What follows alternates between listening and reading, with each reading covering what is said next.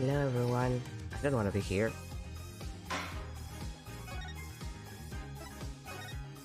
Like that's it. I don't want to be here. I wish I was playing a better game. I wish we were in a different plane of existence right now. But we aren't, so we might as well go on with our lives. Right, I had to present the fish. No, seriously, you know, I'm just so tired. I hope people are having a better time than me playing things that they actually enjoy.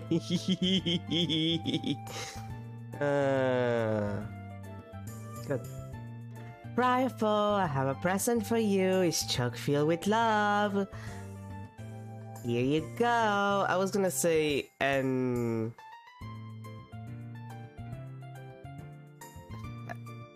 I was gonna say and something else, but I don't remember the name of the medal. That it's desolating fish. I forgot. But there's like something that if you eat a lot of fish, you can get like a lot of abundance of that in your blood, and it's bad for you. But I don't remember. Oh.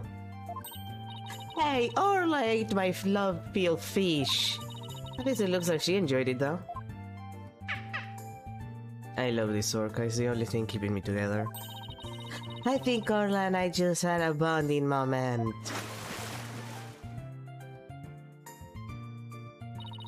Why is he watching me with a shade of some food? Oh, isn't he moving, Mr. Nick? I think moving might be going a bit too far. Anyway, how did you get Rifle to come to you so easily, Perils? I heard Rifle was attracted to the smell of fish. Mr. Nick, are you saying I smell like fish? Maybe just a little, yes. I guess I need to change my quotes. That's odd. I wonder why Pearl smells like she's holding a bucket of fish. Morla doesn't usually want to eat at this time of day. We've even been giving her more food than normal at her regular meal times lately.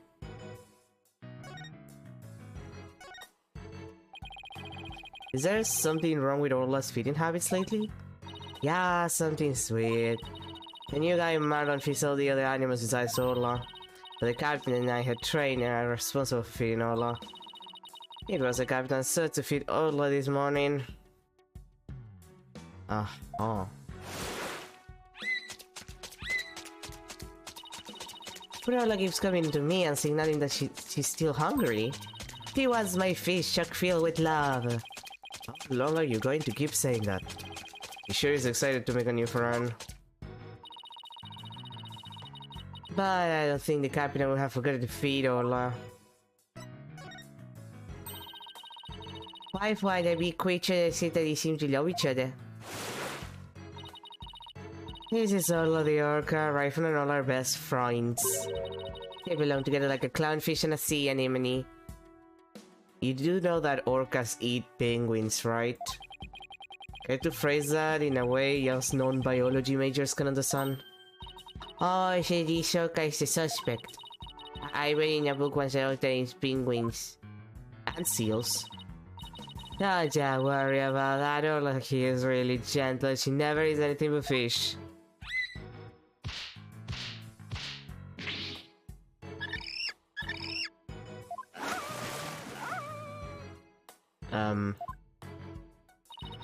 She's a no sweetheart. As a matter of fact, she even tolerates Rifle picking on her. It's true, she does seem very gentle. She hardly seems like a killer whale. As lawyers, we have to do everything we can to save this beautiful, gentle creature. Well, if you're going to defend her in court, she's quite a defendant, isn't she? She's the biggest defendant we've ever had, literally. Oh, Pearls, I have a big favor to ask. Why is it, Mr. Nick? Well, I have a Magatama problem. It's about my Magatama. Its spiritual power seems to have vanished. It's really surprising that it lasted like as long as it did. It lasted like 10 years without recharging. Oh yeah, I'm gonna bring back memories. I remember pouring my spiritual power into it. That was so many years ago, like 10. I guess that's why it's almost out now.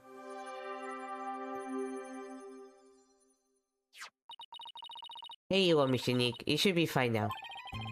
Thank you, Pearls. Now I can break Cyclops again. Hehe, I'm glad I could help. Well, I think I'll go find Mr. Malin now. I have to bring Waifu to him.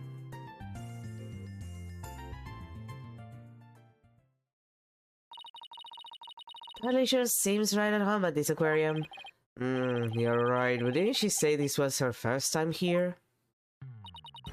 Apparently that girl was in the staff corridor earlier this morning. That's why the detective was questioning her. What was Pearls doing in the staff corridor? I don't know, I thought she was Marlon's friend or something. The staff corridor, huh? Something about that doesn't sit well with me. Well, if it bothers you, why don't you just go ask her about it? Yeah, good idea. Let's go catch up with her.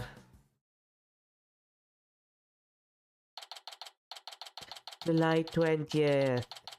Ship Aquarium. Aquatunnel. Looks like Mr. Rhymes and Paris are talking.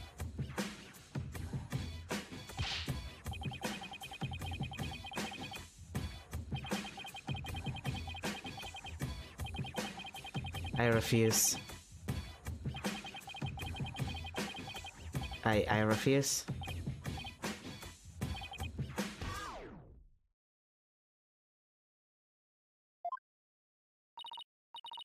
It was my pleasure. See you guys sometimes, waifu. Okay, let's go, rifle. See you smell fry. Oh, Miss Shanika, I didn't see you there.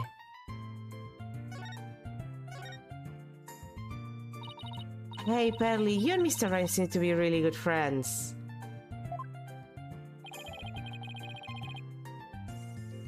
I might catch that. I moved it a little. I hope we didn't catch that. Could you tell us more about your relationship? Wait, yeah.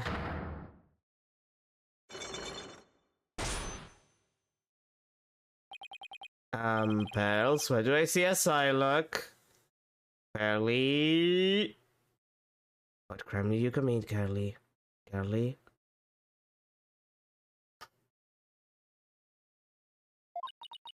I'm Zoe, Miss Unique.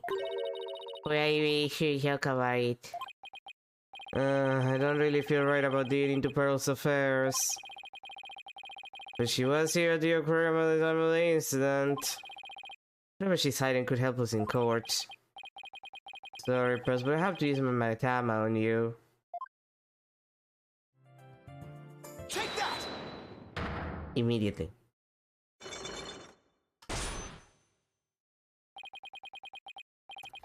Psylocke, which technically is pronounced Psyche-Lock, but I hate the word Psyche-Lock. Like, Psyche-Lock sounds so bad. Psyche-Lock, on the other hand, slightly less terrible to my ears.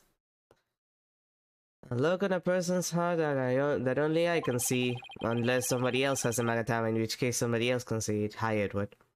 The deeper the secret is hidden, the more locks there will be. Personally, I have one lock, so I should be able to undo it fairly easily. But if I make a mistake, I'll be locked in a loop and won't be able to move forward. Okay, time to give it a try. Bells, you have to tell me about your relationship with Mr. Rhymes. A relationship? There's no relationship between Mr. Mallow and me. We're just a visitor to the aquarium and an animal keeper at the aquarium, that's all. But there are areas where ordinary visitors to the aquarium don't get to go. You were here before the incident occurred, weren't you? In the staff corridor. Take that! Yeah, that's right. But how do you know? Someone told me you were there. I got confused and went the wrong way. I didn't know it was a corridor just for the staff. But I thought it was Mr. Nick, so it didn't have anything to do with Mr. Madden. Sounds reasonable, but I guess I'd better move on to my next topic. Actually, there's something else I've been wondering about, Pearls.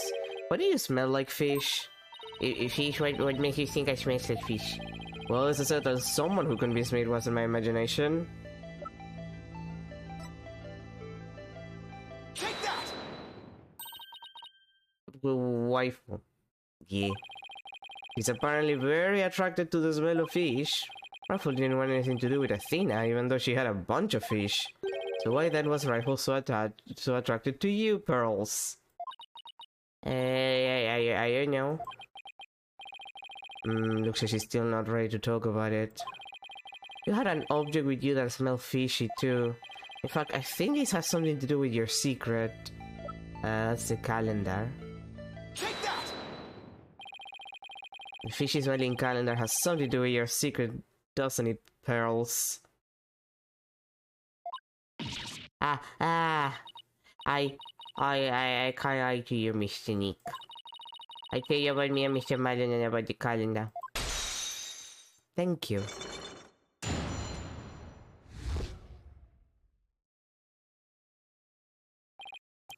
Ooh, it was only one log, but it sure took some work.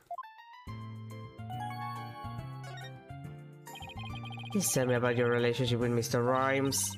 We chatted about the usual as soon as I got to the aquarium. Before I knew it, everyone else had moved on and I got lost. I was so embarrassed to be lost at my age. Oh, Pearls, I know big crowded places are hard for you. I saw you panic and went down to the wrong corridor. I ended up in the food prep room and that's where I met Mr. Malone. I really started him when I called out to him. He jumped so much he started me too, and I lost my balance and fell down. Oh, Mr. Nick, I spilled so many fish on the floor. I guess that explains why you smell fishy part on the pond. Yes, and my calendar fell off my back and got buried in all the fish too. But it doesn't explain why Pearls wanted to keep it a secret. What do you want to hide your meeting with Mr. Rhymes? Why you want him to get in trouble over fish sanitation regulations because of me? And Mr. Mallow said he didn't want anyone to know he was in the food prep room. Huh? Why not? What was he doing in there? Before I spoke to him, he was staring at a calendar. But because of me, he dropped his calendar too. He had to search for it among the fish. Wait a minute, this calendar of yours, it already has writing in it. It does, but I didn't write anything in it yet. Something written under today's date. Meet the captain at the Orca pool at 7 AM. Maybe my calendar and Mr. Malus got mixed up. Pearls, about what time did you run into Mr. Rhymes? I think it was about 10:15 when he had the info desk announced that I was lost. So I must have first got into the pueblo about 10:10. I see. Do you mind if I hang on to this calendar for a while? It might be a clue to the victim's movements before he was killed. Alright. But be sure to give it back to Mr. Milo later, okay?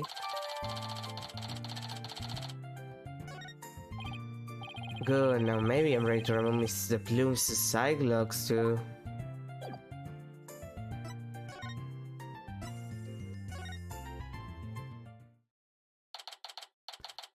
July 20th, Ship Aquarium. Baba Danger. You people again, you're becoming quite a nuisance. Except if there anyone come out, then I might just have to give up and leave. Veterinarian, is that the Dr. Crab Mr. Rhymes was talking about? You are correct. He likes to shut himself up in that room, but in that back room and won't come out. But I don't think he's even in there today, so I'm about ready to go home. This shouldn't seems to know a lot about the workings of the aquarium. And maybe a little something about the incident this morning too. Mr. Wright, this is no time to be standing there thinking to yourself. It's time to put your psychedelic clock skills to work and uncover her secret. That's Cyclock, Athena. Cyclock. Take that!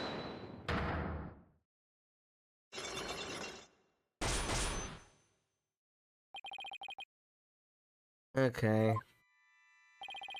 Mr. Bloom, I want you to tell me the secret you're hiding. I do not know. I do nothing of the sort. It will mean breaking my promise. I don't know who you made this promise to, but you will tell me. You're not an aquarium employee, and yet here you are after the place is closed. That must mean you're connected to the incident involving the owner somehow. I don't know anything about any incident involving the owner. No, I think you do. I have a piece of evidence here that suggests you do know something. Take that! I'm like, she's even in the security footage. According to Detective Fulbright, this shows the orca attacking the victim.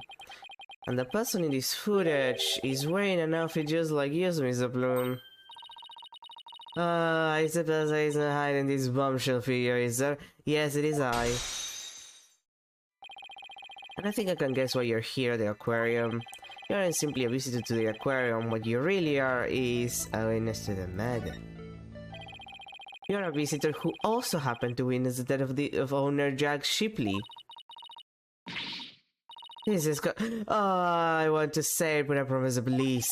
It's no good for you to keep things inside, you know? I'm sure you'll feel much better once you get it all out. I give up. I'll tell you everything. I don't know how I feel about her pointing her lipstick at me. Leila. It feels unsafe. If she wanted to tell me this badly, why wouldn't she have just done that from the start? You know? He has a point.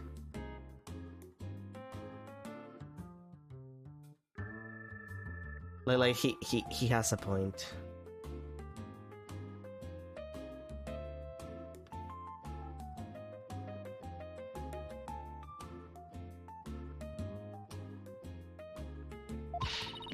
I think anyone would agree that I held it in for as long as I could.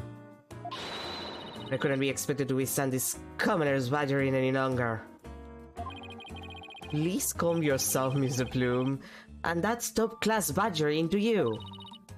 Yeah, correct. I witnessed the killer whale's crime with my own eyes. You got a problem with that, blue boy? Boss, Mr. Plume's anger is so powerful. Even I feel like I'm about to explode. You have to do something quick. Please don't explode on me.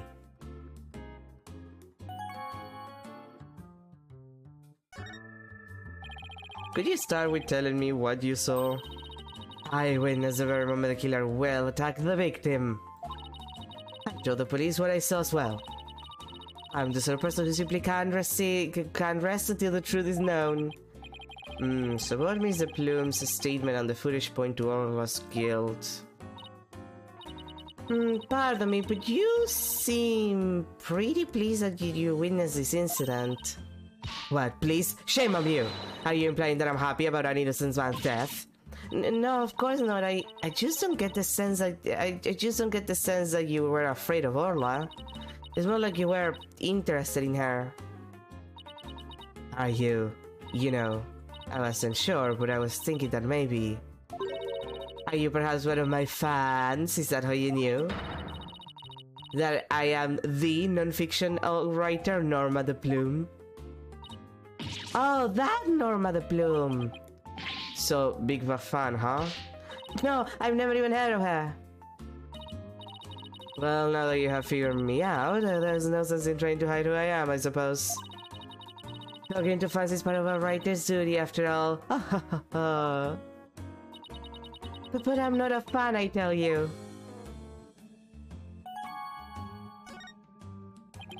So what exactly have you written, Mr. Plume? Oh my, you mean to say you truly aren't familiar with my work? I write the truth. I take great pride in my craft, you know. I've been gathering information on Orla the killer whale for a year now. I've been very worried about Orla's violent tendencies. And today my concern was proved to be well justified. Orla isn't violent, she's a sweet and gentle soul. Oh, the moment you let your guard down with that killer whale, chump! Ship Aquarium has always denied the killer whale's violent streak. It has been rumored to attack people. But rumors are just rumors. They aren't necessarily true. Yes, I realize that, but I only write the truth. That's why I questioned the owner directly. He refused to allow my research, and he even had the audacity to say to me, You're nothing but a nuisance coming here day after day. Then never come back again. It sounds like her research was a bit too much to take. Then, how did you get in here if you've been blacklisted? I have my methods, hahaha. Okay, so clearly she came into here illegally, either on a disguise or she convinced someone. This lady is shameless. We won't let you speak badly of Orla. We're going to defend her. I'm only stating what I saw with my very own eyes. I came to the aquarium today to observe the killer whale. But on my way to that thing's tank, I heard his cries. You can hear Orla from the visitors corridor?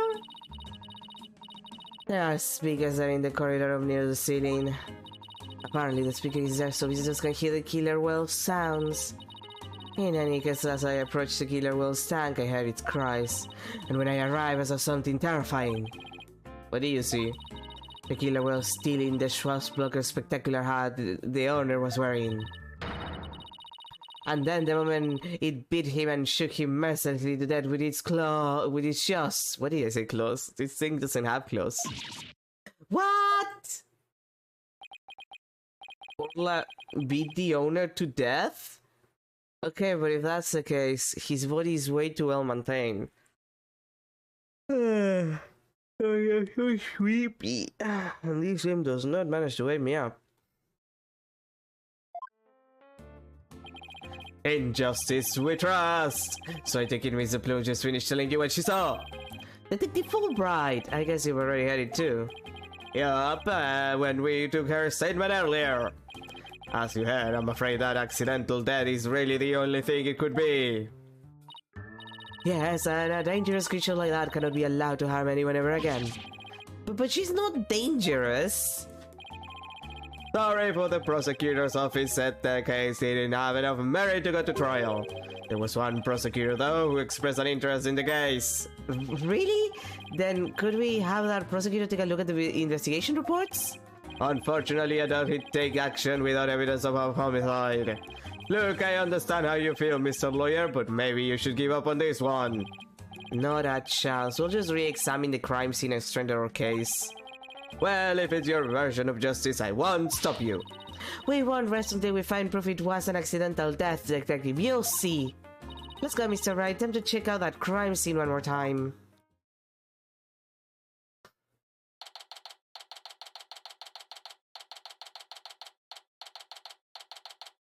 July 20th, Ship Aquarium, Orca Pool. Alright then, let's start the re-examination, pronto. I'm going to check out that mess in the back one more time. Athena, wait, no running! Ah! Are you okay? It didn't look like she tripped, but...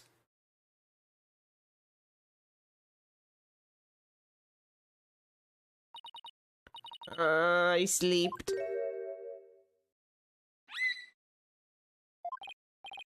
Huh? Orla? What is it, girl?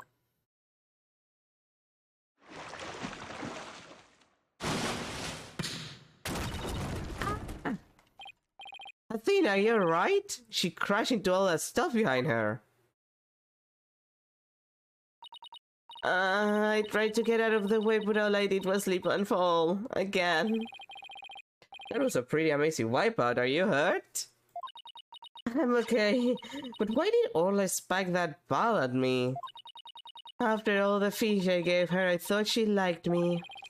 Maybe she thought you were the main entry. Very funny, boss. Ha ha ha. In my case, let's give the ball back to Orla. Huh. Looks like everything got shifted around when I fell on it. Hey, you're right. Now things now that we couldn't see before. Like another ball. I guess Orla really likes them. Look, there's something new by the outline of the body too. We'd better take a good look around.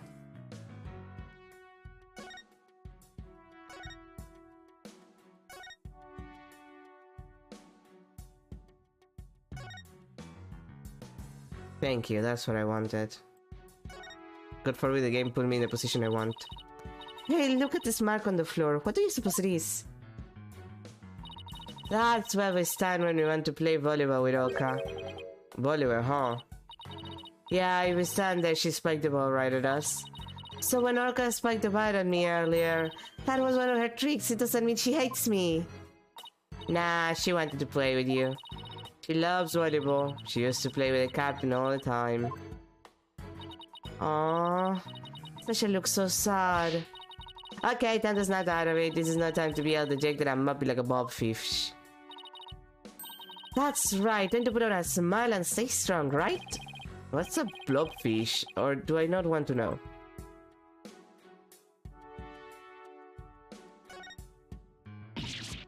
Oh no, this child is hurt.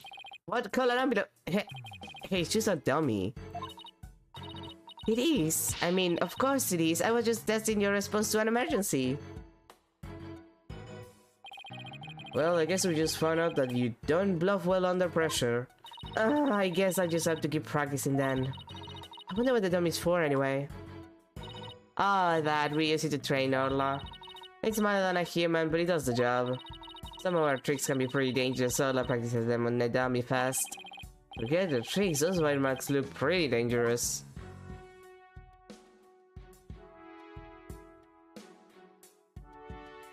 Cool. Looks like we just found that giant octopus's prop missing leg. Wow, I bet you could get a whole lot of carpaccio from a giant leg like that. Oh, let's go to the ocean and try and catch a giant octopus of our own. Yeah, but even if we did catch one, how are you planning to slice it up? Ain't problem. That's what man invented chainsaws for. I ain't never seen anyone so hell-bent on chomping down some giant octopus. Well, I doubt we could catch one that big anywhere near the shore anyway. The more roadblocks you throw up, the more I want to do it, you know? Oh, I can't wait to get started. It would appear that Operation Discourage Insanity has backfired.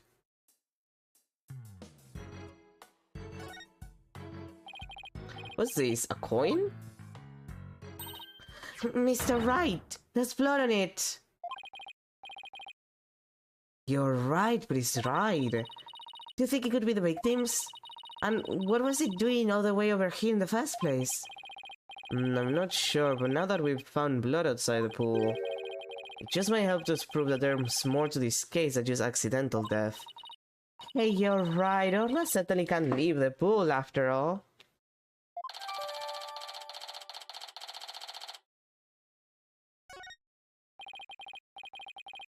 Speaking of coins, take a look at these.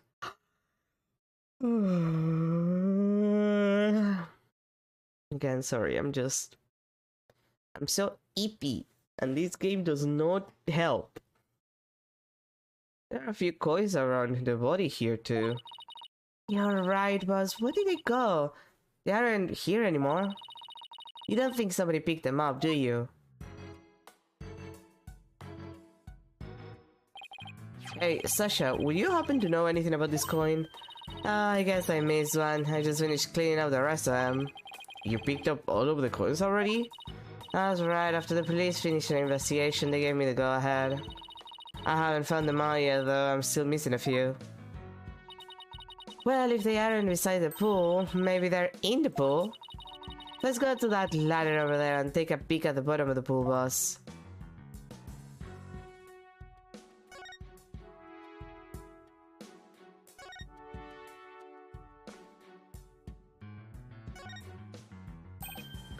Look, I think I see something at the bottom of the pool, and it's definitely sparkling. Hehe, I knew it. Want me to go down and check? You can't jump in dressed like that. You'll drown under the weight of your clothes. No, I won't. I'm a pretty good swimmer, you know. Be that as it may, that pool's really deep. I doubt you could hold your breath that long. Maybe Sasha can?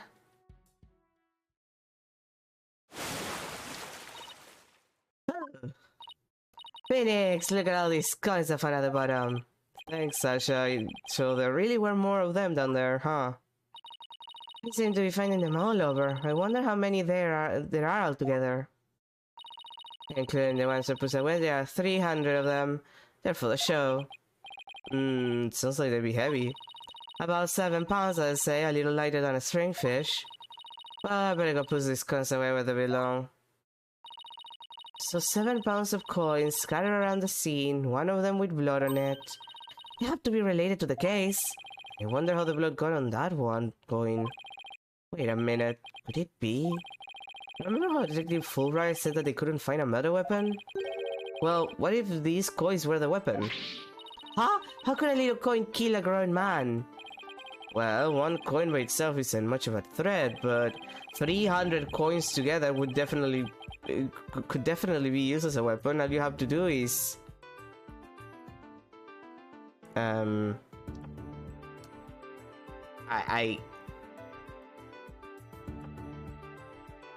mean, clearly not freezing them, but like...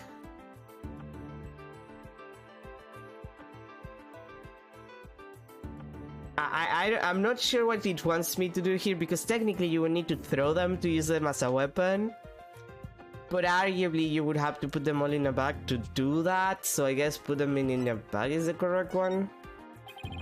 You put 7 pounds of coins in a bag and swung it at somebody, it would make a pretty formidable blunt instrument, wouldn't it? It would explain how blood got in this coin. I get it. If that bag of coins is a weapon, then we can use it to prove our last innocence. But I don't see anything resemble a coin bag around here. Maybe the killer took it with them. Yeah, it would certainly make it look like Orla did it if they did. You know what I think, Mr. Wright? The bloody coin alone should be enough to prove this might have been a murder. I agree. It shows the possibility of a human killer rather than Olga. Yes, this is just what we needed. Let's go show the coin to Detective Fulbright and Mr. Plume right away. Good idea. Let's hope they're still at the pub of danger.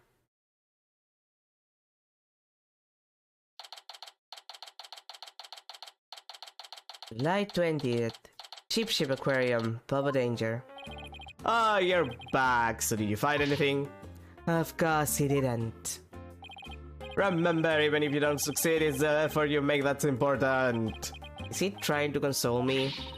Let's show them the evidence we found, the one that points to a human culprit. Right, because we won't let Orla be put down.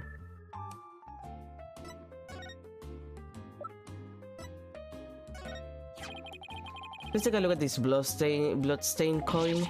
Hey! Cease and desist at once! What kind of man shows a lady blood? Ugh, she doesn't have to get so worked up. What are you terrorizing out this lady with? Come on now, let me see it. We found this coin beside the orca pool. We did see a large number of coins beside the pool, but not one with blood on it. We just learned that there's 300 of these, weighing about 7 pounds in total. Now, what do you suppose would happen if a person was assaulted with that many coins? What? You're saying the coins might have been used like some kind of blunt weapon? If the blood belongs to the victim, then yes, it's entirely possible. But I wouldn't call it decisive proof that the real culprit was human. You wouldn't? Why not? Because there'd have to be something to put the coins in to make them into a weapon. Without that something, it's just not going to be enough to pass muster. But I will say that your theory does seem to warrant further investigation. I'll call the prosecutor's office and ask to reinvestigate from a possible criminal angle. You will? Thank you very much. I almost feel bad about like ruining your life later, but also you kill Athena's mom, so I don't care. I really hope Detective Fulbright can convince them.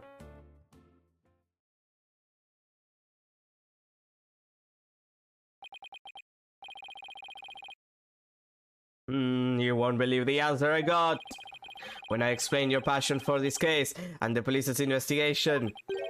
They said that the prosecutor I mentioned earlier would be willing to take this to court. Really? So does that mean a new suspect has emerged? No, I'm afraid not. To be frank, Prosecutor Blackwell said he just wants to prove that the Orca's guilty in court. What? It's Prosecutor Blackwell that wants to prosecute Olga? That's fine, Detective. Thanks for arranging this for us. Well, I must say you're taking this rather calmly. Defending Orla in court was my idea from the start. and I'll do whatever it takes to save her. In that case, I'll do whatever I can to see that justice is served. Mr. Plume, will you be a witness for the prosecution? A trial for a killer whale. I've never heard of such recklessness before in my life. But I will reveal the truth about this killer whale and then write all about it. Sounds like a plan. Now if you'll just come along with me. We have to prepare for tomorrow, and I still have to arrange for an autopsy. I look forward to tomorrow. Until then, Blue Lawyer and Yellow Fan.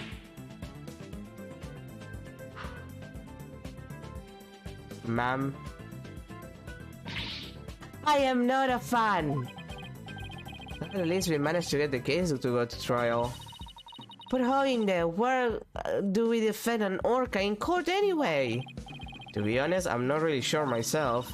Plus, Mr. Plume said Orla beat the victim. This trial sure isn't going to be easy. But I love a challenge. Then we ought to be just fine. Guess we should go over that swashbuckler spectacular you were watching this morning. Yeah, we can have a formal viewing back at the office. There's nothing decisive against Orla in the security tech, but that doesn't mean much. I just have to find a more concrete way to save Orla at tomorrow's trial or else.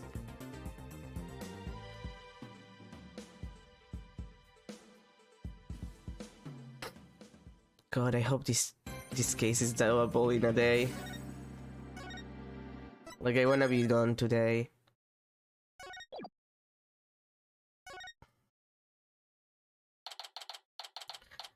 July 21st, 9:21 AM, District Court, Defendant Lobby number 3. Good morning, Mr. Wright. Good morning. Cheaper as ever this morning, I see. I'm just thankful we actually get to have a trial for Olga. As a matter of fact, I just ran a few laps around the courthouse to get extra pumped. And I just splashed my face with some water to get the sleep out of my eyes. Maybe I should do that. Thanks, Phoenix. Oh, I also queued the Swashbuckler video so we can watch it anytime. Thanks, it just might help our case. By the way, you have some serious dark circles. Did you stay up late while watching this? What? Me? No, I just woke up early, that's all. I guess I need to cover them up. I get ragged on enough as it is with Prosecutor Blackwell. Speaking of being pumped, I'm pretty fired up for this trial too. It's been a while. Hehe, that explains why your hair is spikier than usual. I mean, look at it, it's all super pokey and prickly and stuff, it's amazing. That was a compliment, right?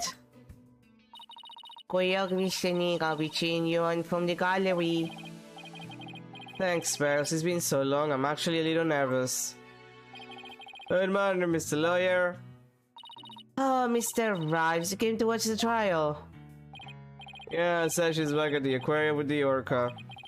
So I thought I'd better come here to watch for her. Well, don't you worry, we're going to win for Orla. Isn't that right, boss? Right, one unprecedented trial coming right up. It's not the weirdest one we've had. By far, I would argue. But, you know, I still remember the cross-examining of the parrot.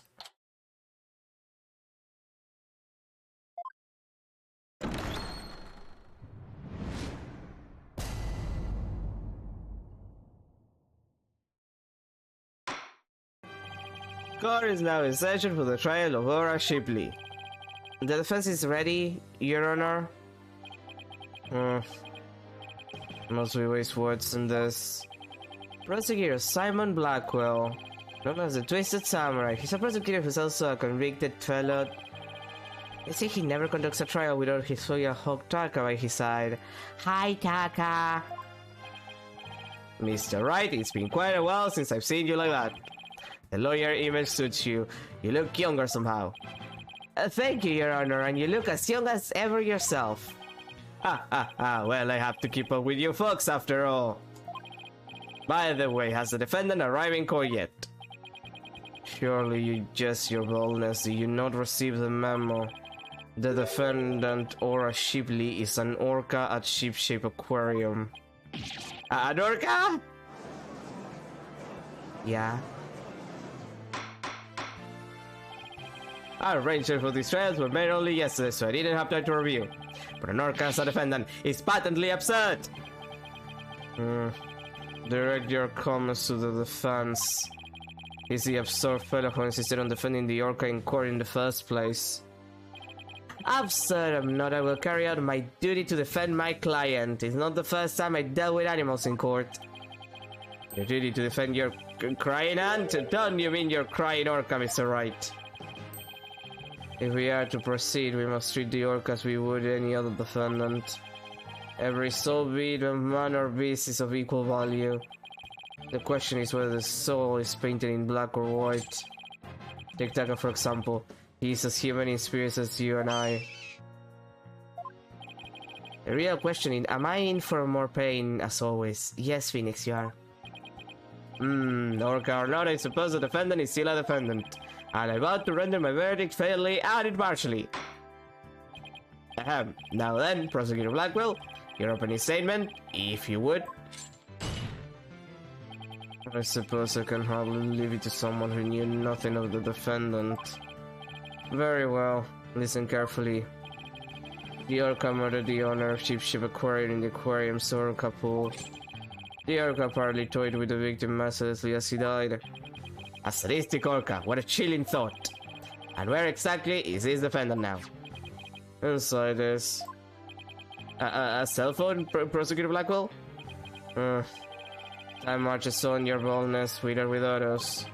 I borrowed this TV phone from the aquarium, which will allow us to interact with the orca. TV phone, very well, the court accepts it into evidence. We will be able to view the defendant in question in this large monitor.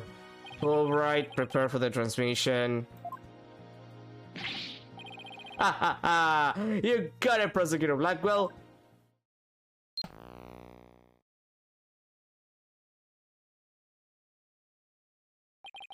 We will proceed with the defendant on telecast. So that is the orca that stands accused, is it? Aw, she's waving her flipper at us. Maybe she's cheering us on. Hola, wish Phoenix and Athena luck. Oh, it's quite cute, isn't it? And this adorable creature is upset at killing a man. Hola's really burning on the charm, huh? She is far from cute. She's a violent, reckless animal. That's right, the names will be full right, and I'll take over the explaining from here. Now if I could direct your attention to this diagram of the crime scene.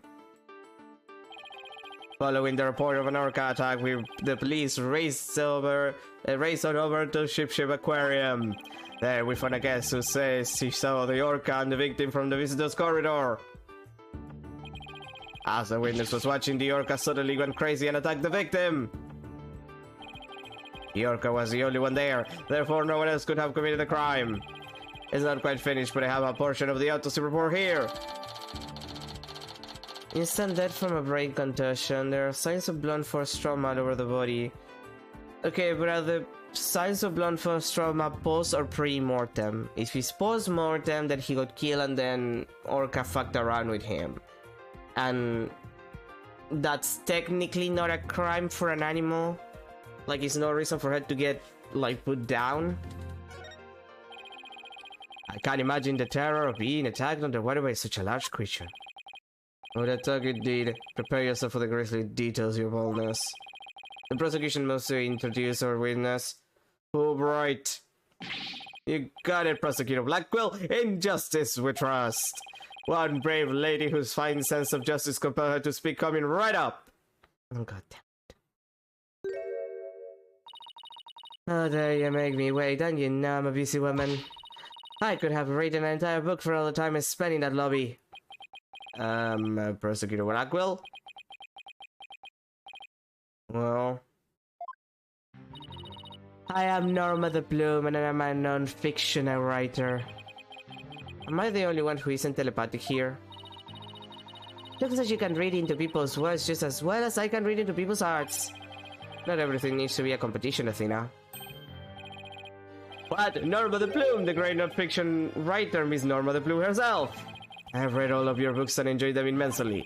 Your million seller, The Great Grief of the Great Thief, is one of my favorites. Ah, yeah, fine, Your Honor. I could give you my autograph if you like. Wait a second. I could swear you look much different in the photos in your books. Well, I used ones from 10 years ago in my books so that the paparazzi won't harass me. The judge seemed so shocked. The visual disconnect was really between the number on his honest head. Could we get started, please? If I find you to be lacking as a judge, you will see your debut in my books.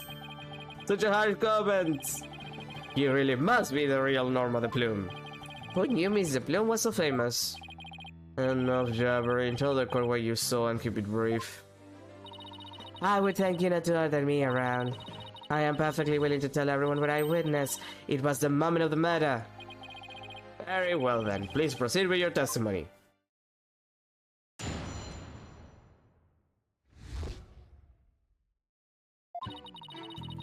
I went to Ship Aquarium to see the killer whale. As I was watching the killer whale from the visitor's corridor, it suddenly went crazy. I saw the killer whale bite the victim to death with its huge mouth and deadly teeth. Attempting to remain calm, I reported the incident to the police immediately. Okay. That adorable defendant really did all that. It must be much more vicious than it looks. Now deliver your judgment so I may carry out the sentence. Objection! The defense would like to do some defending first, if that's alright.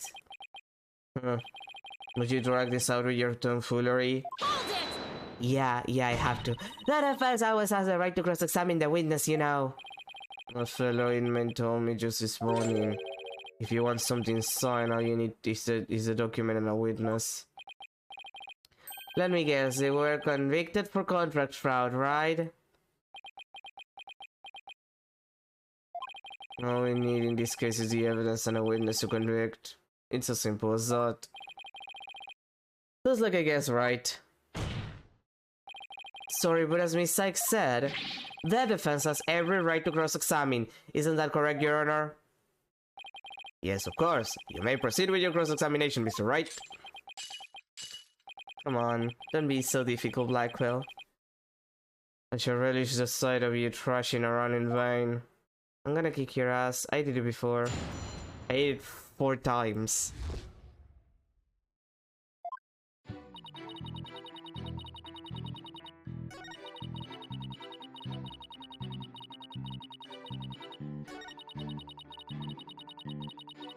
Yeah, that makes no sense with regards to the autopsy report, sorry. Objection!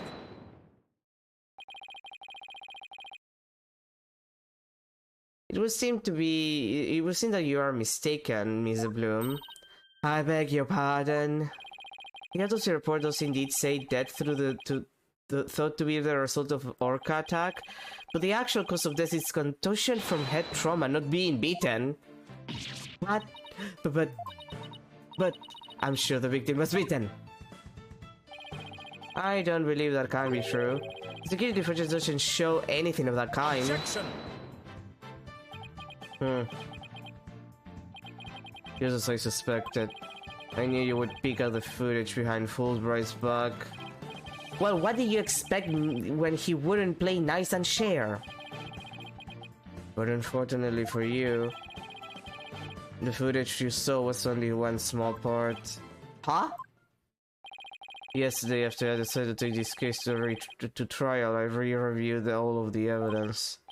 Taka, the evidence I gave to you for safekeeping.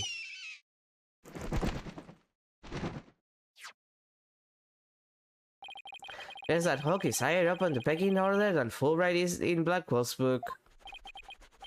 Very well, let's view the footage.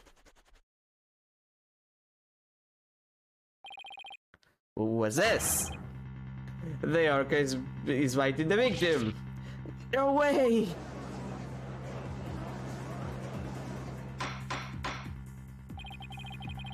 I have to say that this appears to be very damning evidence. No, I can't believe Orla really beat him. And there is more. Look at this. This photograph was taken while the body was being examined. Okay, but like, it's orca teeth. You do realize that orca teeth are like very dramatically large and would have pierced, like, at least try to put in some effort about piercing the body and everything. I know this is like PG-13, but still. There seems to be a strange bruise on the victim's wrist. I'll have the crime lab examine the bruise and calculate its relevance to the case at hand. What's important now is evidence that points to the orca as the killer. Look at the left side of the body. See the orca's tooth marks in the victim's clothes? Yes, they do appear to suggest that she did in fact bite the victim. Oh shit. I told you so. And then the killer whale swam up towards the surface with the victim in its mouth. However, in the autopsy report, the cause of death is contusion from head trauma. You are much too impetuous, Brydona. Granted, the orca biting the victim was not the cause of death. The witness was mistaken about that. Then what explanation is there for what the witness saw? Did I not say in the beginning the orca toyed with the victim mercilessly? My goodness! After killing the victim, the defendant swam around with his dead body in her mouth. Just like any other predator toying with its prey.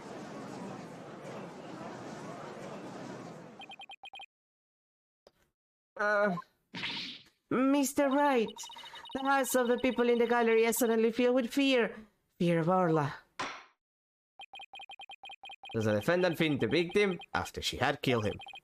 But if that's the case, then we must still figure out how the defendant killed the victim. Prosecutor Blackwell, do you have a sound theory to give to this court? I wouldn't be standing here if I couldn't prove whether the orca's heart was black or white. Orla is black and white. Her body, I mean. Athena, please try not to provoke Prosecutor Blackwell. The witness also observed the actual moment of the murder. Think back, Wood, mistress. Think back to what you observed before the orca bit the victim. Ah, I see where you're driving at. So that was the true moment of the murder, was it? No, explain it in a way that even these simpletons can understand. There you go again, ordering me around. Stop that insistence. But whatever, I don't mind telling my story. I saw the killer well before he toyed with the body as well. I saw it the moment it killed the victim by headbutting him. Orla killed the victim by headbutting him? That's right. It rammed the victim over and over again. Recall that the autopsy report stated that there were bruises all over his body. Recall as well how persistent the defendant can be when she's attacking her prey. And we all just saw the killer wellhead butting the victim in the footage, don't forget. That footage back up Mr. Plume's testimony. But there's also something very important it does not show. Now do you see that menace this killer well is? Objection! I'm sorry, but I can't allow your testimony to stand unchallenged. Looking at this footage, the orca certainly seems to be headbutting something. But you'll note that the something is not the victim. What? I want to look away, but I can't. Even if it was a victim, you couldn't have seen him from where you were, could you? What? Oh, well, I suppose not. Mr. Plume, did you actually witness the victim getting headbutted by the defendant? Let's see. Oh, I remember now. As I recall, a rock in the shape of a skull was obstructing my view. So are you admitted that you couldn't see the victim? Yes. Yes, I suppose I am. However, immediately after the headbutting, the victim came floating up. He came up from behind the skull-shaped rock, and his body was a limp. What else could I think except that the killer well was headbutting the victim? Objection! But you didn't actually see the moment of the attack itself, then it's pure conjecture. Objection! As I do everything around here. How dare you speak so rudely to me? There's no need for hysterics. Clear your mind and recall how you reached your conclusion. Though you couldn't see what the orca was attacking, you didn't need to, did you? Because you knew she was behaving exactly as she had only 1 year prior. Ah, 1 year ago. That's right, that's it. That's how I knew the killer whale was headbutting the victim. I'm sorry, but could someone explain exactly what happened a year ago? If you must know, a very similar incident occurred only last year in which the defendant murdered her trainer. What? Did the orca murder her trainer, you say? What? Is this really true? This is not looking good for us. It's all in this book. Book? The killer whale. That's Mr. Plum's latest work. I was just thinking of picking that up.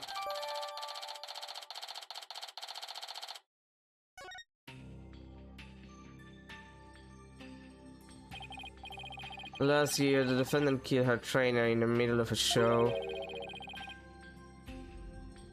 The orca headbutted and beat the victim.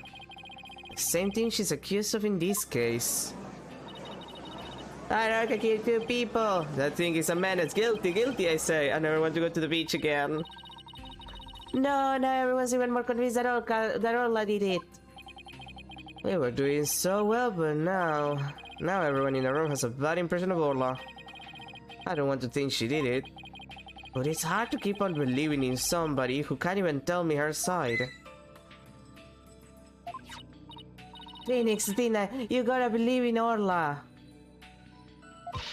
There's no way she killed anybody. You gotta save her. Please, I'm begging you. Sasha, what am I doing down in my client like this? This is the time to be strong. I believe in Orla and I'm ready to fight for our clients. I'll take everybody in this caravan if I have to. Don't you worry, Sasha. We won't give up on Orla. We'll defend her to the very end. Thank you both of you. I love this animal. We are Orla's lawyers. Who else but us can save her? We can't give up on her now. For an instant there you were afraid of the orca, weren't you, Raidana? When you saw the photograph of the victim from a year ago, you turned paler than me. No, he didn't. Also, no offense, Blackwell, but it's hard to be paler than you. He saw right through me. It's obvious you have neither the guts nor the determination to defend the orca. It's true that Orla can't speak and I don't know her thoughts, but there's a certain someone who believes in Orla with all her heart. I respect the trust she has in Orla, so I'm willing to believe in Orla too. And what do you know about orcas? Nothing, that's what. So allow me to fill you in. You have an idea why orcas are also called killer whales? Primarily because it's one of the few of its family tree. You know, that section of marine mammals, because they're technically a marine mammal, who eat large animals, like larger animals. Most other whales eat krill. Killer whales are known to eat seals, penguins, I'm pretty sure I've forgotten something, but like, you see a lot of stuff of them eating seals and penguins. Like other whales most whales, I believe, eat krill. So, because they are cunning and merciless predators that hunt and kill even true whales. Yeah, I think they can actually eat smaller whales, but like, I wouldn't call them cunning and merciless. They're animals, sweetie. Animals don't, they do stuff by instinct. You could call that instinct cunning, but like, it's not conscious. Like, it's just what they do. The killer whales really are killers. What terrifying creatures indeed. I can't bear to hear any more of such rubbish as trusting a killer. Can you, your boldness? No matter what you say, I will continue to believe. I have to believe. I don't give up that easily, you know? Toilet, you don't know when to give up, do you? Very well, I should give you a chance to prove just how determined you are. Witness, spare no quarter and lay the full truth on them. Ha ha ha, but of course, that is what I do after all.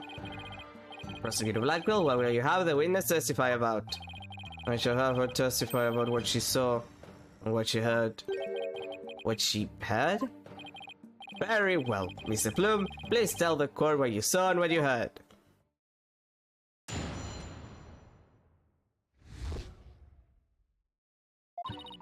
The killer whale's behavior was exactly the same as a year ago. As I approached the pool, the killer whale suddenly started singing. I was calm when I saw it start to her butt. But when the pirate hat and victim came floating up, I let out a scream. So the orca displayed the same behavior as during the incident a year ago. That's right. Those weren't just simple cries, it was singing. As I approached the pool, the killer whale suddenly started singing. It kept headbutting while it sang the Swashbuckler spectacular song. That's right, it was singing the same song it sang in the aquarium stage show back then. It was singing while it was headbutting. Oh, it was perfectly horrible. I don't see a single obvious inconsistency in his testimony. It's clear I won't be able to take apart her statements with evidence alone. Mr. Wright, now would be a good time for me to put my skills to work. It's time to show what analytical psychology can really do. You seem pretty confident. Let me guess, you noticed a contradiction between the testimony and her emotions? You bet I did, and once we expose it, we just might be able to crack her. No, scratch that. Make it will definitely be able to. Then let's give your knowledge of analytical psychology a try. You got it, boss. A complete analysis of Mr. Plume's heart coming right up.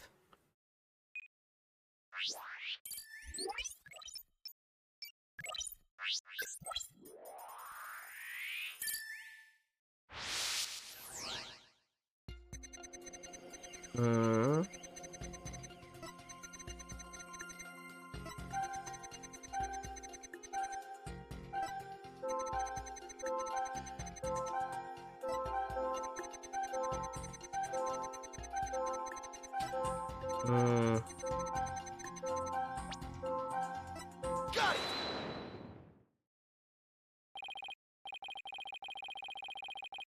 Mr. Plume, Orla really frightened you with her headbutting, didn't she?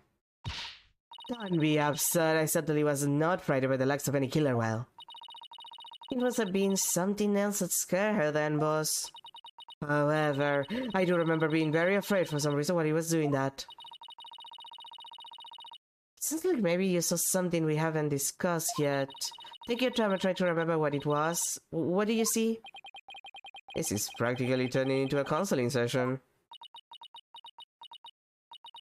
I saw something. Oh! I remember now. Okay, good. Now if you would please tell the court what you saw. I saw bright red blood. The killer whale's ramming caused the victim to bleed. There was a great cloud of blood. What? Yes, that's it. That's why I was so sure. That's when I knew the killer whale had killed the person for a second time. Well, that was a very compelling statement indeed. Looking at this again, there does appear to be something that could be a cloud of blood. So her terror was a reaction to blood, was it? That would certainly explain what happened yesterday. Let's take a look at this bloodstained coin. Eek! Cease and desist at once. What kind of man shows a lady blood? Ugh, she doesn't have to get so worked up. I was badly injured during an interview once. Ever since then, I've been terrified of blood. The very sight of it dreadfully upset my delicate sensibilities. It's a bad turn. If Mr. Plume saw blood, then does that mean Orla really did attack the victim? It would appear that orcas are even more vicious than I am. So how does it feel to be thoroughly rammed by your own cross-examination, right, Donna? What do we do now, boss? That testimony was not at all what I was expecting to hear. Wait a minute, there's still some discord left in Mr. Plume's heart. What? You mean there's more? She's still getting, like, channel messages? Yes, but there's no telling what it is. It could be something even more damaging. Is there even anything left of our case to damage? Well, whatever it is, we have to face it head on.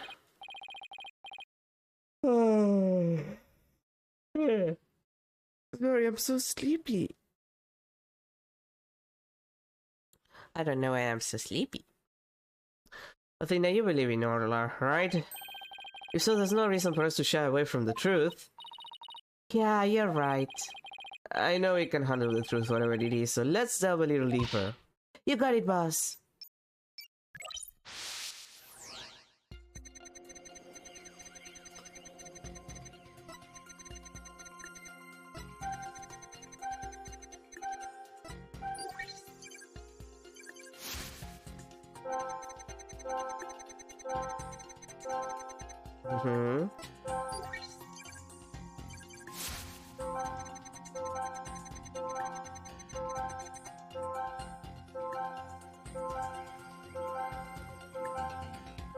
Right.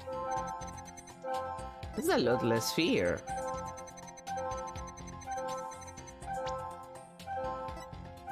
Got it! Her fears appears to lessen here at this statement. Mr. Plume, weren't you afraid when you saw the victim with blood coming out of him? My, that's a very good question. I was shaken after witnessing a murder, yes, but then the blood seemed to disappear. Disappear? And why do you suppose that was? Simple! It was because of the pirate hat. After the killer well put on the hat on, the cloud of blood disappeared. Objection! And how exactly does that work? How should I know? I'm just telling you what I remember, Blue Boy. Wait a minute. From whom was this blood that Miss Plume was so actually coming from? Well, if it was... I mean, that's the only thing that makes sense. Consider this. Maybe the one who was bleeding wasn't the victim. I beg your pardon. What kind of ridiculous nonsense is that? There was no one else in that pool beside the victim. Oh, I wouldn't say there was no one else. It is an orca pool, after all. What? Then where is this alleged injury on the defendant? I'm not sure, but if simply wearing the pirate hat made the blood disappear,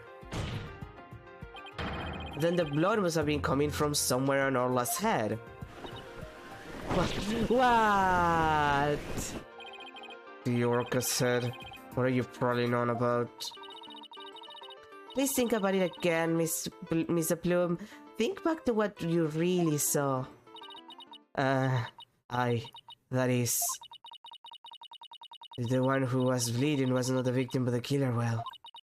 I remember now. There wasn't any blood coming from the victim after all.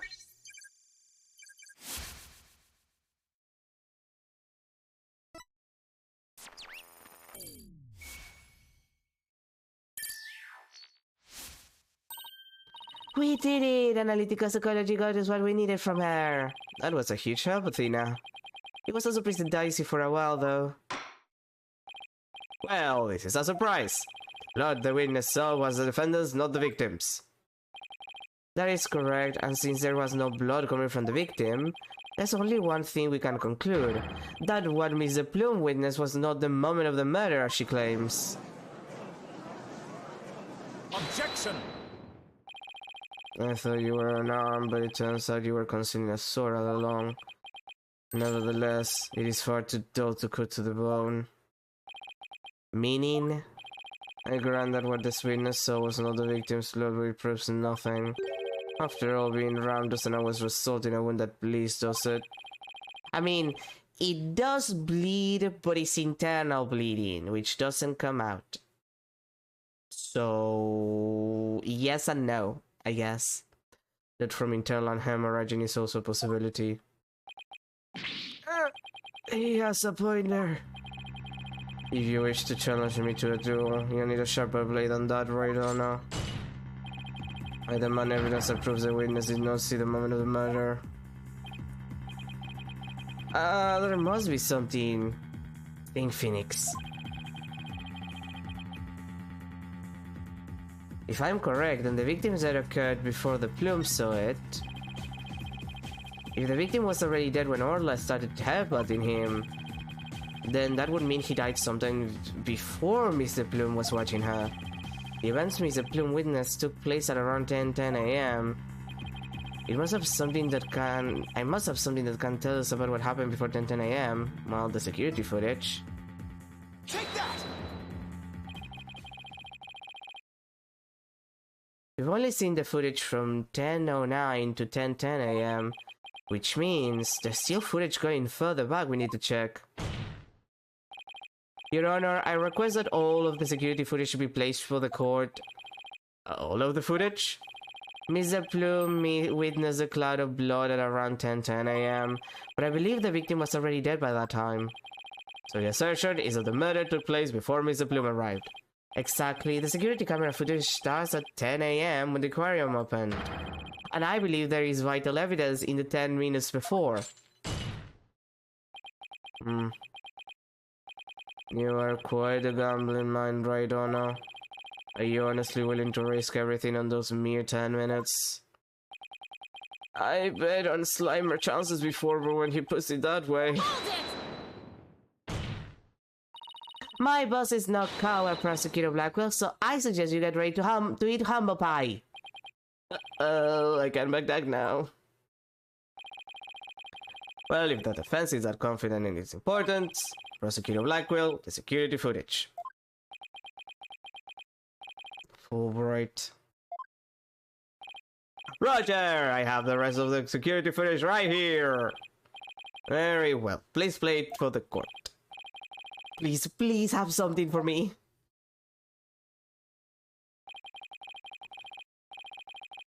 This is what it looked like at 10:10 a.m. The witness can be seen here.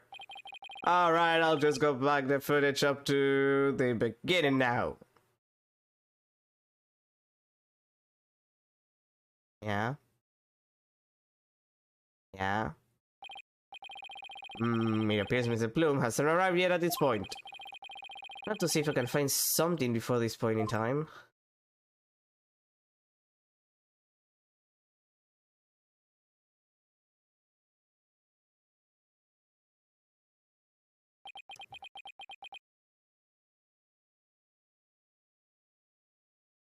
Uh-huh. Taka! I love Taka. Is that it? Yeah, that's all the footage there is. Well, Mr. Wright, do you see what you were looking for? We got nothing. Well, right down now. Those were the 10 minutes you placed your bet on. Do you see anything of significance? Did I see anything important? I'd better think about this carefully. In the footage we see... well, nothing important really, but... I guess that's the point. You can't see nothing of importance in that footage. Just as I thought. You're right about that. That section was completely meaningless. It doesn't show a thing, that's why I didn't submit it as evidence. Objection! No, it's just the opposite. Huh? What do you mean by that? In these 10 minutes of footage, something important that should be there isn't there. Detective Fulbright, this footage should have been submitted as evidence. What? Are you questioning the way I carry out my duty to justice? Mr. Wright, explain yourself.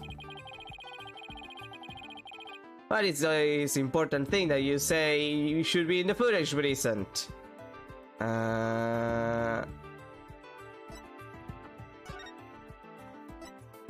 Well, probably the body. Think. Take that! The important thing we should see in the footage is the victim himself, Jack Shipley. I don't know about you, but I didn't see him getting the pull in that footage. Oh, Ah, that's right. Yeah, he came out of nowhere. If the victim is not shown entering the pool in this footage, it means that he must have been there by the skull rock during those 10 minutes. But no human being can hold their breath underwater for that long. Oh, wait a minute. Are you saying... When the security camera started up at 10 AM, the victim was already dead. What?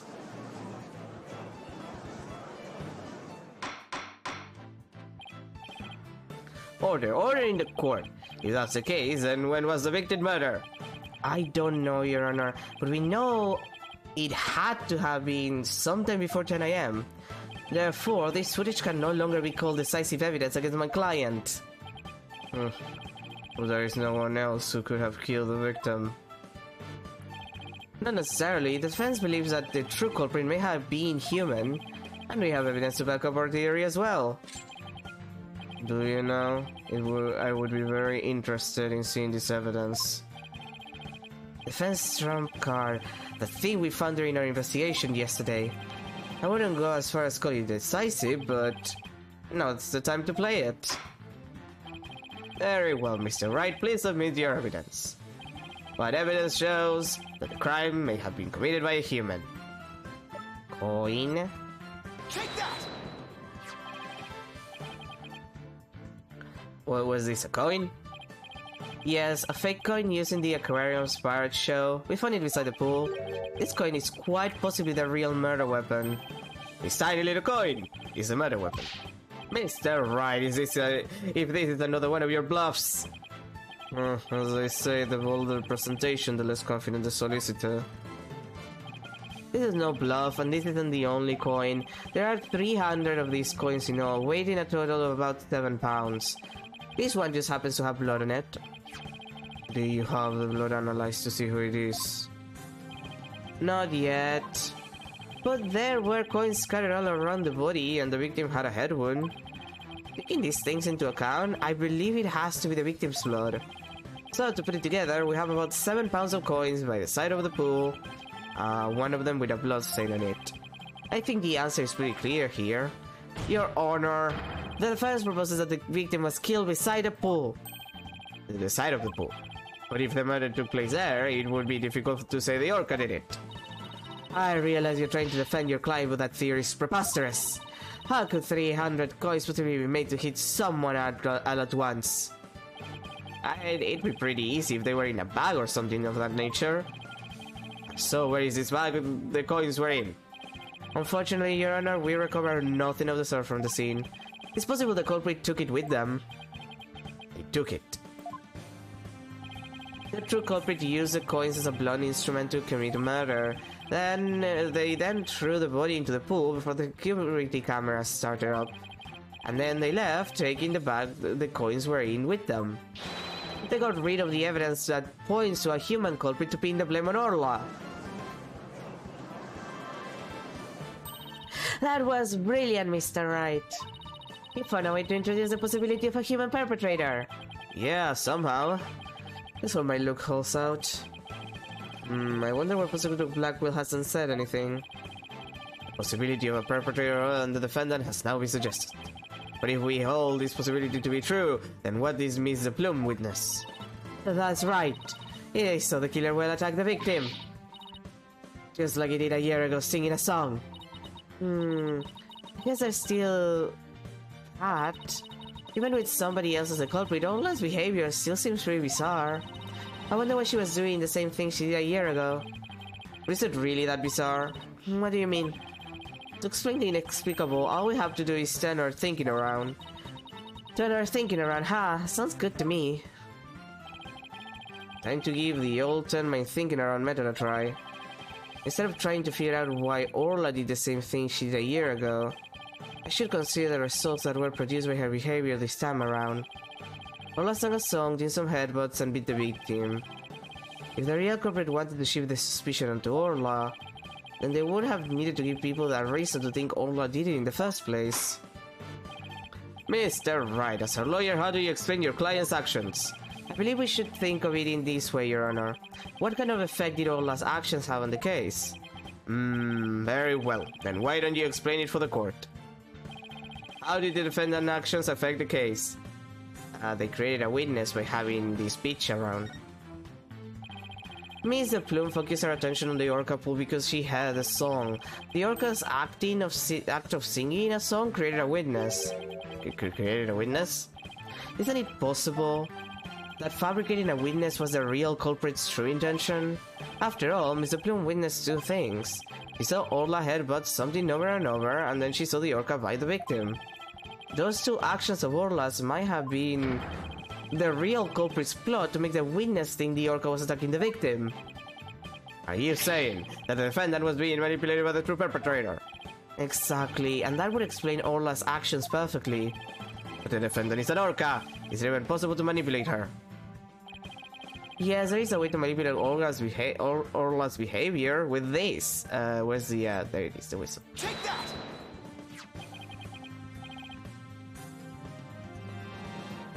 Is this a whistle? Yes, Your Honor. Trainers at the aquarium use whistles to issue commands to Orla, but in truth, anyone can do it provided they know the right signals. Ah, that must be how they get Orla to do tricks for their para shows. The true culprit hid the body in a spot that couldn't be seen from the visitors' corridor. Then, when Miss the Plume appeared, they gave Orla the commands. In other words, Orla was manipulated by the culprit to perform a series of tricks. What? And as for you, Mr. Plume, you were manipulated by the true culprit to play the part of the witness. Norma the Plume, what's it up? Norma the Plume, writer extraordinaire, was used. No. No!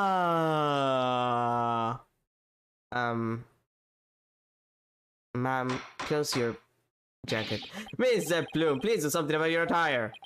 That was one wardrobe malfunction I did not want to see. You guys are so rude to the fat woman. It's because she's fat. They're being like this because she's fat. If she wasn't fat, you wouldn't be doing this. You don't have to be rude to her.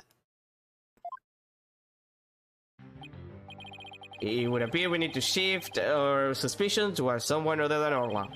Prosecutor Blackwell, please have the blood-stained coin analyzed. You as your breath. I guess even Prosecutor Blackwell can refute the possibility of a human suspect.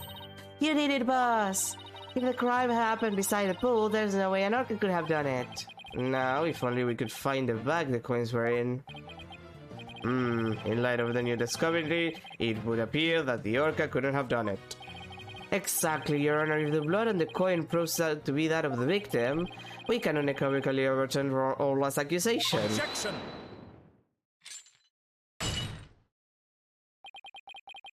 Overturn the defendant's accusation? I think not. Did you have to break your chains for that? My hair! My beautiful hair!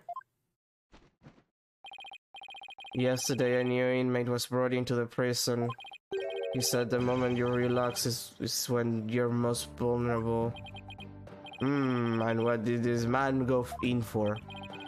He's merely a sneaky thief who enjoys a spot of fishing now and then. But right around here would be easier to hook than any fish.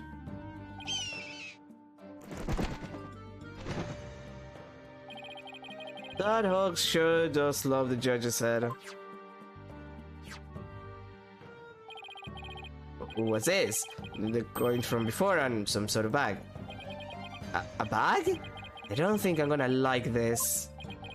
This is a coin bag the 300 coins were in.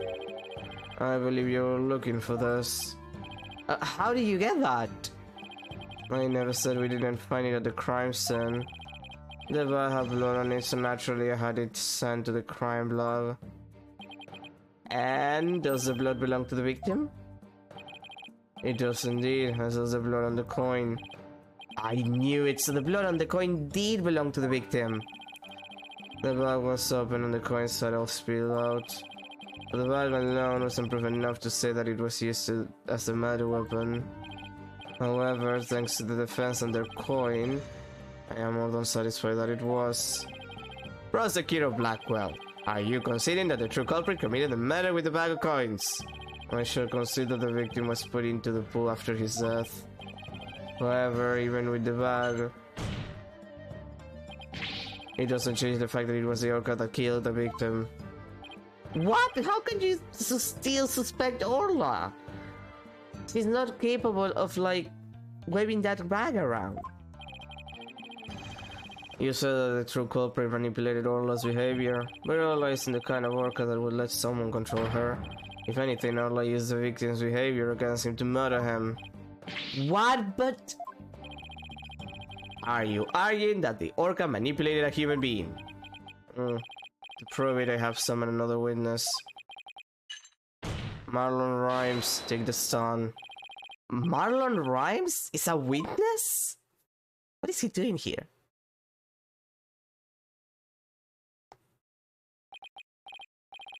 Well, don't just stand there. Said your name. I tell you I didn't want to be a witness. I thought one witness would be quite enough to prove the defendant's guilt. But apparently right now I won't be satisfied until every stone is turned. Well, son of a... Alright, fine. If you're gonna turn it, let's get this over with. Mr. Rhymes has seemed like a willing witness. I wonder what Prosecutor Blackwell is going to have him testify about. So could we have your name and occupation for the record, witness? No, I refuse.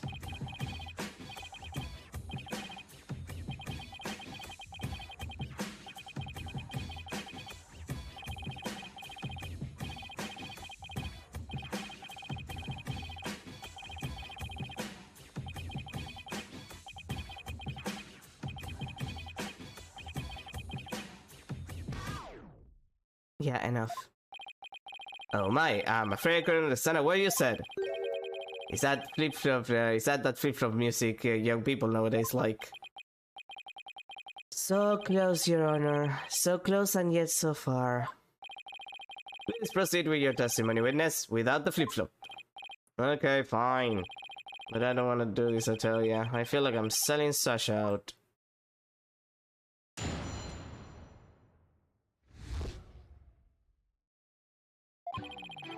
At about 10:10 a.m. I was in the staff room.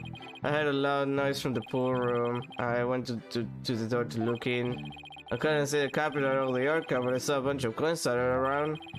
The orca knows there's a certain sport people stand to play volleyball with her. I think maybe she knocked down the stuff that was piled up there and hit the captain. So that gives us a little more info about the area around the orca pool. The defendant made the stuff fall down.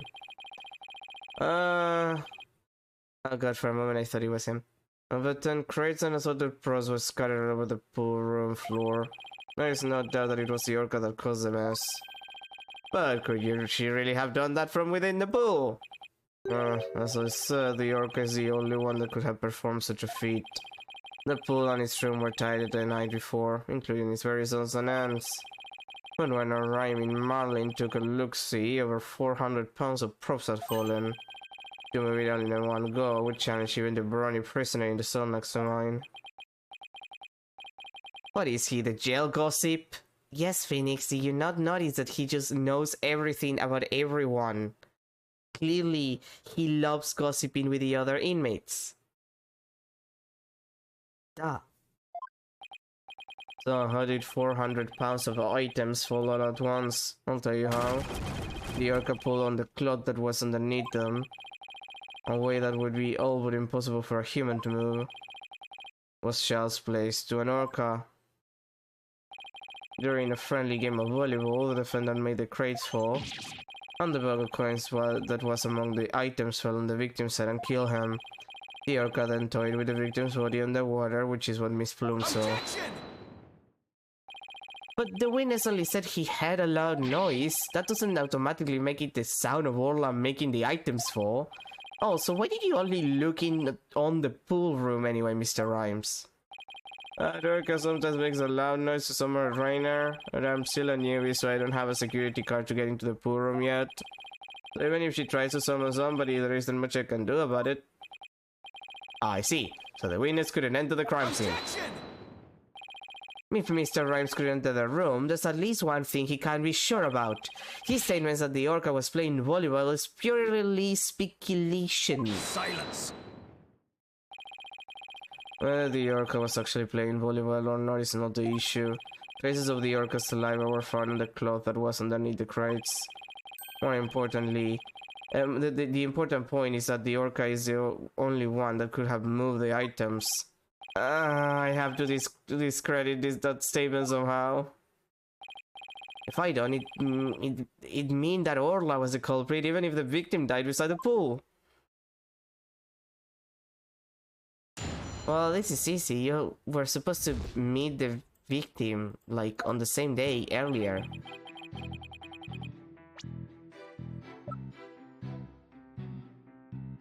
Objection!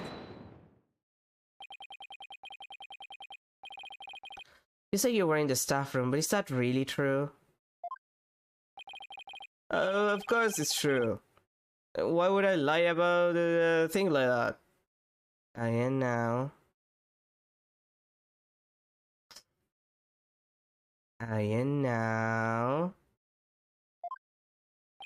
Mr. Rhymes, have you ever seen this calendar before? That's... I see you recognize it. Yeah, that's a rifle calendar. It's a big hit at the Sheep Shape Aquarium gift shop. Thanks to you for shopping at Sheep Shape. Mr. Rhymes, please refrain from scattering fish around the witness stand. Not to worry about Nesaka, we'll have them clean up in no time. I guess that bet comes in handy now and then. Alright, Mr. Wright, we have all seen your cute souvenir. Now, if you wouldn't mind. No, Your Honor, this isn't my calendar. It was originally the witness's, but it came into the possession of a certain young lady. What? Mr. Rhymes and this young lady first met each other in the food prep room. After a mishap, their calendars got switched around. They ran into each other at about 10:10 a.m. in the food prep room. So clearly the witness was not in the staff room. In other words, there's no way he could have heard the noise in the pool room upstairs. What's this? This is the first I'm hearing about any calendar. Well, that's because you don't investigate properly, sweetie. That's because Mr. Ryman and Pearls were keeping it a secret. You lied to me. His transgression will not go unpunished. So, Mr. Rhymes, you didn't hear the noise of the equipment falling after all, did you? Okay, I admit it, I didn't hear the noise in the orca pool room myself. But somebody told me about it. Who told you about it? It was, Unless you tell the truth, Mr. Rhymes, I can't save Orla. And I'm sure you know how sad that would make Miss Buckler.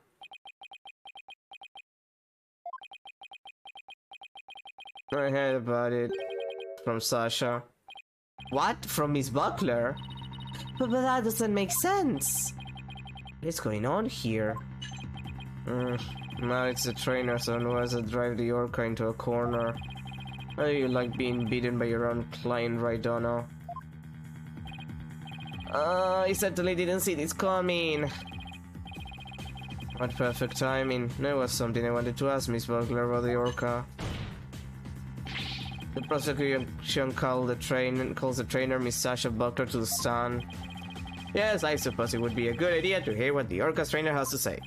I don't know what Sasha is going to say, but I'll just have to meet it head on, whatever it is. We will take a 20-minute recess while the witness is summoned. Bye.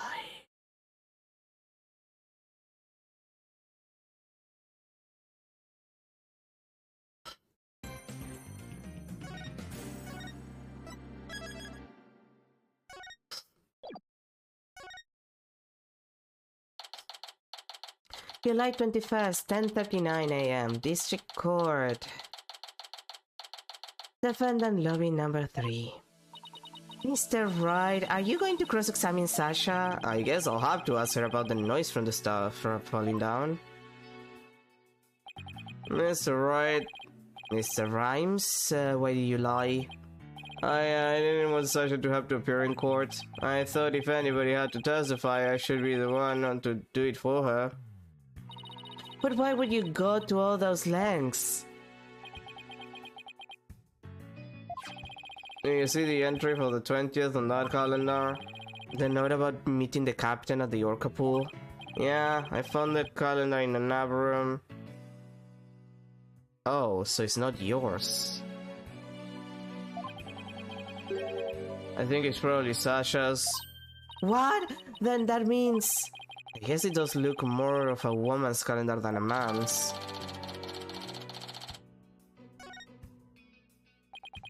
I didn't want suspicion to fall on Sasha. Mr. Wright, I'm gonna go back to the aquarium to look after the orca in Sasha's place. I'll be rooting for you on the other end of that TV phone. Please take care of Sasha. Okay, we can let Prosecutor Blackwell get the best of us. Time to refocus. You're right, after all, we're the only ones who can save Orla.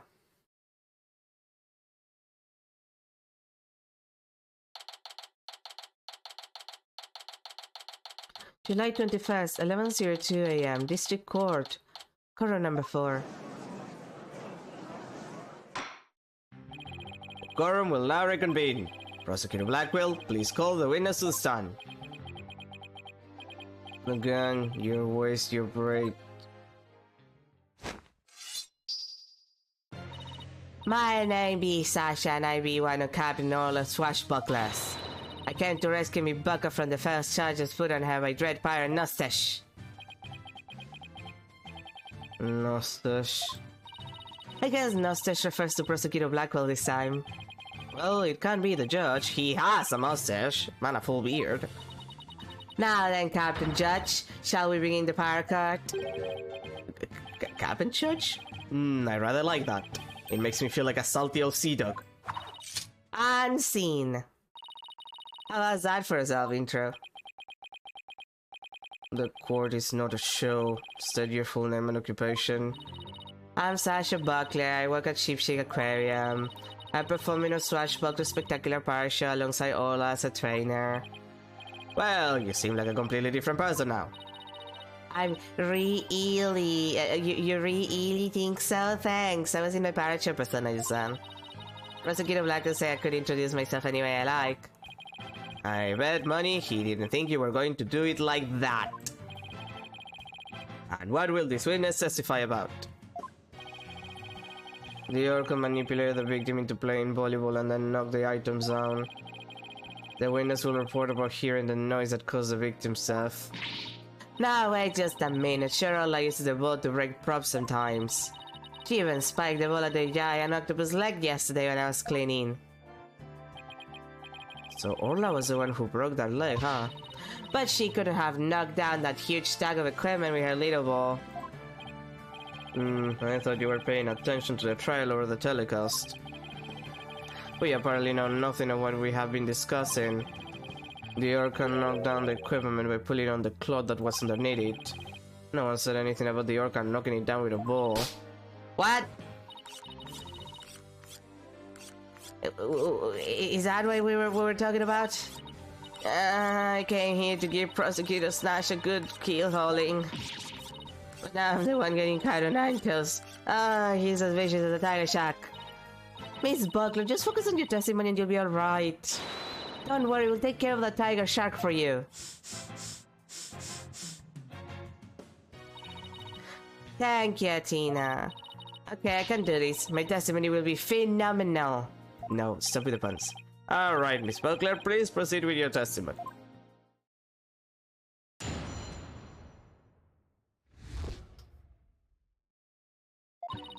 I admit I heard Ola summoning me without loud noise, but the aquarium's guest scream I heard over the walkie-talkie was more urgent.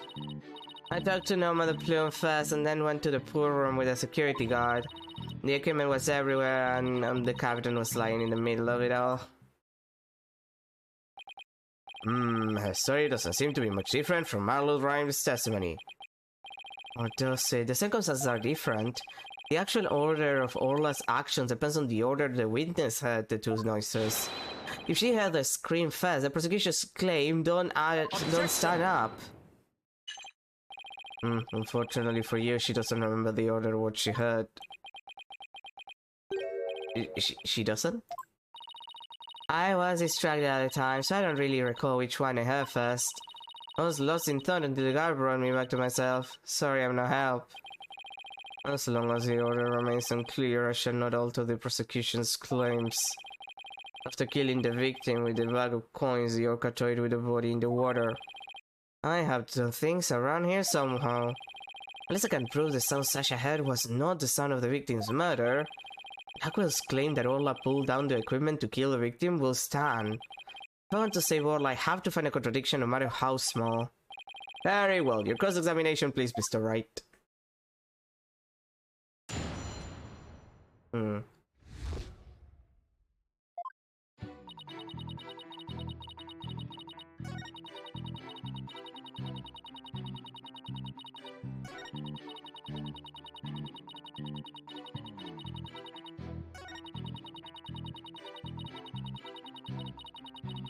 Hold it!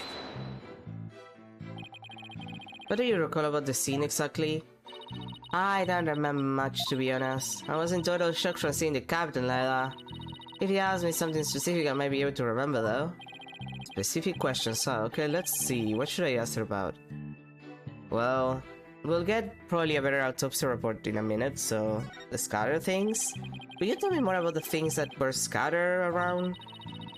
Our equipment and props for the new show. The new show.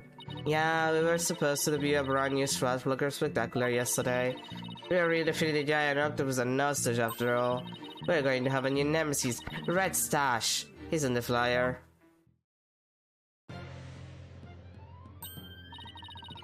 Oh, that's the flyer Rifle was distributing. Who will obtain the gold coins hidden in the skull rock? Oh, I wish it could be me. Leave it to you, Athena. You know all about it. Unless even got some new tricks for the new show.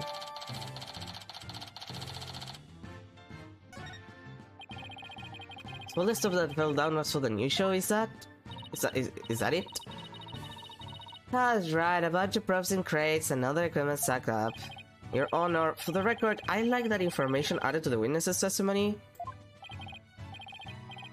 Very well, Miss Buckler, please append what you just said to your testimony. Sure thing.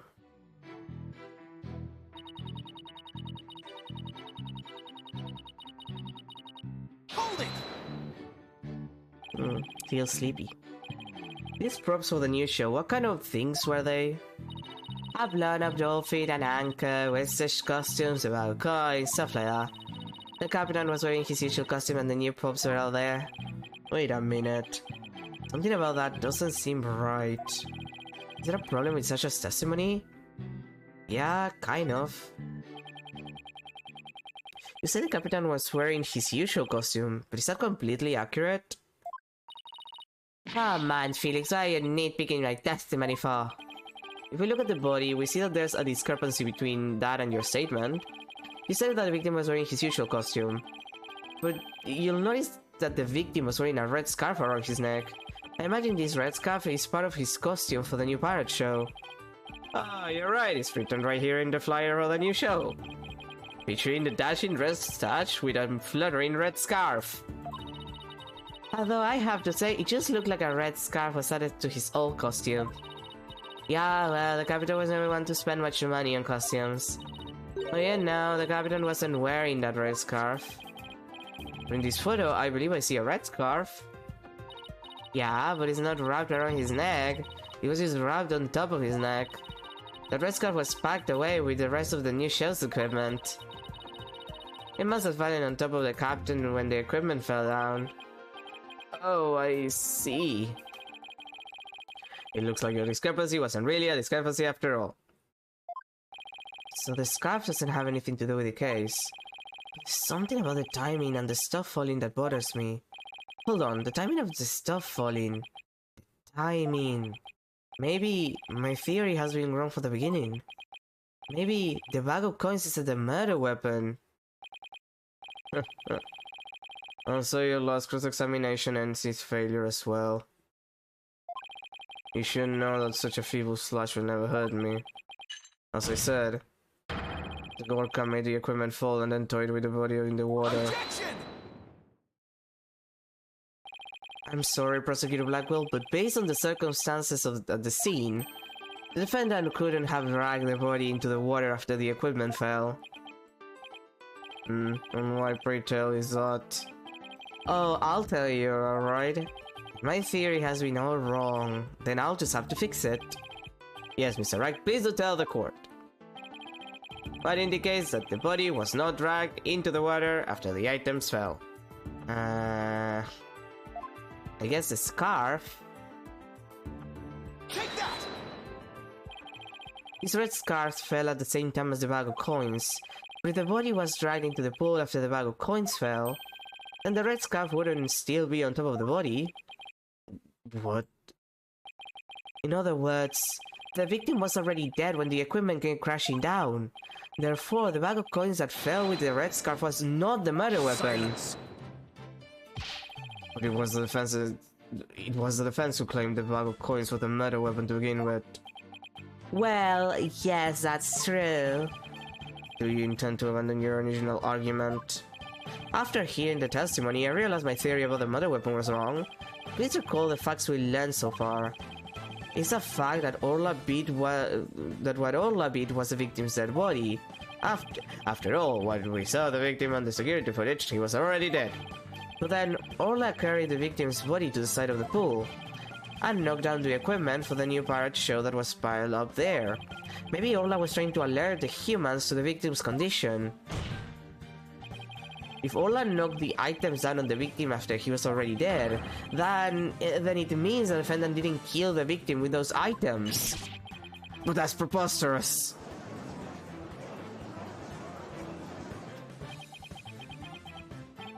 Even still, your argument is lacking.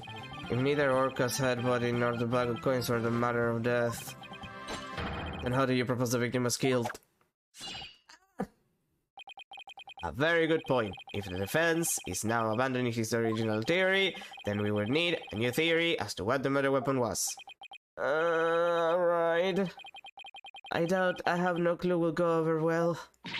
Alright, let's go over what we still need to find out about the victim's body. What we don't know is how he died and why his body was at the bottom of the pool.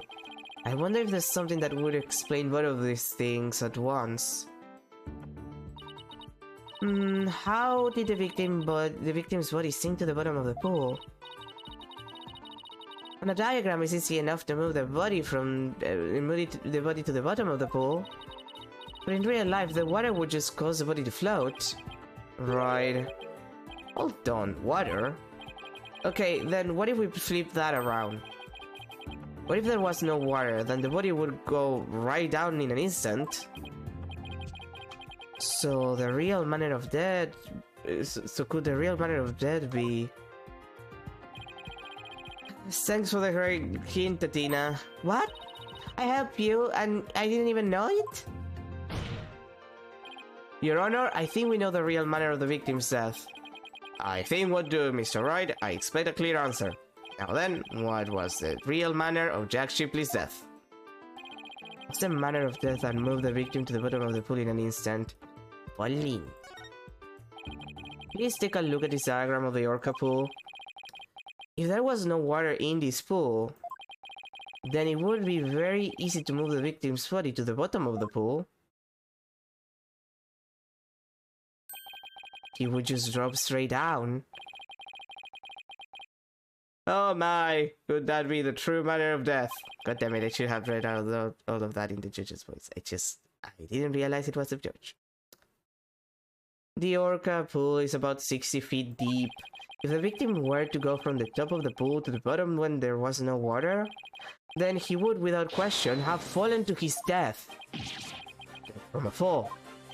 That's your answer. It all makes perfect sense. If he fell, that would explain the signs of blunt force trauma all over the body too. The culprit pushed the victim into the pool when there was no water in it. After doing something to keep the body from floating off, they filled the pool with water. The pool water washed away any signs of blood, so no one would realize that he fell. Surprising. That actually makes sense.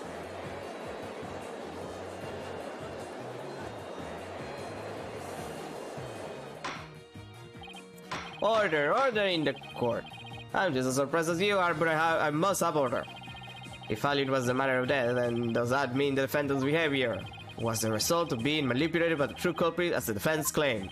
Yes, it would have to be. It's what makes the most sense. All that needs to be explained now is how the real culprit commanded Orla. Miss Buckler, is there a way to instruct Orla to bite someone? What? What kind of trick would that be? Of course not. Then could you tell us about the tricks Orla does know? Well, there's jumping, dancing, and playing volleyball. And she can spin, do the rock and roll trick, and sing the Buckler spectacular song. Those sound like pretty nice tricks, but I doubt they're related to this case. She's also practicing 10 new top secret tricks. There's a human rocket where she shoots somebody up into the air. And then there's the lifesaver trick where she brings down a person to the surface. Hey, one of these top secret tricks might have something to do with the case. Now, which of these two tricks sound relevant to the case? The lifesaver trick, actually. So in the lifesaver trick, Orla brings a drowning person to the surface, correct? You caught it! Orla's still learning how to hold someone gently in her mouth. So she sometimes bites into their clothes, but she's never hurt a person's skin. She brings a drowning person to the surface? Then that must be it! And then the killer whale swam out towards the surface with the victim in its mouth. That matches up perfectly with what Miss the Plum said in her testimony. The real culprit must have used the lifesaver trick command to manipulate Orla. Yeah. This is the Olga Orly moments for me. I still find this very hard to believe. Then let's see it for ourselves. Let's have Orla shows her trick using a practice dummy. As you wish. Prosecution doesn't appear to have any objection. Miss Buckler, please proceed. Okay, sure. I'll show you Orla's phenomenal trick. Hey Marlon, are you ready over there? Okay, let me just go get the practice dummy. There is in the pool, ready and standing by Sasha. Here goes Orla's secret new trick, the lifesaver.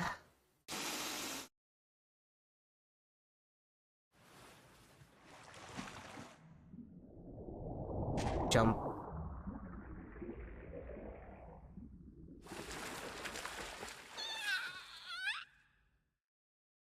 I love that creature.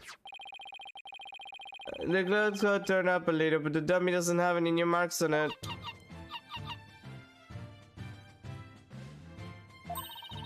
And there you have it, Orla's secret new trick.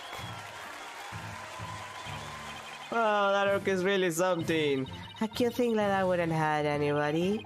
Looks like the gallery loved Orla's performance. That was great. That awesome trick captured everyone's heart. Oh, wonderful. I wish I could see more. Looks like we silenced Prosecutor Rockwell. Thank you, Orla and Miss Buckler, and thank you to Mr. Rhymes. Also, now you can clearly see how Orla was manipulated. The bottom of the orca pool needs to be examined immediately. We might still find some evidence of the victim falling to his death. Prosecutor Blackwell, please have that taken care of at once. Excuse me, Prosecutor Blackwell, but I am requesting further investigation.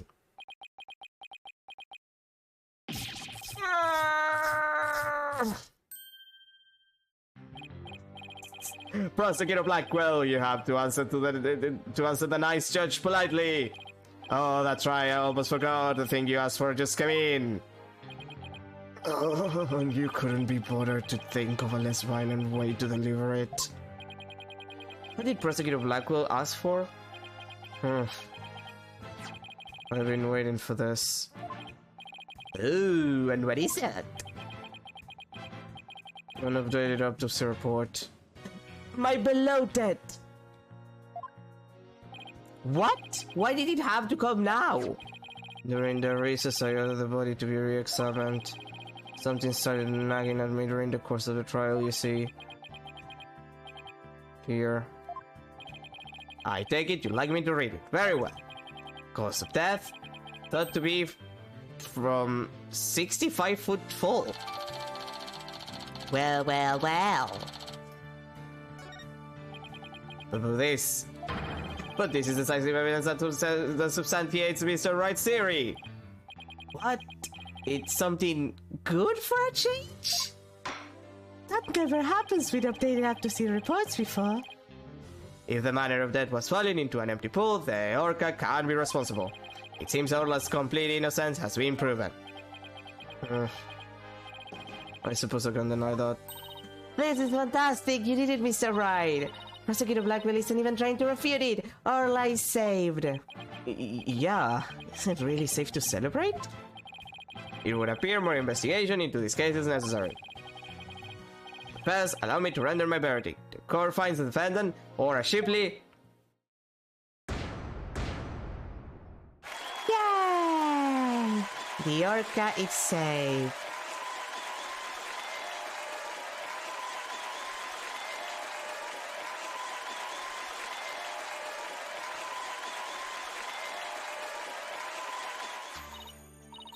You did it. Thank you so much, Phoenix. Thank you, Athena. Oh, and Marlon, thank you too. Congrats, Sasha. I love this creature. Time to celebrate. Oh, god damn it. I thought it was Athena for a second. This is the problem. I always look at the text and I do not look at who's talking. Time to celebrate. Gun it up. That's a lot of fish. Glad to see everybody so happy, and I'm absolutely thrilled about the verdict.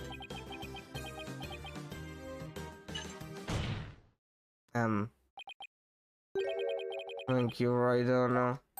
Huh? For what? The drain pool. Thanks to you, the truth is finally clear. Alright, arrest this woman. Certainly, right away, Prosecutor Blackwell. Sasha Buckler. You are hereby under arrest for the murder of Jack Shipley. What? What are you talking about? What reason could you possibly have? Now you must have had some idea in the back of your dull little mind. The true culprit manipulated the orca in order to have false charges brought upon her. And who is the only one with the ability to accomplish that? It can only be the orca's trainer. But I'm sure there's some other explanation. Silence. I don't need any of your baseless counter-arguments. Have you forgotten? In order to enter the orca pool room, a security card is necessary. A security card that only the victim and Sasha Buckler possessed. Miss Buckler is the only one who could have caused the victim to fall to his death.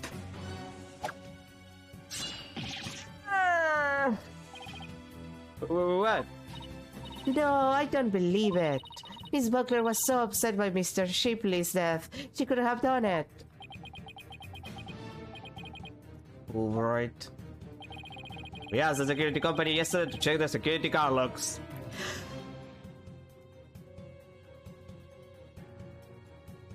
I had to sneeze.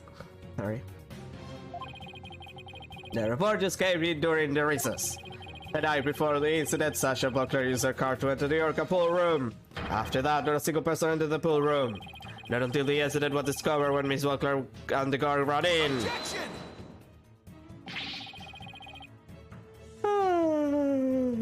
I really need to go get myself some coffee after this. But no one would commit murder where their car's usage was being recorded.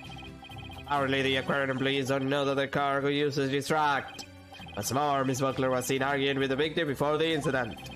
So, Miss Trainer, what were you arguing about? It was a private matter. But it wasn't anything I would kill him over. That's ridiculous. Miss Buckler is the only one who entered the room, and she knows how to command Orla. Besides, I thought her suspicious from the very beginning. You suspected Miss Buckler from the start? The orca did tricks because someone commanded her to do so. Possibly someone with a heart so black as to make her own partner the murder weapon. The possibility the orca killed the victim. The possibility a human manipulated the orca. I'll look into both. So he suspected both Sasha and Orla along. Huh.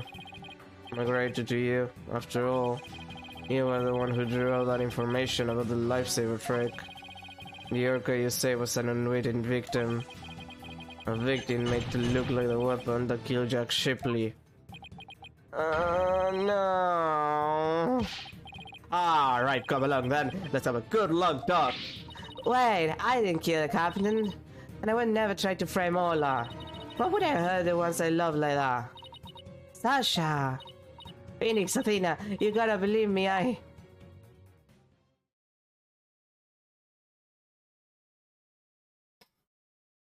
Well then, that's awkward. Sasha didn't kill him, I believe that with all my heart. There's gotta be something we can do. I feel the same way. Could I have done something differently? But never in my wildest dreams did I imagine things turning out like this. It would appear that this case has taken on an entirely new aspect. This trial is only concerned with the ruling of the defendant Nora Shipley. So I'm afraid this concludes today's trial. Court is adjourned. Well.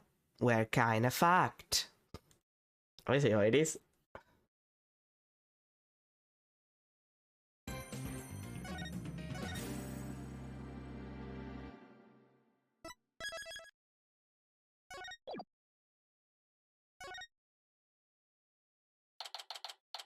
Click on the dial of self. I'm getting myself some coffee. July 21st, 1:13 p.m. Bright Anything Agency. That was a big sigh, Athena. Do you, lose the case? No, we won. The defendant was found not guilty. Oh, then why are you so dejected? Daddy, were you being mean to her? What? Picking on the new kid? Not cool, Mr. Wright, not cool. Wait a minute, talk about false accusations. We were able to prove the defendant's innocence. But then Sasha got arrested instead.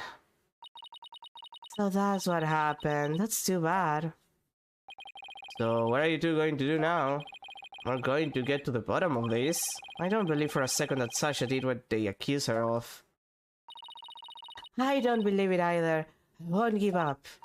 Let's go see Sasha and tell her we want to represent her.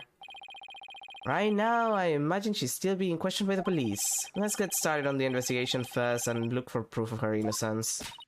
Sounds like a plan. Just leave the office to me and Polly, Daddy. If there's anything I can do to help, just say the word. Thanks. If you could organize the evidence and clean the office, that'd be great. I meant anything I could do as a lawyer. Unnecessary evidence given to Apollo. That takes care of that. Time to head to the scene of the crime. Really? We're immediately moving around and actually... Okay, fine. July 21st, Ship Shape Aquarium. Orca pool. But, like, empty.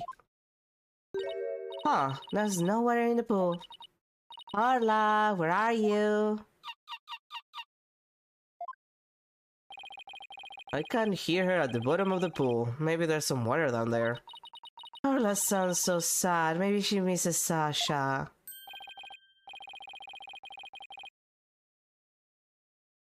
Careful there, you shouldn't get right up to the edge like that.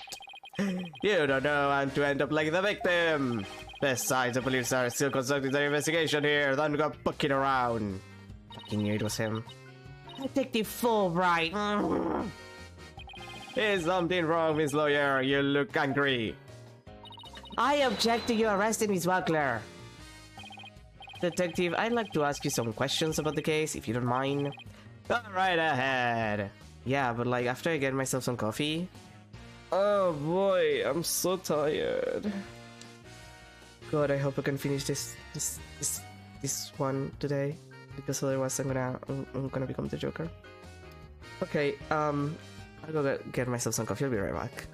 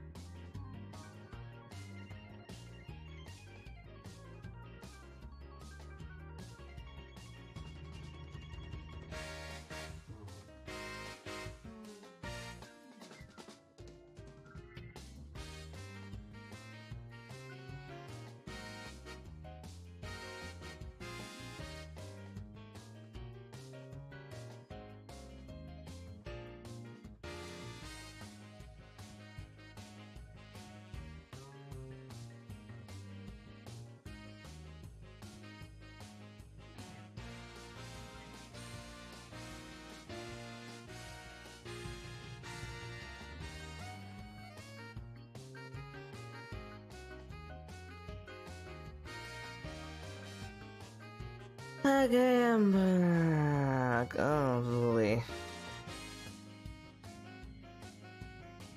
I don't want to deal with this guy anymore.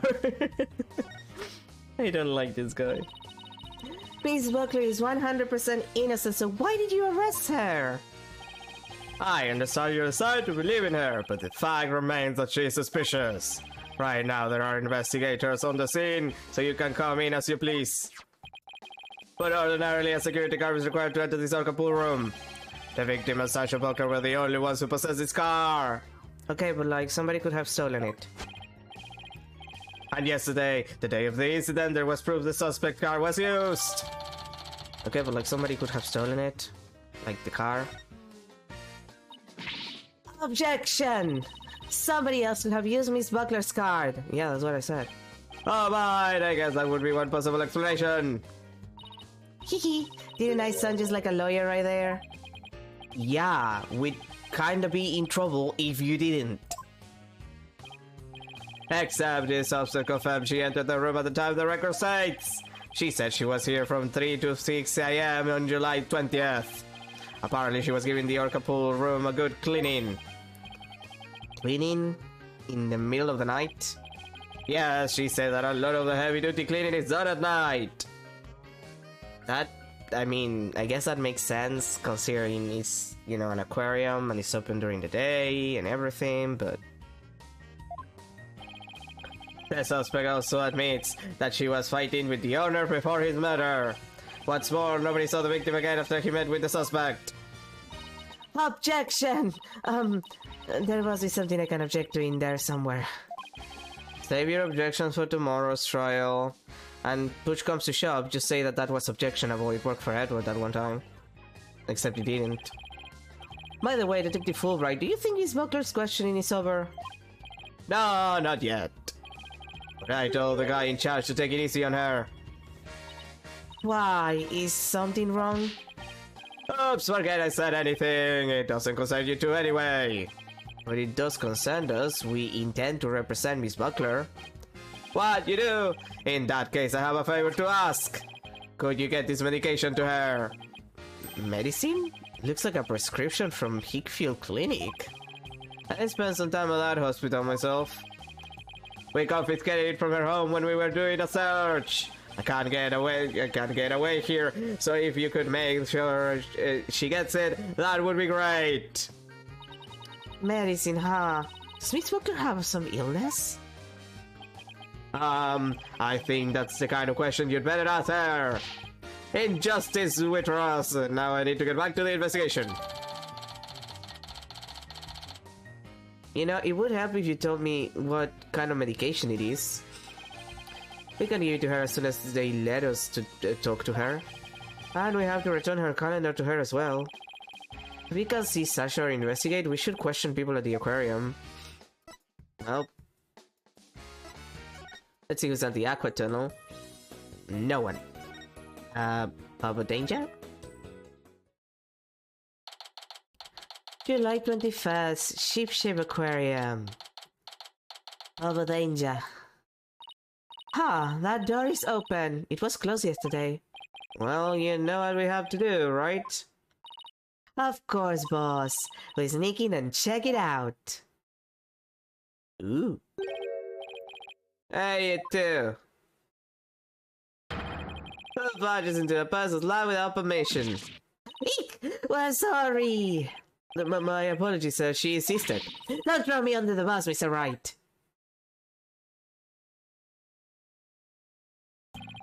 The polite thing to do is knock and ask if you can come in. Now start over. Yes, sir. Come in. Thank you. Sorry to bother you. Now, what can I do for you? Medical problems? Well, yes. I'm not feeling super good at the moment. We're not making any progress on this murder investigation and... Hey, miss, where is the patient? Don't you have your pet with you? Oh, wait a minute. That was my last job. This is the aquarium. I was exhausted from all that questioning. Must have fallen asleep. What's with this guy? My apologies, I just woke up and I was a little groggy. I'm Dr. Herman Crab. Okay, sure. I'm Sheepshape's Aquarium resident veterinarian. Oh, you're the Dr. Crab Mr. Rhymes mentioned yesterday. And Rhymes also mentioned he hadn't seen Dr. Crab around. I wonder where he was. Son of a gun. This little thing doesn't let me get any sleep. Small penguin. Penguin that is small. I love you, small penguin. Beep, beep, beep, beep. Oh, what a cute little thing. Who is it? A penguin chick, a member of the little penguin species. She lives in my hair. Oh, you're so lucky. I wish I had a pet to live in my hair. Athena, no pets allowed in the office. Oh, you're not fun. If you don't have any particular business with me, please leave. I have to get ready to make my rounds. Back in you go, little one. Wait, we'd like to ask you a few questions to save Miss Buckler. Oh, don't tell me you're the curious bird who defended Orla. That's right, please let us ask you a little about the case. I love that little creature. He's perfect. Dr. Crab, were you gone from the aquarium yesterday? Right, I had some minor business at the Supermarine Aquarium. Supermarine? That's a funny name for an aquarium. The Supermarine Aquarium is the nation's biggest dolphin therapy treatment center. I go there myself. I'm friends with our dolphins. You and Apollo were talking about animal-assisted therapy yesterday, weren't you? I go to the Supermarine once a month, but I live here, of course. You live here at the aquarium? That's right. I have a sleeping bag here, and sometimes I use the nap room. I'm responsible for the health and well-being and all the marine creatures here. If any of them have a sudden medical emergency, I'll be here to help them. Wow, you're kind of rough around the edges, Dr. Crab, but you care about your work. Hey, buddy. Is it your lady trying to pick a fight with me? I apologize for her, sir. She tends to be too honest. Well, I am a paragon of politeness either, apparently. Can we see the penguin chick again? Stop, don't come any closer. Beep! Ow! Oh, sorry she attacked you. She doesn't like anyone but me, I'm afraid. She's perfect and I love her. That was the fair one she saw when she hatched, so she thinks I'm her parent. She targets people from my hair, so please be careful. She's just like a little sniper, isn't she? Exactly, that's why I named her Sniper. Her mother's name is Rifle. Sniper and Rifle, huh? What a dangerous sounding mother and daughter. So this is Rifle's daughter, which means both mother and daughter now hate me. Little penguins are generally very different little creatures. It's hard to get them to warm up. So they're nocturnal, so you might be able to touch them during the day. You and Sniper get along well, don't you? Just like Sasha and Orla. But like Sniper and me, the two of them seem to truly understand one another. This one keeps me awake at night. Looks like I won't sleep until she leaves the nest. I love Sniper.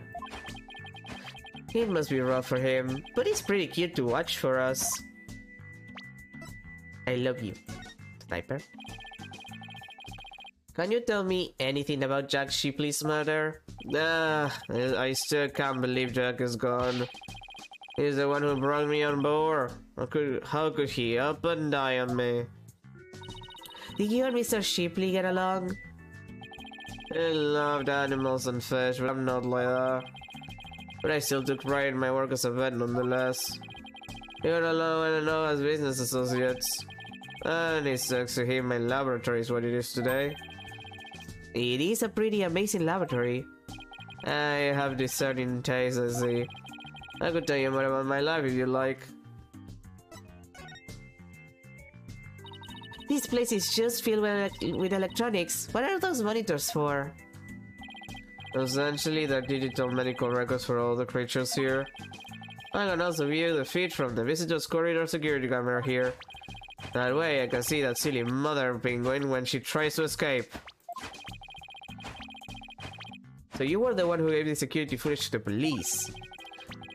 No, I wasn't here yesterday, but I did give my permission for them to take it. And I gave them a statement about Jack and Sasha arguing. Oh, so you were the one who witnessed it? That's right, it was late in the evening of the 19th, maybe about midnight. I saw them fighting near the Aqua Tunnel. I don't know what their argument was about though. Are you sure you should be talking to us about this? I'm not taking sides. I'll give information to anyone who wants it. What you do with that information on Sasha's trial is up to you.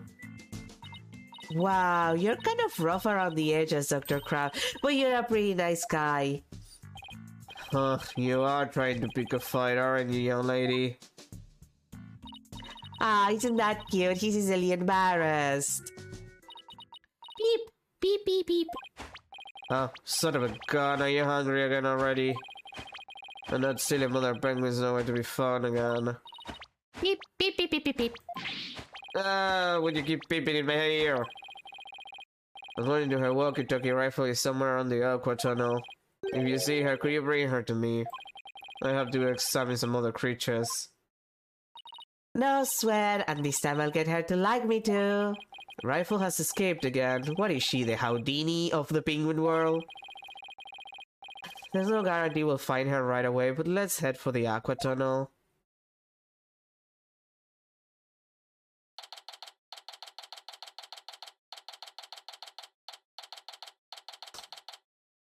July 21st, Ship Aquarium, Aqua Tunnel. Ah, it's you two, the blue and yellow duo. I'm very angry about what you did this morning. Uh-oh, we run into the sea lion before our penguin. I write the truth, and I will find the truth with my own eyes. I won't be bested by the likes of the blue and yellow duo. When would we become the blue and yellow duo? I don't know, we'll never give up. In that case, I'll leave the question to you, Athena. Thanks a lot, Widget. Well, at least she's a worthy adversary. Okay, let's do this. You look great. You know, being the boss isn't half bad.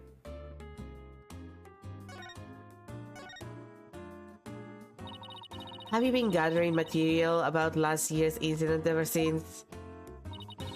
That is correct. An acquaintance of the victim asked me to look into it, you see. An acquaintance of the victim? I refuse to divulge any information about my clients. The aquarium is saying it was an accident, but I don't believe that's the truth. It seems to me they're all hiding something. Every last one of them. The only thing I can think is that the killer will murder that poor girl. But you don't even know if that's true or not. That's enough of you, yellow girl. As I said, I'm still investigating the matter. Once I learn the truth, I plan to write a sequel to this book. It's completely taken with her investigation. I came to make a report on the anniversary of the previous trainer's death. Only to find the aquarium owner murdered. I was deeply shocked. This didn't happen on the exact same date as the last one. Sus. It can't be a coincidence. Anyway, we'd better ask Miss Plume about today's trial. So you heard Ola singing, and that's when you realized something was happening. Correct. Oh, it's also Galen. I still can't believe the culprit used me, Norma the Plume. In any case, I swear the killer whale song brings misfortune. As last year, now and again. A fun song like that? How could it bring misfortune to anyone? You think that barbaric song is fun? I'll never understand the taste of children. I don't remember that Swashbuckler Spectacular song being all that barbaric. Well, if you don't remember it, I will gladly sing it for you.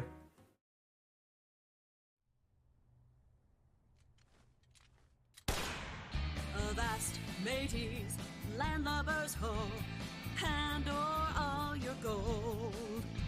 Pillage, plunder, then feast like kings. Them's the joys of pirating. Did they have to animate that?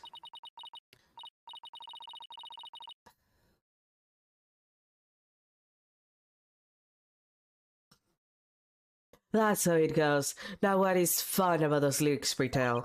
She seemed to be enjoying it well enough. Also, pirating is just fun as a concept, woman. Can you let the kids have fun?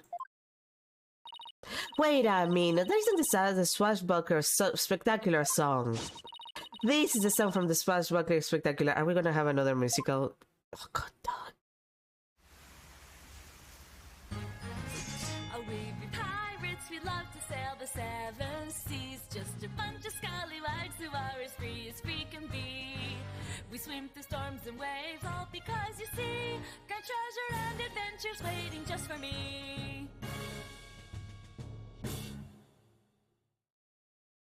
Did we need the two musical interludes? What was that? I've never heard that song before. What is the song they use in the Swashbuckler Spectacular? Oh, we be pirates, we love to sail the seven seas. Just a bunch of scallywags who are as free can be. We swim through storms and waves all because you see, grand treasure and adventures waiting just for me.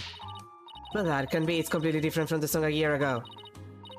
Vast matings like lovers ho, Hanover all year go. Pillage, plunder, and feast like kings, and the joys of pirating. Unless you show me some proof, I won't believe your song is right. She's so stubborn. Well, if it is proof she wants, it's proof she'll get of this Swashbuckler Spectacular song. I mean, we do have... yeah, the TV recording. This recording contains the Swashbuckler Spectacular song. In it, you can hear Miss Buckler and Orla sing it together. I swear to god, if we flash back to the animation at the beginning of the case, I'm going to lose my mind. Oh my god!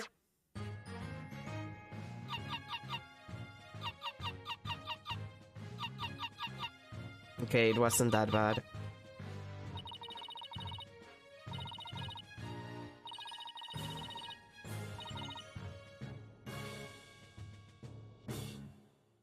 Okay, thank you for not wasting my time. But I've never heard this song before. Huh? But they always sing this song during the Swashbuckler Spectacular. Well, I haven't seen the show recently. A year ago they used a song that I sang to you. I recognize it anywhere. Perhaps a killer whale can sing two songs. According to Miss Buckler, Orla only knows one song. Then, what was that song that I had? We wish we knew. The orca sang a song she isn't supposed to know how to sing. Well. It's obvious I have a lot more investigating to do on Ship Aquarium. And perhaps I better look into the Center for Dangerous Animal Control as well. The Center for Dangerous Animal Control? What's that? Can you tell us about the Center for Dangerous Animal Control? Just as the name implies, it's an organization that monitors dangerous animals. The center demanded that the aquarium put the killer whale down a year ago. But put her down? Well, the aquarium owner refused her demand, saying it was an accidental death. But I hardly think a persistent organization like that would just give up and go away. I'm quite sure the power of money helped convince them. What makes you think that? Once a month, the owner and the vet disappear from this aquarium. And I came to find out that each time, a large amount of money was being paid out. Oh, and you think the money was going to the Center for Dangerous Animal Control? I'm looking into it now.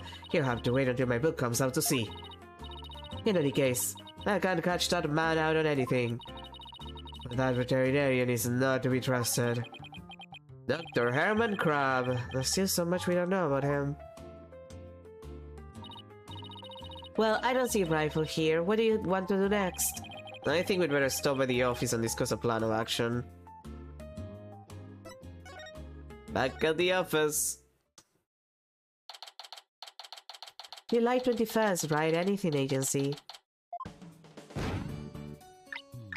3, 2, 1, ta-da! Wow, you pulled Mission Nix's cell phone from your magic panty. That's amazing. Hehe, that's all for Tristan's Magic Show. Come back and see me next time. Great job, Tracy. You never felt impressed. I have no idea how you did that either. We're back. Oh, Pearl, stopping by for a visit. Hehe. Hello, Mr. Nick. Are you missing something? Thanks. From out of the old magic panties, huh? How is the investigation going, Mr. Wright? Bad. We don't have much time, but we didn't get a chance to check out the crime scene yet. I see. Oh, speaking of checking out the crime scene, Daddy, you should bring your forensics kit with you. Fingerprint powder to check for prints, and luminol testing fluid to look for blood. Whoa, Trucy, I didn't know you had stuff like that too. Hehe, I got them from a detective friend of mine. Mr. Nick, I'd like to help you with your investigation. Can I borrow your forensic kit, Nick kit? I feel bad making you work when you're supposed to be here having fun. I don't mind, and I'd like to see your wife again too. If you have anything for me to do, I'd like to help too. Yeah, thanks. I'll be sure to ask you if anything comes up then. Well, I'll be right here, hanging around watering Charlie, if you think of anything. I appreciate that, Apollo. I got some good kids here. Yeah, about that, Phoenix, the half-sibling situation. Alright, team, let's do our best. I have faith we can save Sasha all together. It sure feels nice to be part of a great group like this. I just want to say that I really love working here with all you fabulous people. And nothing terrible is gonna happen in the next couple of months. Thank you for bringing me aboard, boss. Same here, Athena. She's so earnest, she's making me blush. Okay, let's all run over to the aquarium. I hope I can be of some use with the forensic kit. Hey, wait out, you two! They left without me. Back to the grind. July 21st, Ship Aquarium. Orca pool empty again. Injustice with us. Good timing. We're done with the crime scene for now. And we're just about to examine the show stage. Marlon rhymes out with the cleaning, so we got to talk to him with him. I thought he'd be more tight-lipped than this, but hey. You're welcome to look around here now if you'd like. Thank you. I think we'll do just that. Oh, by the way, if you want to examine the bottom of the pool, I recommend using that hoist over by the ladder to get down.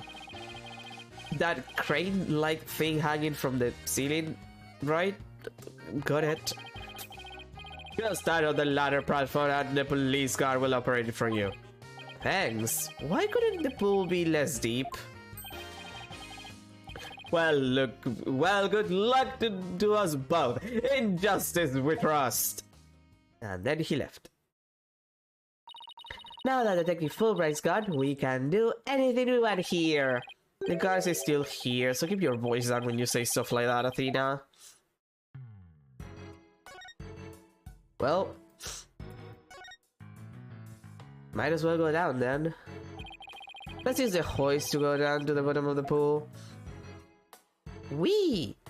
Oh, they left you with so little space.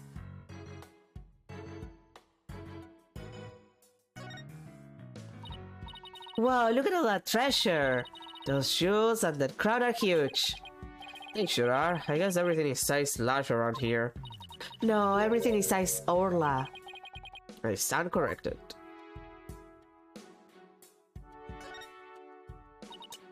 A map, a compass, and a spooky skull-shaped rock.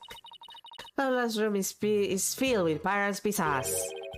That skull rock seems out of place. It doesn't go with the other things. Yeah, it does seem pretty weird to have a big skull rock next to your desk. Maybe Sasha wasn't finished arranging the set.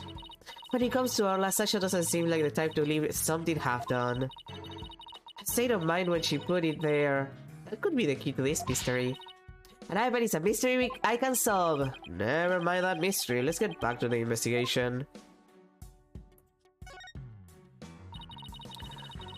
They call these a Captain Cabin on TV. Every night by the light of the lantern, Orla pours over her treasures.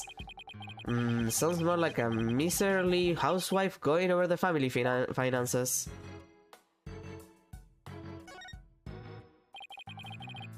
This would be Orla's bedroom. There's even a sofa and everything. Orla, congratulations on your not guilty verdict, but we have bad news. Now Sasha has been arrested instead. Orla seems sad. I'm sure she is. I can sense the sadness filling her heart. Don't worry, Orla, we'll save Sasha. I think Orla's wishing us a good luck.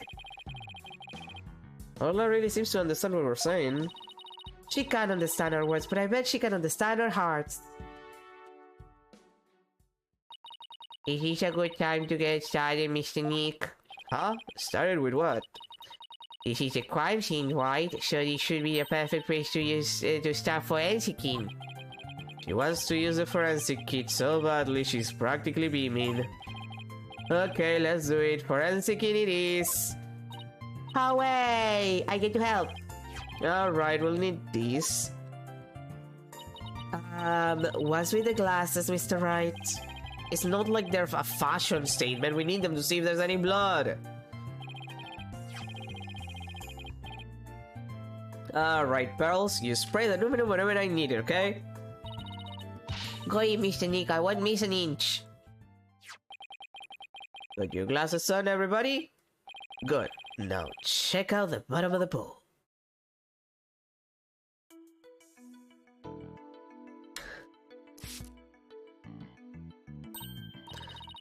Look, I see something.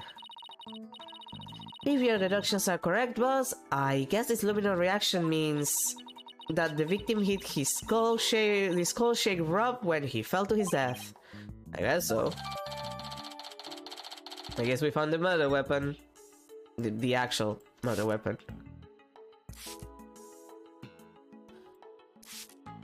No blood there.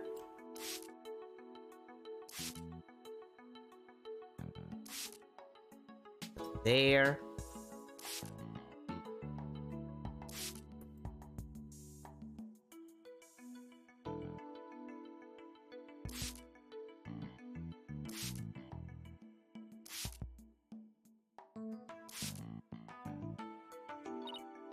Oh no! I'm so sorry, I got someone all of a mistake. Calm down, Pearl, it's okay. Look, there are luminal reactions on Orla too. The poor thing was bleeding yesterday. The luminal must be showing her injuries. But wait a minute. Mr. Bloom said the blood disappeared when Orla put on her hat. Huh? So shouldn't her injuries be under her hat? If this blood isn't from Orla's injuries, then what could it be? Well, I guess that's about it for the inside for inside the pool. Then let me just get a quick photo to remember the occasion by. It's not every day we get to see the bottom of an aquarium pool. Yeah, that's a good shot. I like where the luminal reactions were.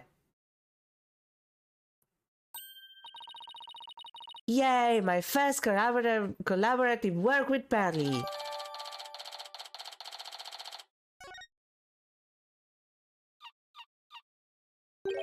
I hear something.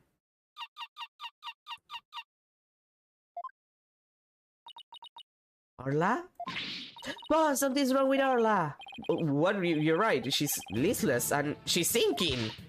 Oh yeah, maybe because of that luminal nagoyo hair. What do we do, Mr. Nick? We can't do anything for her ourselves. Let's get Dr. Crab.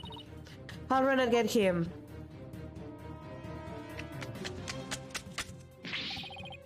What's Orla's condition? She's listless and sinking. Maybe she's unconscious? The police ran. Son of a gun, who did this? He'll run unless we do something. Here, give me a hand. Us? No, I meant the Steel Samurai. Of course, you just help me. What? Alright. What did you want us to do? There's no time to fill the pool to get her up to the top. Get the orca stretcher. It's a piece of black cloth with a skull and crossbones on it. It looks like a pirate hat. Like a pirate flag. When the stretcher is ready, press the hoist button. Okay, we're on it. That thing. So this fire black is a stretcher for the orca, huh? We can't use it with all that stuff on it. Let's clear it off.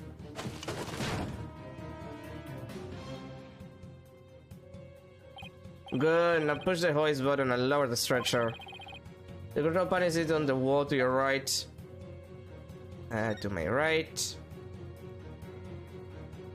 Wait, where? Where to my right? Oh, this one. Ah, this must be the button to move the hoist. My right hand makes me move to the left. That's kind of... Dr. Crab, the stretcher is ready. Let's get it under Orla.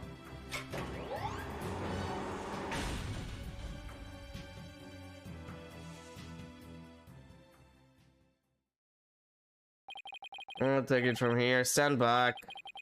I have to treat her immediately. There's something in her stomach.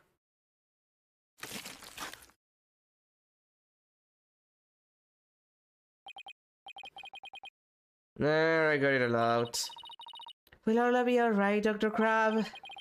Yeah, she'll be fine. She's just sleeping now. Orcas are mama, so they won't dive there out of the water for a little while. Their own weight puts stress on their organs, so their skin starts to dry out. I put some of my special handmade cream on her skin as an emergency measure. Feel better soon, Orla. Oh, if we hadn't got in that lumina no hair. Lumina? Nah, no problem there. That stuff just washes right off. Lost condition had nothing to do with you, young lady. Really? Then what is wrong with Orla? I don't need to share that information with you people. It's none of your business. I have to get back to my rounds. So I'll leave the rest to the crew. Please keep an eye on Orla while I rouse up some crew members. Dr. Crab sure is acting funny. He seems to be hiding something. Maybe we should check on Orla's condition before the staff get here. Like that Phoebs.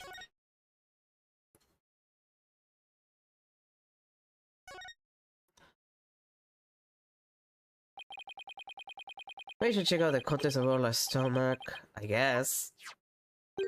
Hey, I see something mixed in with the fish. It looks like a medicine capsule. There's something written on it. I think it says 3 C's.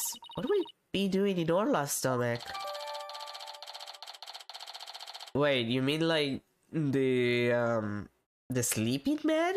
3 C's that we had mentioned at least in 2 different games? I wonder what kind of medicine it is. Let's ask Dr. Crab. It might have something to do with Orla's condition. Maybe we'd better not ask. He must have noticed it himself if he didn't mention it. I think he's hiding something about Orla's condition. If we show him the capsule, he might try to take it away from us. Yeah, I guess he was acting pretty sketchy. Okay, let's look into it ourselves then. Good idea. When we get back to the office, we can ask for Apollo's help. I guess that wraps up our investigation here. Orla still isn't fully awake yet. Oh, here comes some staff. Looks like they're going to put Orla back into the pool.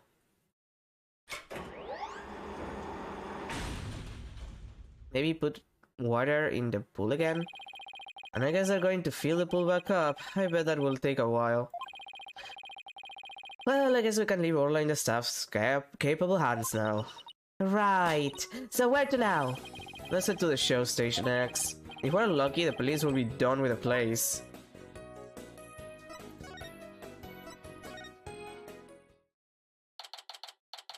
July 21st, Ship Aquarium. Show station.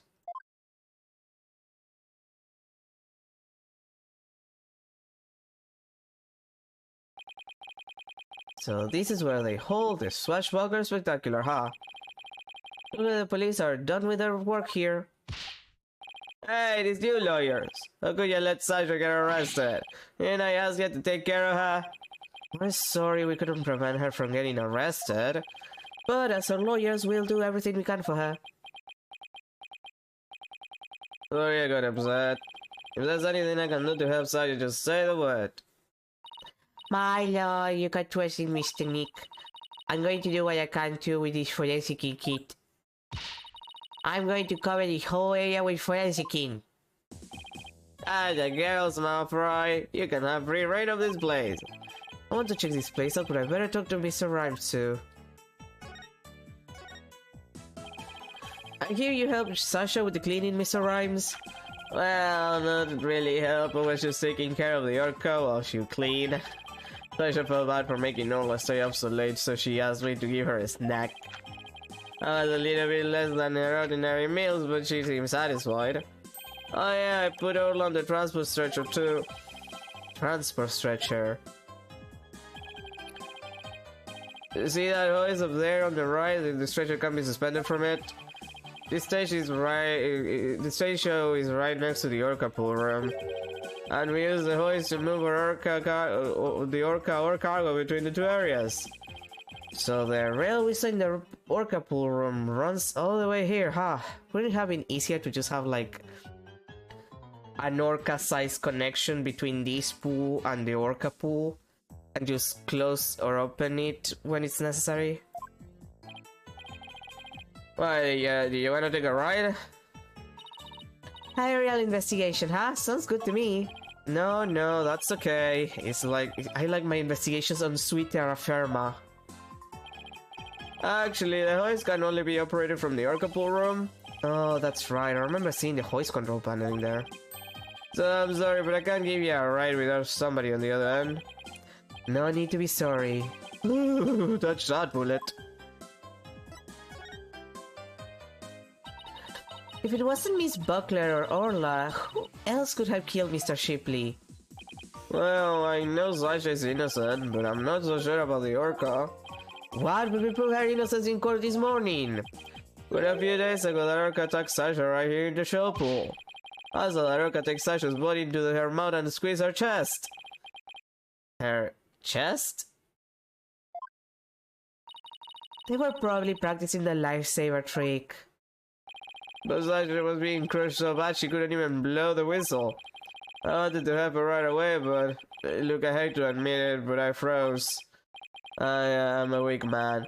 I can't protect anyone. I doubt there are many people who would pit themselves against an orca.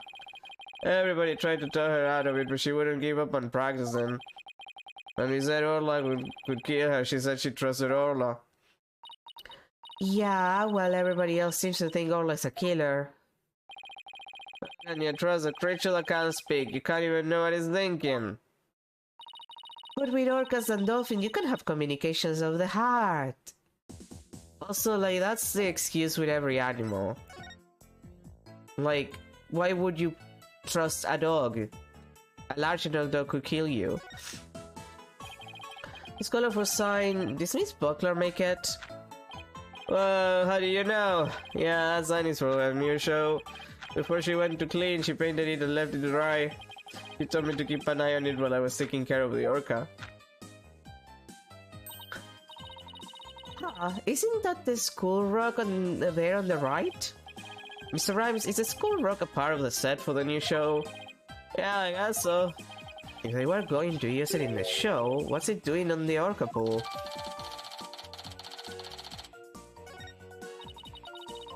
This sign is so eye-catching with all those twinkling stars. I think that's supposed to be starfish. It's for the pirate show after all. A few of them look more like leaves to me.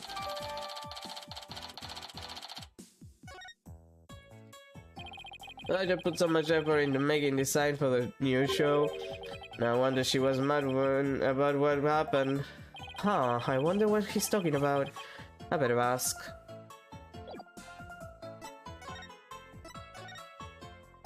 You say Miss Buckler was mad? Was it because of the new show? Me and my big mouth, okay, but yeah, never had it for me. There was a rumor that the captain wasn't gonna let Sasha be in the new show. What? But why not? I don't know, it was just a rumor. I don't know if it was true. So Mr. Shipley was going to do the show all by himself. Well. I can't even imagine the show without Miss Buckler. It would be like, where's the beef? Is she trying to say it would be like bones without any meat on them? I just wanted to go back to the old Swashbuckler Spectacular, but now with the captain's gone, who knows what's gonna happen with the show.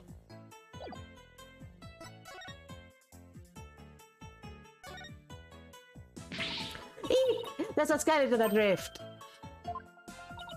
Hehe, it's just a prop. Were you really scared? A little bit, but you're screaming. Is this skeleton an enemy defeated by Orla's pirates? No, he's an informant named the Skeleton Kid. A dashing, spirited character, neither friend nor foe. So you're saying he's alive in the show?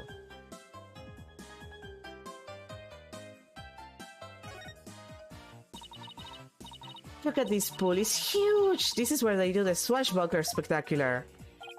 This show pool is the same depth as the orca pool. They practice the tricks in the orca pool, and then they do the real show here. Are you interested in the Swashbuckler Spectacular? Oh, of course. I've only seen it on TV, though. Well, I'm new here, so I've never even seen it once. Tina's a big fan. She watches the recording over and over. I love the show and the ocean. Standing here makes me feel like I'm at the beach. Especially with it open to the sky. You can even hear the sound of the surf nearby. Why don't you take a dip in the pool? Really? I can? In that case. What are you talking about? You can't swim here. We're just joking. Right. Of course. I was joking too. Don't tell me she was actually going to do it. Mr. Nick, I find so peculiar fingerprints. Pearls, I almost forgot she's been forensicing for me all this time. Oh, who's that?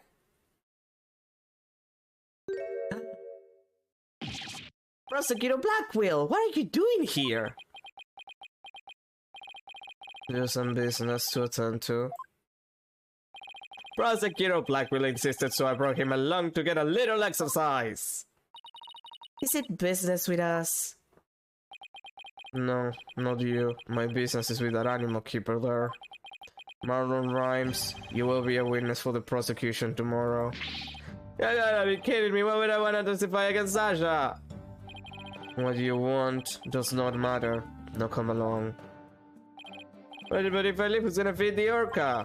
The other animal keepers are too scared to go near her now. Maybe I can help. I'm concerned about Ola's health, and this way I can stay close and look after her. I can feed her and do a telecast too if you need me to. I'll do anything to help. Sounds like Bells wants to do something nice for Orla and make sure she's okay. Well, Fry, are you tripping? That orca is dangerous, you know? I'll be fine. I'm just happy to help. Oh, but I don't have a TV phone. I won't be able to contact you if you have to do a telecast. May I please borrow yours? What? Sure, small fry, anything for you. Especially when you're going out of your way to help like this. I don't know if I'm gonna testify, but I guess I can at least hear what the police have to say. Thanks for your cooperation. Now justice will be served with a strategy meeting. Come on, Mr. Ray, let's get back to our investigation. Oh, sad. The police have already investigated all there is to investigate. Your efforts are a waste of time. Nothing we do to try and save our client is a waste of time, Prosecutor Blackwell. Today the orca, tomorrow Sasha Buckler. You intend to save them both? You say you believe in your clients, but isn't money really your true motivation? I don't admit you're only doing this for your own benefit. Blackwell, it's a job. All jobs pay money because we live in capitalism. If you were not in jail, you would also be getting paid for being a prosecutor. In fact, if we go by the information we had in this game since the beginning, Edward always got paid better than Phoenix did for his job, which makes no sense because arguably defense attorneys get paid much more than actual prosecutors that work for the state. So... the fuck are you talking about? I could understand that much more readily than your empty righteous talk. Our own benefit, that's not what we're doing it. Now, Athena, try not to let him get to you. Alright, we should be off, Prosecutor Blackwell. Injustice with trust. I'll never be so insulted. Be right back, I need some water to wash off the anger. Uh-oh, she hit Prosecutor Blackwell with that water. He doesn't seem to care though. He's probably into it. I guess Prosecutor she says are more about hash monochrome than fancy wheels. Oh wait, what about those peculiar fingerprints you said you found, Pearls? Yeah, I gave you all about them. So tell me about this big discovery you made. Well, I don't know if it's there's a big discovery, but I found so much fingerprints on the pool ladder over there. Okay, so what's so peculiar about them? Well, they're on the left side of the ladder, but they're right-hand prints.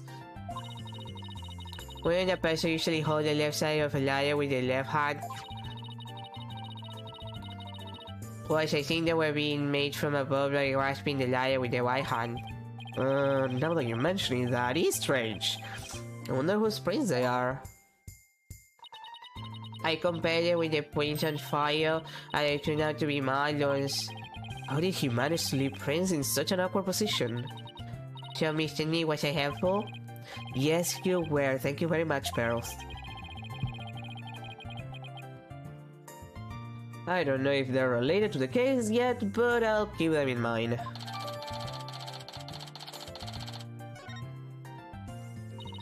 Hehe, I bet Detective Fulbright doesn't know about these prints. I imagine that such wasn't as thorough here as it was at the crime scene.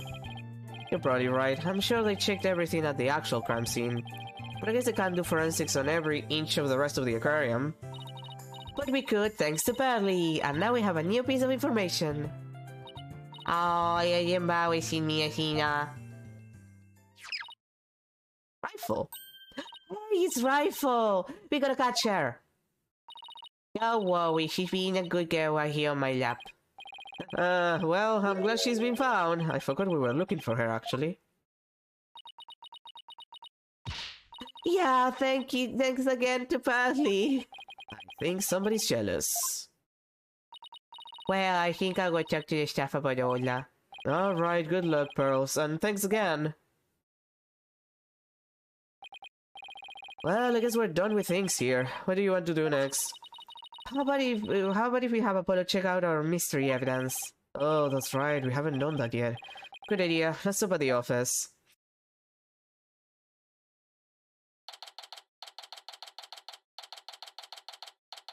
July 21st, Bright Anything Agency.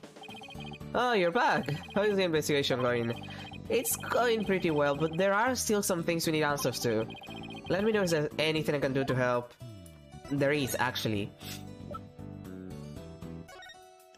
Apollo, there's something I'd like your help with. You have work for me, what is it? Could you have this capsule checked out? I think it's some kind of medicine. Sure thing, Mr. Wright. I'll go to the hospital or something and have somebody take a look. Let's see, I'm pretty sure the closest one is Hickfield Field Clinic.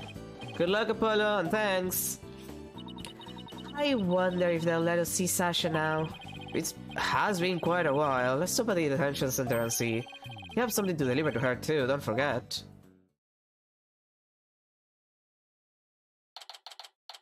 July 21st, Attention Center, Visitors Room. Alright, boss, chin up! We have to lift Sasha's spirits! I like your enthusiasm. Ahoy there, mihatis, thank you for coming over. I be in good spirits worrying not about me. She's trying to cheer us up. Well, that went over like a lead balloon. I was trying to make up for all your trouble. Maybe the two of you need to take it easy. I guess they both had the same idea. We came to let you know that we can take on your defense if you'll have us. What? Is something wrong? Why is she hiding from us? Prosecutor Blackwell said that you two would abandon me. But here you are, to my rescue.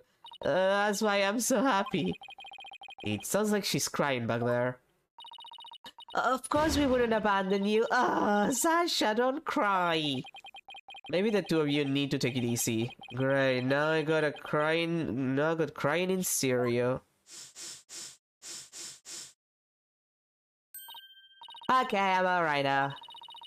Thank you for taking on my case. We're glad to do it. Well, now that you're smiling again, we have a few questions to ask you. On the night before the murder, did you enter the orca pool room alone? That's right, on July 20 from 3 to 6 AM, I was there cleaning and organizing. The captain and I were actually supposed to clean together starting at 4 AM, but we got in a fight.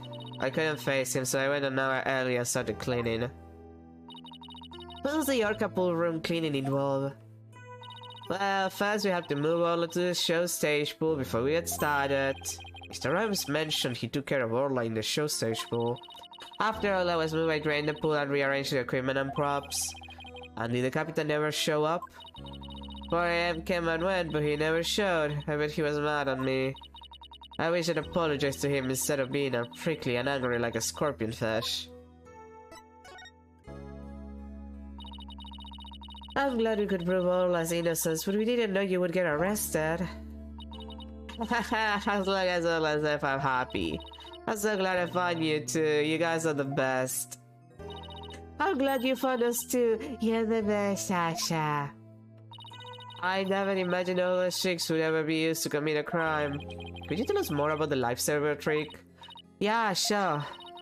There's a little speaker on the captain's clothes and on the training dummies. That speaker kind of emits sound waves. When a trick command is issued with the whistle, Orla uses the sound waves as a guide to find the person she's supposed to rescue.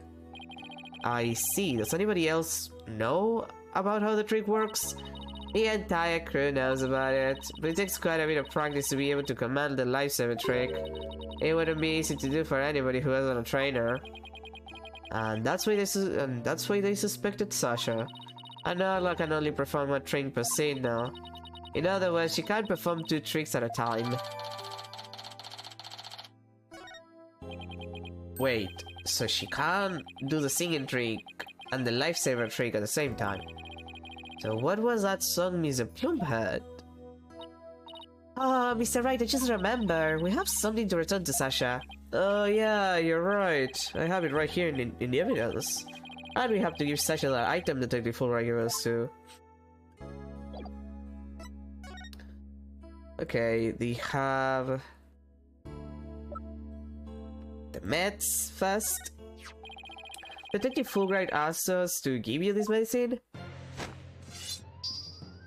Ah, that vile-sucking blagger had the spine to send me a gift. Dreadfire and Nostich just stand there gaping like a weak little minion. How about you? Oh, a real swashbuckling battle. Arr! If it be a fight ye want, a fight ye shall have. Could you two please not drop into show mode out of the blue? Okay, sorry about that. Yeah, I'll take that medicine. She's acting kind of funny. What is the medication for, by the way? Well, I guess I can't keep it a secret from you two. I suffer from a heart condition. A heart condition? Then you'd better get to the hospital right away. Take it easy, Athena. She's in detention, remember? Don't worry, it's not as serious as it sounds. They can't fix you with surgery. Not serious. A heart condition is a heart condition. Don't tell us not to worry. Yeah, sorry. The captain was just as mad at me the day before yesterday. He got so worked up at one point it was like a shark eat shark situation. That sounds scary. Do you mind if I ask more about that fight? Yeah, but first, I need to return the calendar too. Where is the calendar? Oh, there it is. This is your calendar, isn't it, Sasha? Huh? No, mine's at the aquarium. Yeah, Mr. Rhyme said he found this one in the nap room. Ah, I didn't think anybody else at the aquarium who used a calendar like that. The owner of this calendar had a meeting scheduled with the victim. This mystery person might be the killer. We'd better find the calendar's owner. So it doesn't belong to Sasha, huh?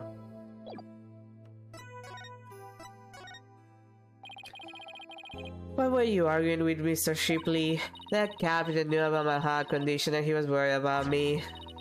No, he said he wouldn't put me in the new show. See, I'm not in the new flyer. Oh, you're right. It's just Orla, the new adversary, and the new adversary Red Satch. I was so upset and frustrated. I was still crying when I went to do the cleaning. And I cried for quite a while before I drained the pool too. But then, you know what? Orla did a trick to try and cheer me up. She acted out the scene where she defeats a giant octopus by spiking a ball on it. She spiked that ball so hard she even ended up breaking off one of the octopus legs. What a dramatic way to cheer up a friend. So that's why we argued, because he wasn't going to put me in the new show. But I was determined to be in the show yesterday. It was July 20, you see, the anniversary of the death of the training for me. And Sarah Summers, the person Norma the Plum wrote about in her book. I wanted to explain to the audience that it was an accident, no murder. That's why I needed to be in the show in that show so bad. During the cleaning, I moved the skull rock to the orca pool.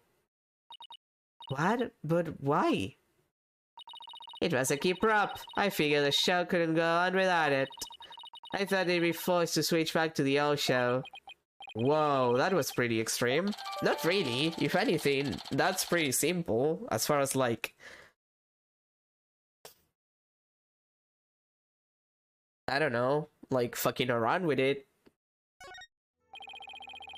So Sasha moved the skull rock to the orca pool at the time of the cleaning. And if there's blood on that rock, then that must mean that the victim's death occurred after the rock was moved. Around what time did you finish up the cleaning? It was about 6 AM. So that places suspicion on whoever met with the victim after 6 AM. So Asura Summers was a trainer before you. That's right, she was a year older than me. She taught me all about how to command Orla. I bet Asura and Sasha were like sisters to one another. She was the one who taught me the signals for the scene and life saving tricks too. After she died, I swear on this charm. I vowed to become a great trainer someday just like Sarah.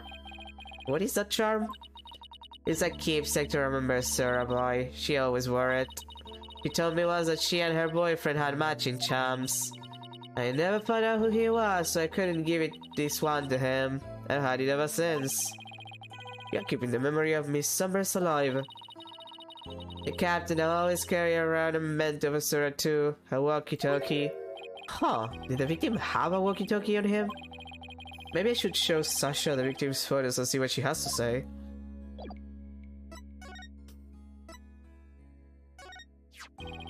The victim didn't appear to have a walkie-talkie with him at the time of his death. Huh, well I talked to the captain on his walkie-talkie before I started the cleaning. Well, there's no walkie-talkie shown in these crime scene photos. I don't understand it. The captain always carried that walkie-talkie with him. Maybe the culprit took it away? Maybe. But what would be the point of that? I better organize the data I have on the victim in the core record. Well, the captain always kept that walkie-talkie by his side. It was the walkie-talkie Sarah used right up until her death. In the middle of the show, the orca brought a Sarah up to the surface in her mouth. He left tool marks in the Sarah walkie-talkie. The captain said he always kept that walkie-talkie with him so he'd never forget. So the walkie-talkie was really important to the victim. But now the captain's dead too. I'm the only one left who can protect Orla from the ship's doctor. Protect Ola from the ship's doctor? I wonder what Sasha means. What do you mean by protect Ola from the ship's doctor? Yeah, no, Ham Crab. Ever since the accident a year ago, he's been completely different.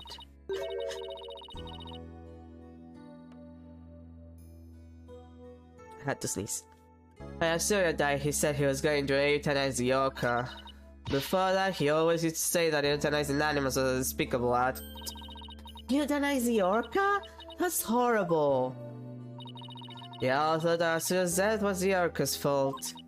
Nobody believed in her but me. The ship's doctor always gives poison to euthanize the orca with her hand.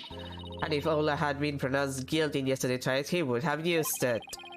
Was going to put her down right away? That ship's doctor was close with both the captain and Asura, you know. I think he hates Ola.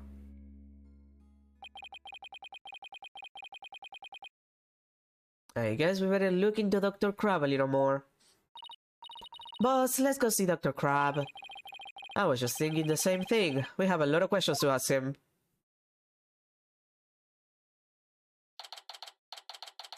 July 21st, Ship-Shape Aquarium. Pub of Danger. It's the pub of the danger. Oh, it's barrels. And rifle. What are you doing here?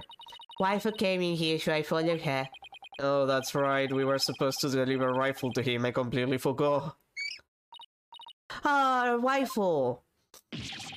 Ah, what are you doing so bad? You silly mother penguin! What have you injured my spectacular genius brain? Dr. Crab, are you alright? It's you people. I see you brought a rifle for me.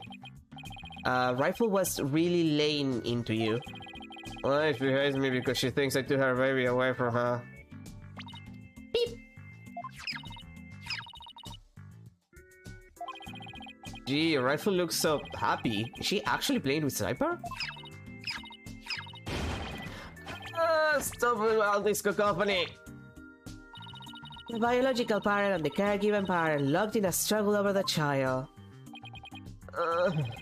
You think you could hold this silly mother penguin down for me? Alright, I will try.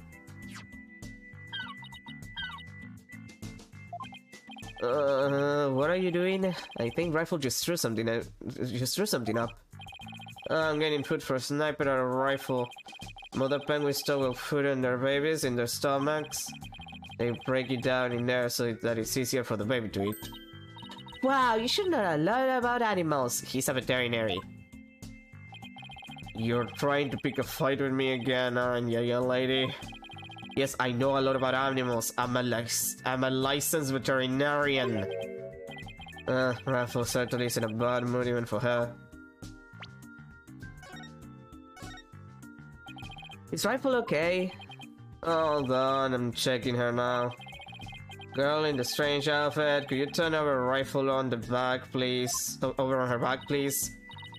Alright, Rifle, I'm just going to turn you over, okay? What's this? The bottom of her feet are pink. Oh no! What kind of sickness is that? We have to get her to a doctor! Athena, get a hold of yourself. Dr. Crab is a veterinarian, remember?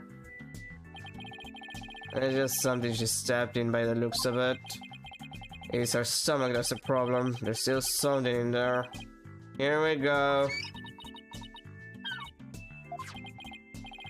Looks like she swallowed something odd. I know this penguin will eat anything, but where did she pick up something like this? Son of a gun, I have to talk to Marlon about her care. Dr. Crab, may we see what was in Rifle's stomach? Please be quiet, I'm busy right now. Busy? But you're just staring at that weird machine. I'm checking to see when Rifle injects as a foreign object. He just keeps looking at that machine. He won't even glance our way. I'm really curious to know more about his monitoring system.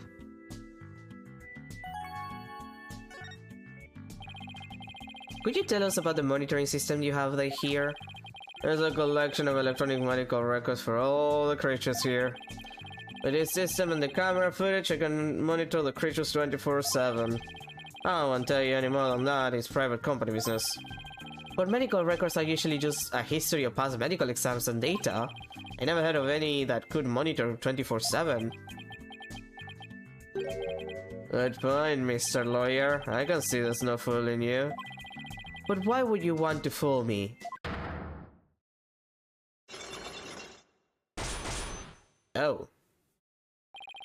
This guy's going to be a tough nut to crack. I have my reasons. Give me a second, the charm was fast. Oh, this looks like the charm Sasha had. Dr. Crab, do you know anything about this charm? Charm? Leave that alone, that belongs to Asura. What was Asura's charm doing in Rifles' stomach? That's odd, when Sasha was telling us about the charm earlier. Sasha said that she had Asura's charm. But that charm is still at the detention center. Hey, wait a minute, didn't Sasha say Asura and her boyfriend had matching charms? So this second charm must be the one that belongs to Asura's boyfriend. Dr. Crab, is it possible this charm belongs to Asura's boyfriend? I refuse to talk about such personal details of the deceased. Subject closed. Alright. You sure he's touchy when it comes to Asura? Were you dating her? Asura Summers, yesterday was the anniversary of her death, wasn't it? That's right, she was killed by that orca. Do you really think Orla killed her? I don't believe it. I can save the orca there on purpose, but the fact remains that she killed Asura. I was right there the day of her death a year ago. Oh, so the orca bite Asura with my own eyes. But is that really the whole truth of what happened? I guess only Orla knows what really happened. But a year ago and this time. Well, now it can work.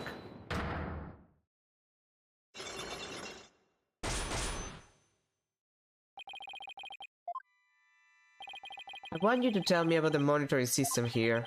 You don't let up either, do you, Mr. Lawyer? Not just electronic medical records and feeds from security cameras. With this I can monitor all of the animals 24/7. And I say that's not true. I have proof that you can't monitor the animals 24/7 with this system. Security footage. Take that! The security camera doesn't begin recording until 10 AM. If that's the case, how could you possibly monitor the animals 24/7? Okay, you got me. I guess that was a pretty weak explanation. You're right, I guess I can't monitor the animals 24/7. But if I see anything unusual on the camera feeds, I can spring to action right away. If I can examine an animal, I can usually tell exactly what is going on with them. Whoa, he's really confident in his abilities. But I still say you can't do that 24/7. And I'm here at the aquarium most of the time. And I can go anywhere at any time to examine an animal. Anywhere. I say that's not true either. I have proof that there's a place you can't go. The security card.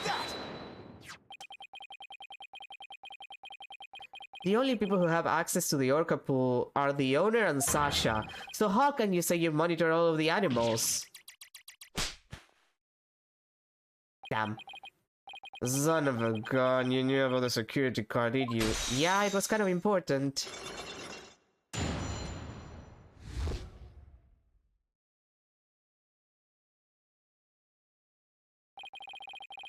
Yes, tighter security was imposed on this orca a year ago as a precaution. Due to Sasha's objections, I wasn't allowed to have a card. I guess she was trying to protect Orla from him.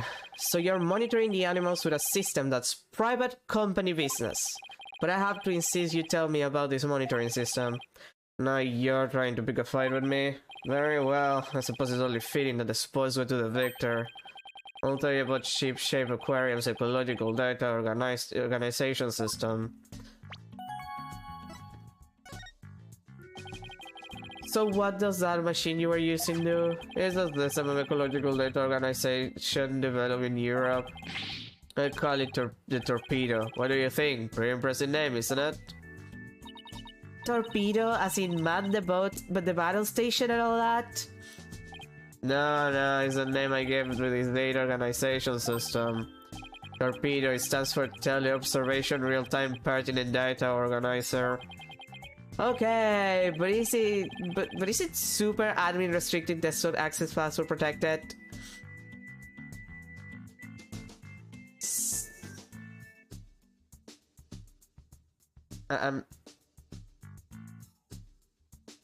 Phoenix, what kind of... You know what,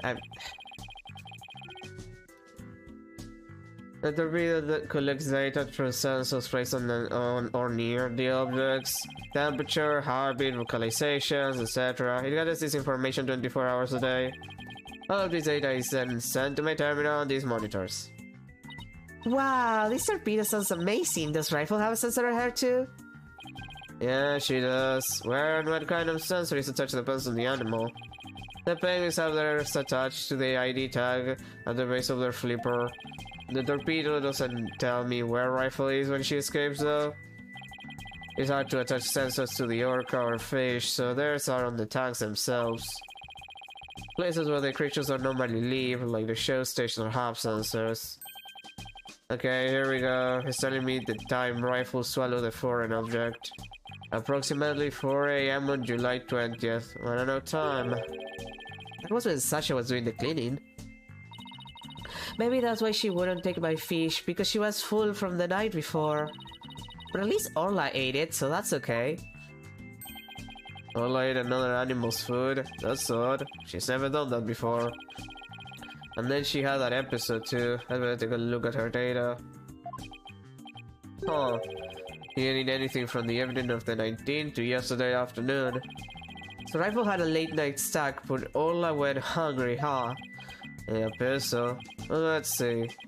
He's been eating normally since yesterday afternoon.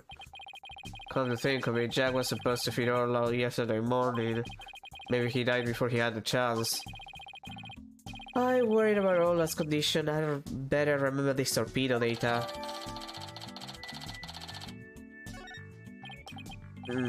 I still wonder why he wouldn't tell me about the torpedo.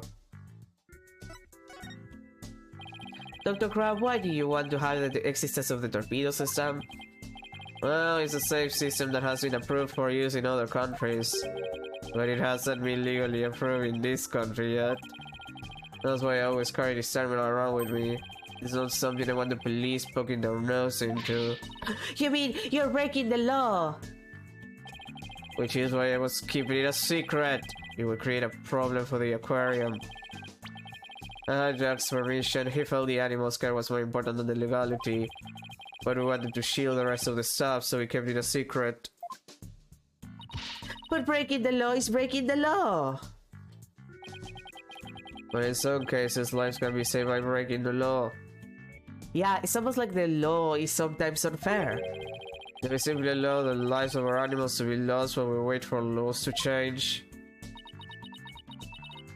Now you're twisting things around.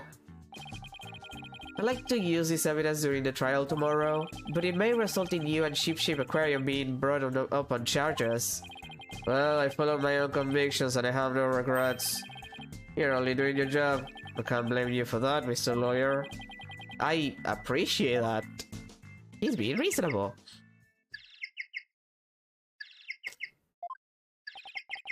What's that sound? Another penguin? That's my ringtone. Gee, Dr. Crab sure likes cute things. Maybe he wanted it to sound like Sniper. Hello, Crab speaking. Son of a gun, you people again somehow harassed this aquarium. All I was found not guilty, why now should she be put down? Huh? Come there on the 26th and explain? Fine, just let me write it down on my... Son of a gun, where did my calendar go? This calendar? Are we talking about that calendar? I realize that if it comes to that, I'll use that drug to euthanize her. Mr. Wright, he said euthanize her.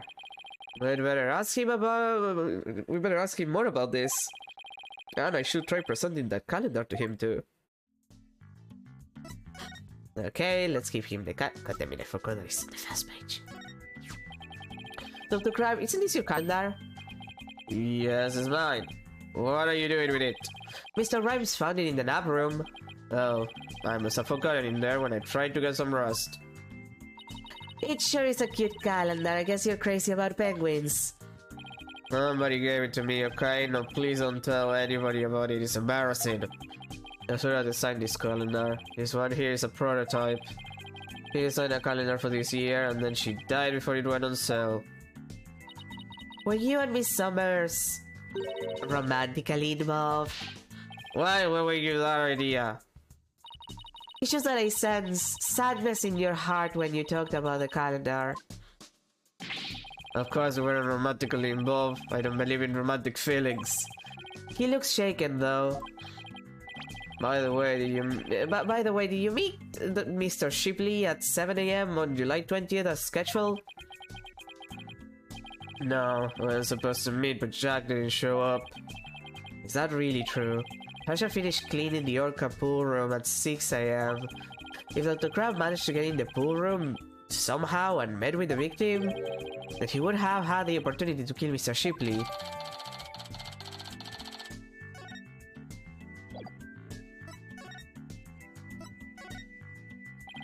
Who was that phone call from? Son of a gun, you heard that? Who didn't hear that? It was the Center for Dangerous Animal Control calling with a man. They said that the orca may have been found not guilty this time, but that if she ever attacked a human again, we would have to put her down. Put her down? But that's horrible! You agree to that demand? Animals sometimes do attack humans. And of course humans sometimes do kill animals to protect themselves. If it comes to that, yes, as a veterinarian, I am prepared to carry out utilization using this poison. Huh, that capsule. It has the same letters on it as the one that was in Orla's stomach. Did Dr. Crab try to kill Orla? Please let me ask you one more question, Dr. Crab. What is it, Mr. Lawyer? You look so grave. I heard something disturbing from the writer Norma the Plume. I said that the man at the aquarium put the killer well down a year ago. But put her down? But the aquarium owner refused, the man saying it was an accidental death. But I hardly think a persistent organization like that would just give up and go away. I'm quite sure the power of money helped convince them. What makes you think that? Once a month, the owner and the vet disappeared from this aquarium, and I came to find out that each time a large amount of money was being paid out. I think Ship-Shape Aquarium might be keeping some kind of secret, and that it has something to do with the recent murder. Oh, for fuck's sake.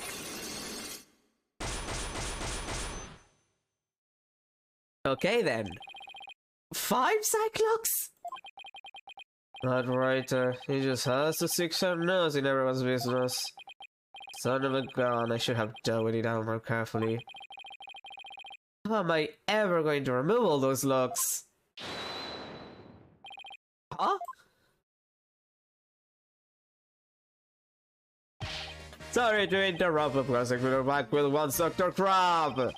Detective Fulbright. You again. You couldn't possibly have any more questions for me.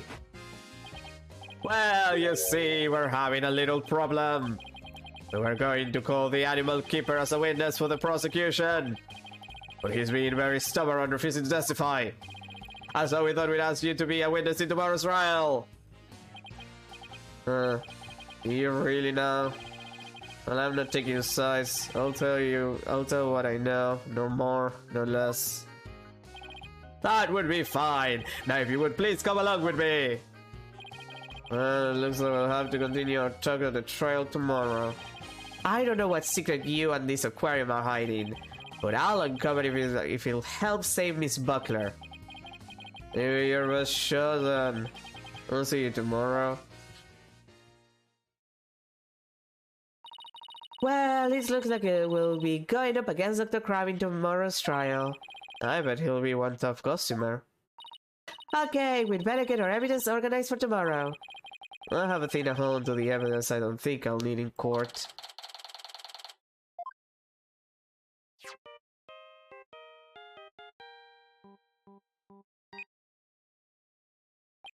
Hello? Mr. Right away to Hickfield Clinic! Polo, use your indoor voice. So sorry about that. Anyway, I found out a lot, so I wanted to tell you right away. It turns out that Mysterious Capsule is a powerful sleepy drug. Apparently the brand is 3 C's. It's not like we haven't seen it in other games, actually. Okay, yeah, it says 3 C's on it. And they said the Ship Aquarium vet recently brought a large quantity from them. The vet! Dr. Herman Crab. This is supposed to be for people, but Dr. Crab told them it would work on other mammals, like orcas and dolphins too. So Dr. Crab's euthanization poison was actually sleeping pills? When Ola almost drowned today, was it because she'd been given sleeping pills? What a weird thing to do. And I found out more than just about that capsule. Dr. Hitchfield himself gave me some information. Ship Aquarium has someone on their staff named Sarah Summers, right? Yeah, the one who died a year ago. Well, Sarah Summers was getting a certain medication for Hickfield Clinic last year. The same heart medication as Sasha Buckler. Really? Sarah Summers has the same heart condition as Sasha. Nice work, Apollo, thank you. We'll be coming back to the office soon. Okay, Trucy and I will be here. Well, we'd better get back to the office and get ready for tomorrow. What are you going to do, Pearls? I'm gonna stay over there here and be with all our rifle. I'll be ready for a telecast during the trial tomorrow. Good luck to both of you. Thanks, Pearly. That way, when we prove Sasha innocent, she can see Orla right away. I'd love to see Sasha and Orla back together again, both free and clear. But before that can happen, I have to prove Sasha's innocence.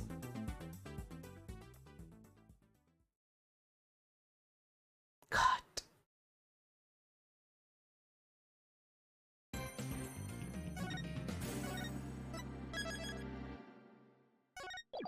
God, I just want to restart with this game. Adorable baby penguins are not enough for me. July 22nd, 9:17 AM, District Court, Defendant Lobby number 3. What? The ship's doctor still were romantically involved. Well, that's my theory, but I don't actually know if it's really true. I said I would never get involved with that god-awful ship's doctor. But I do admit, they were friends. But with a Dr. Crab videos, I wonder. Videos? What do you mean? Sarah used to send her boyfriend videos of herself teaching the orca tricks. I used to have Sarah take videos on her TV phone. This is an interesting bit of information.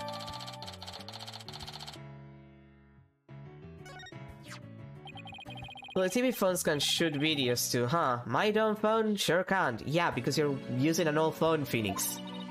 These TV phones are amazing. They can even record sounds you and I can't hear. All the equipment we use at Ship Aquarium is high-tech.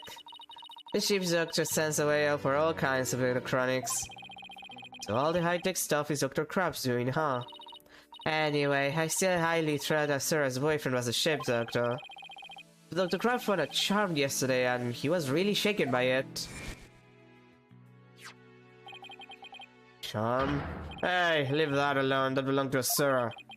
What's Sarah's charm doing in Rifle's stomach? That charm looked just like your keepsake of Asura. Yeah, well, she did say she and her boyfriend had matching charms. But the ship's doctor and Asura are really a couple. I can't believe it. I think Dr. Crab will be called as a witness today.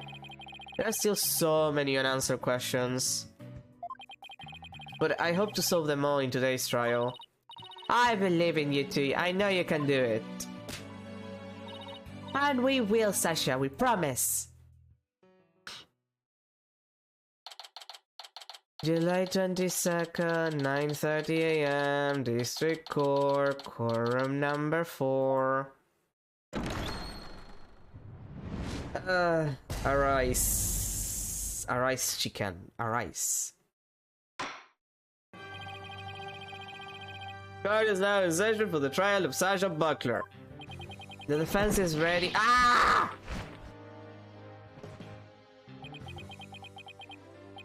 Ready.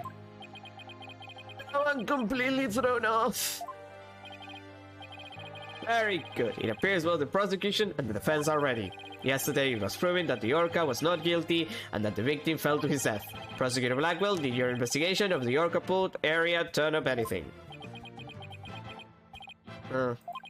It did. We found a blood stain from the victim at the bottom of the pool. On this. Oh my, what a frightening looking rock. And you say it has a blood stain on it. Just look at it. Just looking at it gives me the willies. So can we assume that there was no water in the pool at the time of the incident? Very good. What a clever little deduction. Oh, well, it's nice to get a compliment from the prosecution for a change. Prosecutor Blackwell has completely tamed the judge with his carrot and stick approach. I guess I should have brought a few carrots of my own. Right, moving along. I have prepared a witness. Buckler was the only one who entered that room when there was no water in the pool. The witness will prove that. Come to the stand, witness.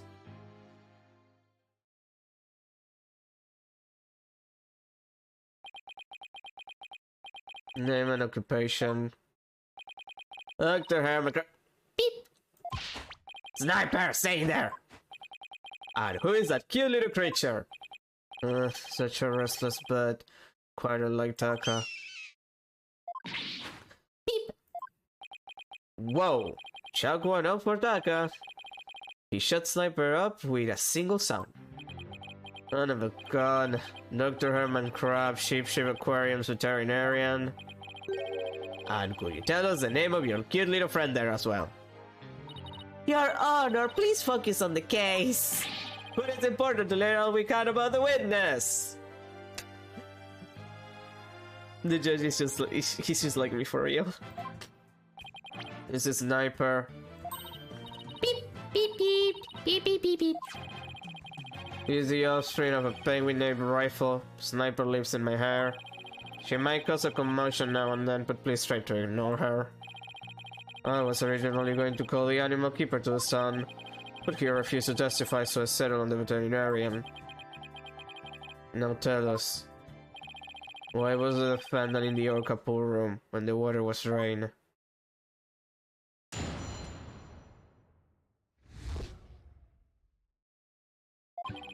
In the early morning hours of July 20, Sasha was cleaning the orca pool room. Sasha and Jack Shipley, the owner, were scheduled to do the cleaning together. During cleaning, the pool water was drained. While the cleaning was going on, Marlon was taking care of the orca in the show pool. The pool water would never be drained unless the pool was being cleaned.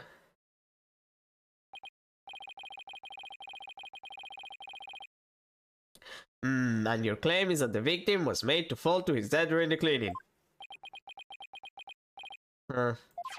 Only Buckler, the owner, had the security card necessary to enter the orca pool room. And we already know from the securities company's record of car usage that the defendant was in the orca pool room during the time of the cleaning. The witness's testimony and the record of security car usage are conclusive evidence. Now, no one besides the defendant was at the scene, and the water in the pool was rained. Uh-oh, the judge already seems to be leaning toward the other side. We have to strike fast. Your Honor, we're ready for our cross-examination now. Oh, yes, of course. Please proceed. The power of youth comes in handy at times like this.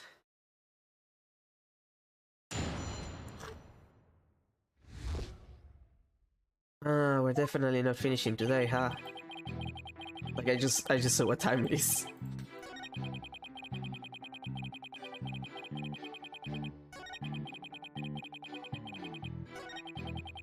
At least let's finish this section, I guess. Like, I'll force myself to play this tomorrow just to finish it.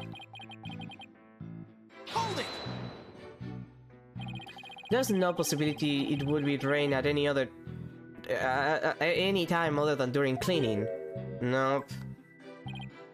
Shut down with a single word. Why are you so certain? Think about it. If the pool water were drained, what would happen to the orca? The poor thing! Whose side are you on, Athena? Exactly, young lady. Without water, Ola would be alright for a short period of time. But anything longer than that would pose serious risks. She could even die. So the fact that Orla is alive and well is proof the water wasn't drained on her. That's right. The orca pool and the show stage pool are next door to each other. A hoist runs between the two to move the orca and equipment back and forth. When intensive cleaning is done, the orca is moved to the show stage pool first. Now the water is only drained while the pool is being cleaned. Please add that information to your testimony.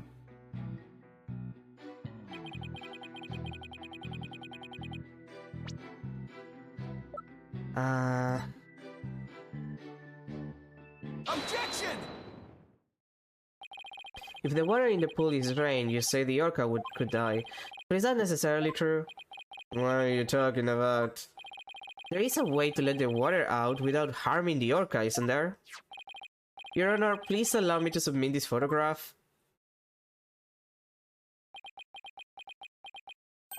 Oh! This is... As you can see, there is no water around the Skull Rock area. With the pool in this state, the victim could have been made to fall to his death. However, there is water on the other side of the partition. And Orla looks just fine.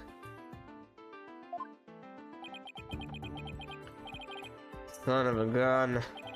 In other words, if the partition is set up at the bottom of the pool, the water can be drained without doing Orla any harm. Are you implying the water could have been drained at a time other than during cleaning? Yes, there is that possibility. Dr. Crab is shaking. Looks like he has something to hide. Could it have something to do with the calendar note about meeting with the victim? It might. I'll submit it to the judge. Your Honor, please take a look at this calendar.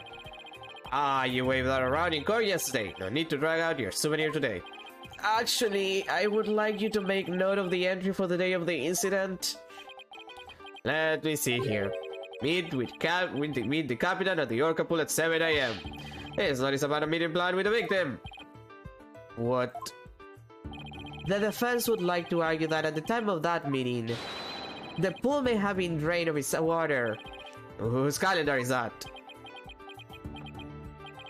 It belongs to Dr. Herman Crab. Isn't that right, Dr. Crab? Son of a gun. You suspect me, do you?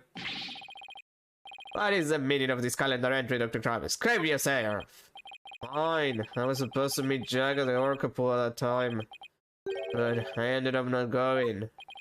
So you're saying you simply broke your promise? You can't get out of it that easily, especially when you told me the contrary. You told me that he never showed up. I believe you have some explaining to do. Again, he did say that he just didn't show up before. Like, Jack didn't show up. Your blade is sharper than I thought, right, Anna? But your cut was shallow. A mere surface scratch. There's a saying amongst prisoners. Do not see, hear, nor speak to smooth-talking lawyers. If you think the witness is suspicious, show your proof. Ah, the calendar alone isn't good enough, huh? I have to prove the victim could have fallen to his death at 7 AM meeting time. Let's put our heads together, boss. The victim could have fallen during cleaning when the pool was completely drained. Or using the partition, it could have been at 7 AM with the water partially drained. What would be the major difference in circumstance between these two possibilities? What circumstance was different? The answer could really tell us something. What circumstances were different between the two possibilities of cleaning at 7 AM? Well, the orca was there. If the matter occurred at the time other than during cleaning, the orca must have been there. Oh, you're right, and that would mean that Orla witnessed the matter. What's this? You're shitting your sword so soon. Stop yammering to each other and show me how you wield your sword. Alright then, my sword is poised and ready. If the matter was committed at the time other than during cleaning time, then Orla must have been present at the scene. If I can prove that the murder happened right in front of Orla, then I can prove that Miss Buckler is not guilty.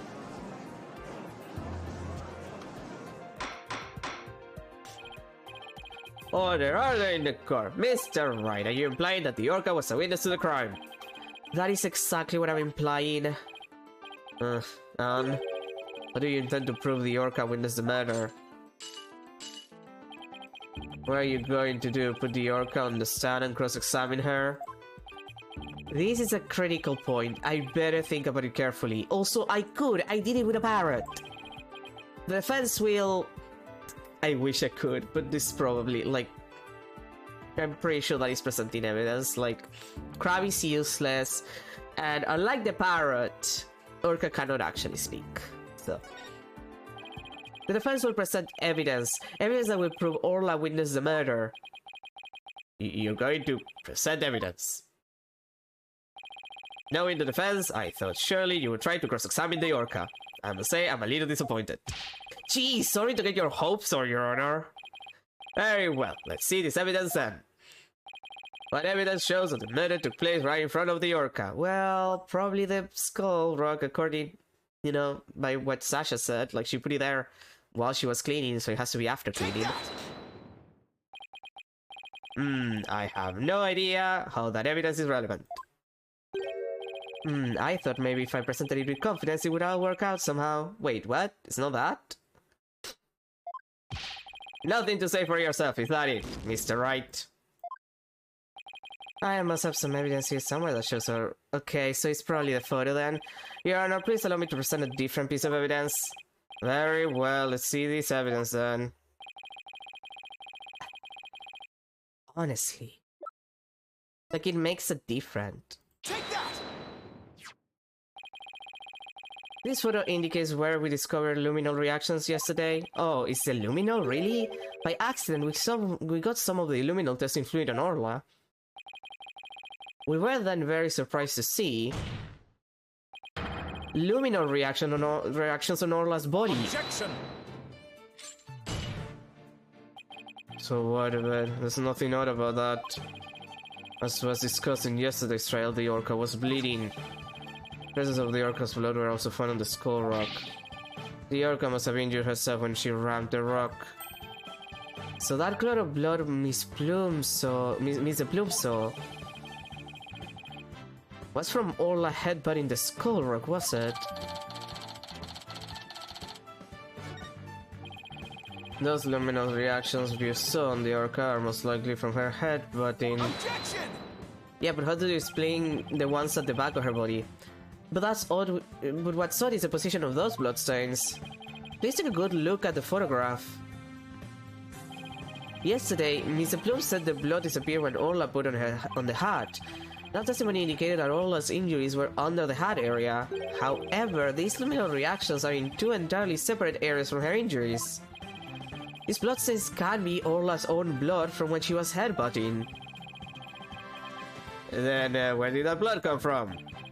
It's my firm belief that it's the victim's blood. The victim was killed right in front of Orla, and the victim's blood is splattered onto Orla's body.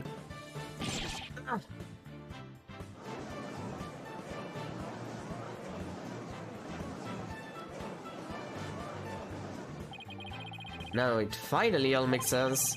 Orla was a witness to the murder, so that's why. Orla? Oh, something's wrong with Orla! Well, you're right, she's listless and she's sinking. It's one more fact that indicates Orla was a witness to the murder. There's more? The culprit was afraid Orla could somehow reveal what she witnessed. And that's why they did what they did. It's the only thing that makes sense. I have to present that evidence. Evidence that proves the culprit thought Orla was a dangerous witness. The pills. Take that! The defense would like to submit this evidence. What's this? It looks like some sort of medicine. It's a sleeping drug, Your Honor. A very powerful one. This sleeping drug was discovered in Orla's stomach yesterday. The culprit tried to drown Orla by putting her into a deep sleep. Right, to drown the orca, but why? Right, Anna? Are you trying to tell his court that the perpetrator tried to kill the orca off to prevent the witness from talking? Do you really expect to defeat me with that feeble attack? My sword has been drawn. I'm not about to cheat my evidence now. Orcas have an enormous potential for intelligence. The possibility that Orla could somehow manage to reveal the truth can't be denied. The culprit believed in this possibility, and that's why they tried to kill her. Dr. Herman Crab, you purchased this sleeping drug, didn't you? What? Does this mean the veterinarian tried to do away with the orca?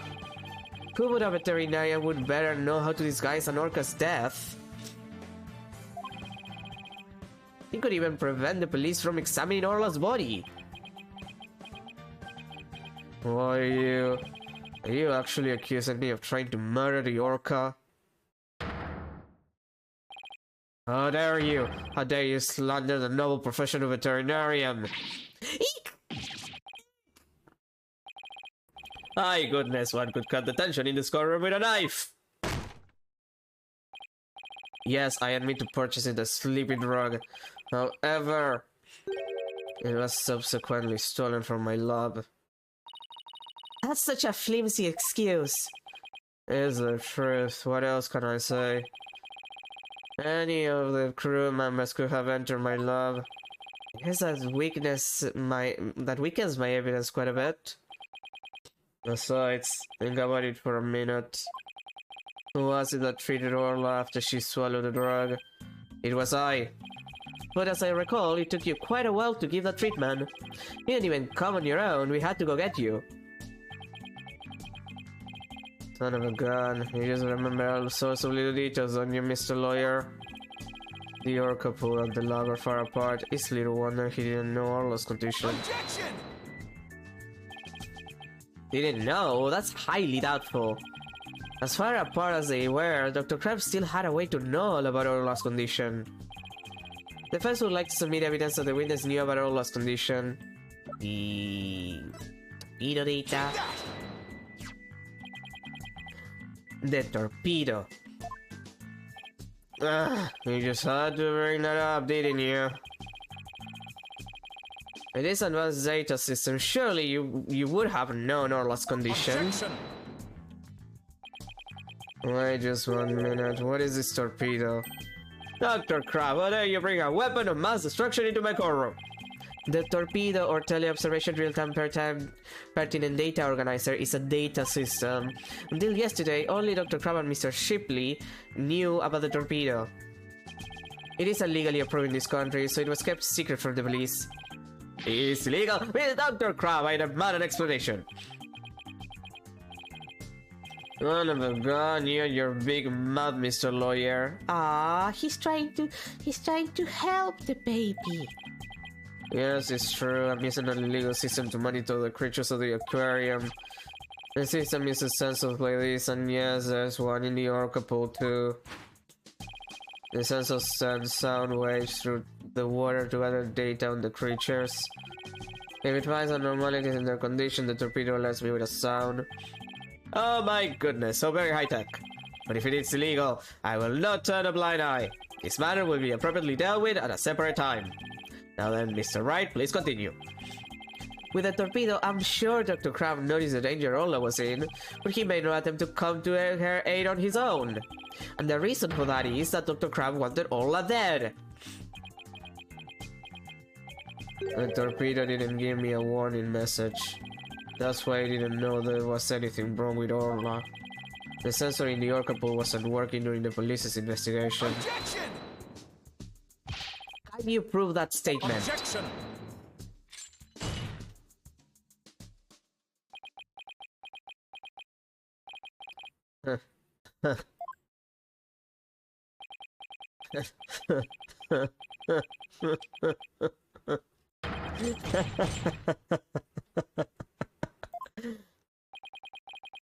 What's with him? I guess this is also high-tech for Prosecutor Blackwell that is making him a little funny. Funny. Yes, I find this all very funny. Witness those sensors and sound waves through the water. Correct. What if there isn't any water? Then that wouldn't work. They would automatically switch off. I see. And where is the sensor in the orca pool located? I don't know. Jack is the one who attached it for me. You don't know, then I will tell you. The police found a sensor just like the one you just showed us. They found it attached to the table at the bottom of the pool. Table? Do you mean the table in this photograph? That's right. Don't you get it yet, right, Anna? The table is on the school rock side of the partition. It's affixed to the bottom of the pool. It can't be moved. Oh, and so if the water was drained from the school rock side of the pool! Precisely. Without water, the torpedo sensor would not work. Witness, when did that sensor automatically switch off? Hang on, I'll look it up. The only times lately were during cleaning 2 days ago and the investigation yesterday. Of course, I knew the pool would be drained while I cleaned it. But I had no idea they drained it for the investigation. Now and let me know. That's why I didn't know about Orla's conditions yesterday. So Dr. Crab really did want to save Orla. Did you hear that right, Donna? Yes, the water can be drained without harm to the orca if the partition is used. But if the water is drained from the skull rock side, the sensor turns itself off. If the sensor was always on except for during the cleaning and the investigation, it means there must have been water in the pool at all other times. It was never drained. In other words, no one but the defendant could have committed a crime.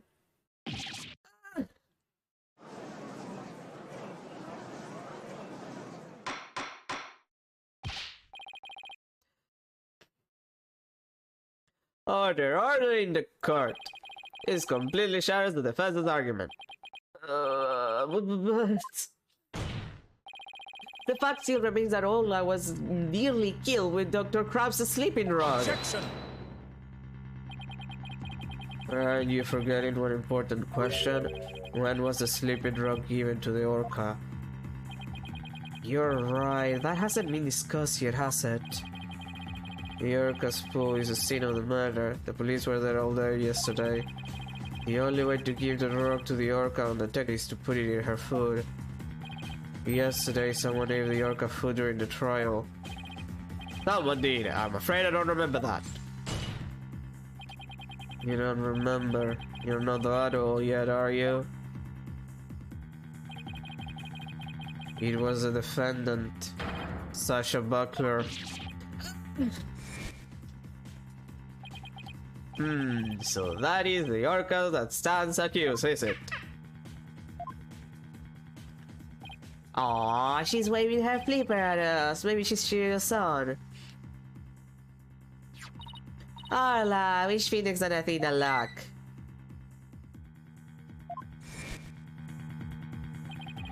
So your argument is that Miss Buckler is the one who gave the orca the drug. The prosecution's argument hasn't changed. Buckler made the victim fall to his death and then manipulated the orca to pin it on her. Still not satisfied, she further planned to kill the orca with the sleeping drug. I ain't hearing reports of Dr. Crab feeding Orla. Maybe he didn't have a hand in Orla's attempted murder after all. Is there anybody else who could have fed Orla besides Sasha? If it is true the defendant is the one who fed the sleeping drug to the orca, then that places even more suspicious on her than ever. Objection! The defense objects to the prosecution's claims. Well, you still haven't admitted defeat. Prosecutor Blackwell, I don't appreciate the way you only mention the parts that are convenient for you. What do you mean by that, Mr. Wright? The prosecutor failed to mention that Miss Buckler wasn't the only one to feed Orla. As you will all recall, there was another person who gave Orla food. Oh, you mean that person? Looks like Athena remembers now too. Congrats, Sasha! Time to celebrate! Go on it up!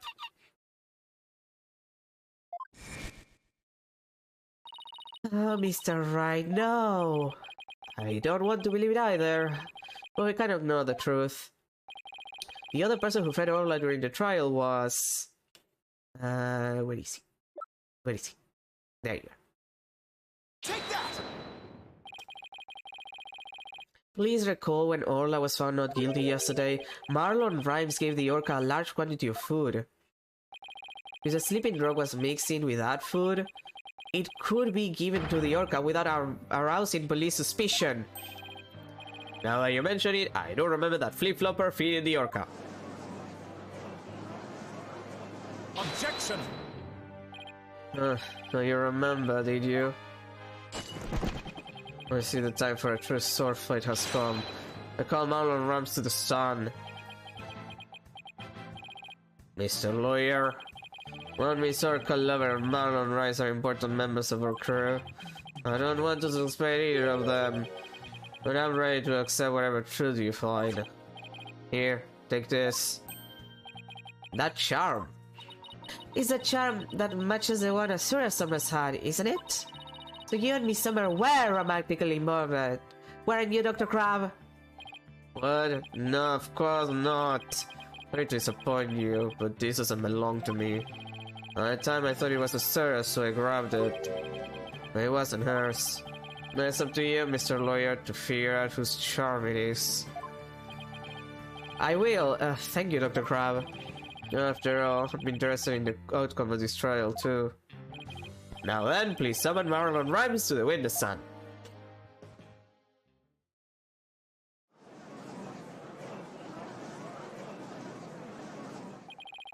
What's going on? What's everybody making that face for?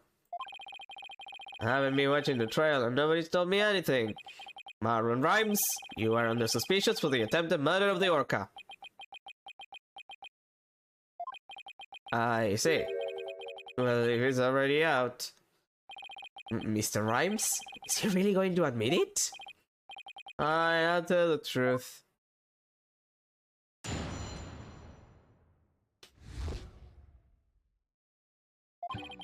I was just lying to protect that orca.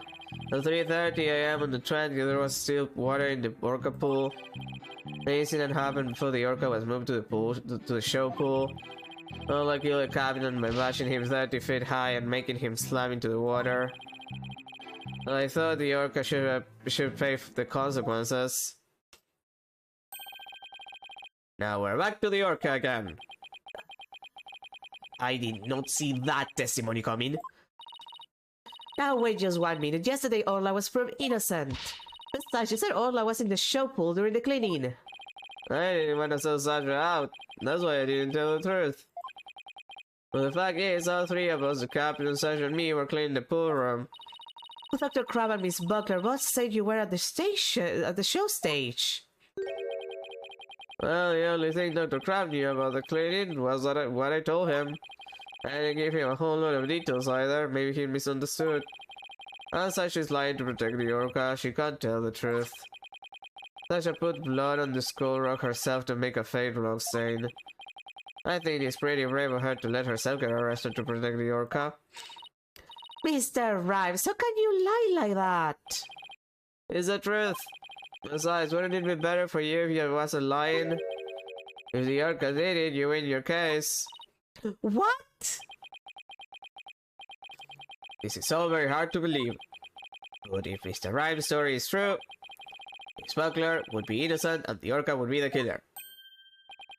Meaning, if we turn our backs on Orla, we could save Sasha. Having a witness lie to save your own client. What a dirty underhanded tactic, right, Anna? Objection! I didn't do anything! Yesterday, the defense proved Orla was not guilty! You have no intention of going back on our assertions now. I said, Mr. Wright. All you gotta do is admit the orca did it and Sasha goes free. Isn't a liar supposed to act in his client's best interest? Well, that wouldn't be acting in her interest. Miss Buckler believes Orla is innocent. And we, of course, believe that Miss Buckler herself is innocent too. Acting in the client's best interest is an important part of our job as lawyers. This is what it means to win a verdict would destroy our client's faith in us. That's right. We believe in both Miss Buckler and Orla's innocence. I just don't understand how you can treat a human and an orca equally. Sasha or the orca, you can only say one of them. Ha ha ha, I don't know about that. I think I can save them both. All I have to do is disprove your testimony. Oh, yeah? Then go ahead and try. I will do just that. I can't tear down his testimony. I won't be able to save both of them. I have to find a weak spot and start tearing.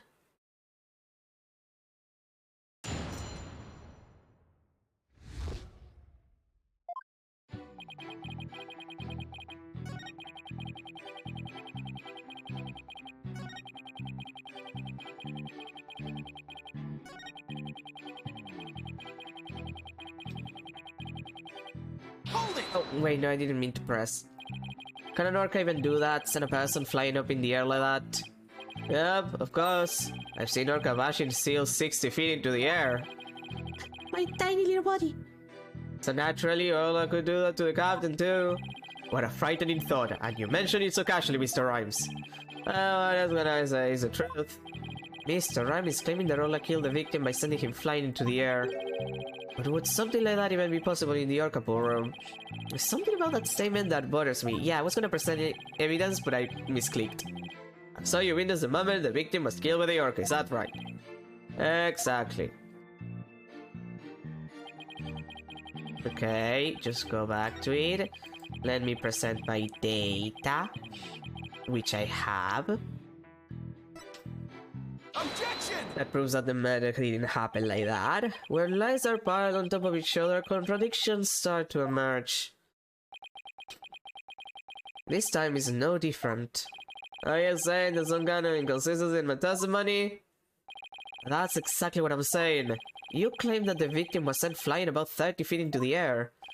But the autopsy report shows that shows the apparent cause of death to be from a 65-foot fall. What?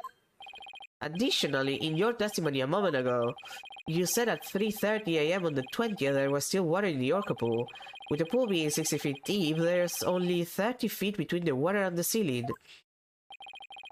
If the pool was full of water as you claim, it would be impossible for the victim to fall about 65 feet as the autopsy states.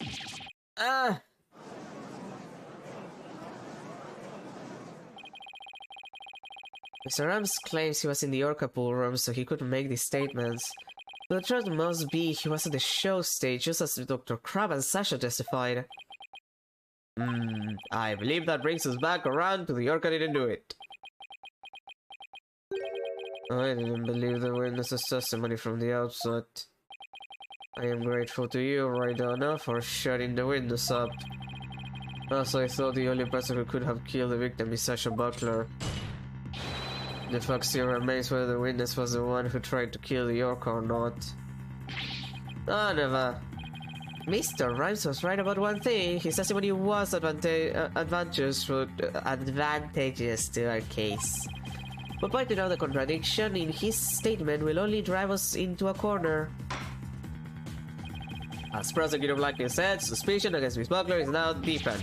If I don't do something fast, the judge is going to find Sasha guilty. But Mr. Wright, is there anything we can do? There has to be some way to prove Sasha is innocent. At a time like this, the thing to do is turn my thinking around. Instead of trying to prove that Sasha couldn't have done it, I have to think about what made it possible for somebody else to have done it. As long as the crime scene is the orca pool room, then Sasha is the only one who could have committed the crime. No need for pity, your boldness. Just finish him up with a swift verdict. It appears the defense has no objections. Very well, I will give my verdict. Hold it! Your Honor, please hold off on that verdict. You were so quiet, Mr. Wright. Do you have something to say now? The defense has a counter argument. You do? Beautiful. Such desperation. You look pale. Are you sure you're prepared to make this counter-argument? The worst of times are when lawyers have to force their biggest smiles. I'll never forget those words, no matter how many years go by. Even though it's probably just a bluff, I'll give it to them with a smile. What if the scene of the crime was somewhere else? The scene of the crime? Somewhere else? What? You're finding fault with the police's investigation now? As I understand it, the prosecution's argument is as follows. The scene of the crime was the orca pool room. Only the defendant and victim entered that room when there was no water in the pool. Therefore, only the defendant could have committed the crime. That is correct. But if the scene of the crime was not the orca pool room, then somebody other than the defendant could have committed the crime. Are you sure you know where you're going with this? I might not be too sure, but I can't back down now. Mr. Wright, I hope that I'm wrong, but this isn't one of your bluffs by any chance. Hahaha, of course not. It just knows me far too well. And do you have a theory on where the actual scene of the crime was? Yes, of course. In Phoenix, think of a place other than the orca pool room where water could fall to one's death. And by all means, please share your theory with the court. Where was the real scene of the murder? The show pool, which is the same height, the same depth. Take that! The show stage pool might have been drained of water at some point as well, and if so, it would be just as possible to fall to one's death there as the orca pool. Right, Ono. What you're doing is a disgrace to your profession. I sincerely hope you have some basis for what you're suggesting. Of course I do! I will as soon as I think of something. The victim's body was found in the orca pool. How do you explain that? Objection! How about if after the victim was killed in the show stage pool, his body was moved to the orca pool? How about if? What kind of presentation of your argument is that? You had better have a reasonable explanation of how the body was moved. It's not turning back now. I have to think of a way the body could have been moved. Is there something at the scene that could have been used to move the body? Yeah, the crane. This thing. Take that!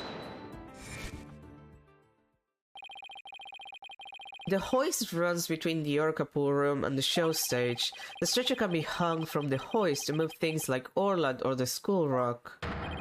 The stretcher could have been used to move the dead body. Yes, if the stretcher can't move the orca or the school rock, it seems likely it could also move a dead body as well. Oh, somehow that worked. I might just be able to pull this off. If the show pool was the scene of the crime, somebody else could have done it. Objection! You desperately spew conjecture and now you even make up a crime scene. Oh. Ah! Eek! Not again! You don't have the soul of a warrior. You don't deserve to be on the battlefield. And even your fabrication is half-baked. It's a disgrace. What do you mean half-baked? The hoist can be operated from the orca pool room only. And the only person who entered the orca pool room was the defendant. So even if the body was moved, the only one who could have moved it was the defendant herself.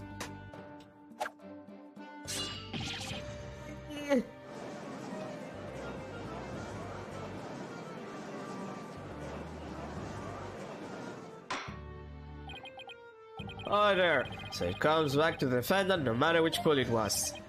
Needed. I can't clear Sasha either way. Sasha said she moved Orla and the school rock, and I believe her.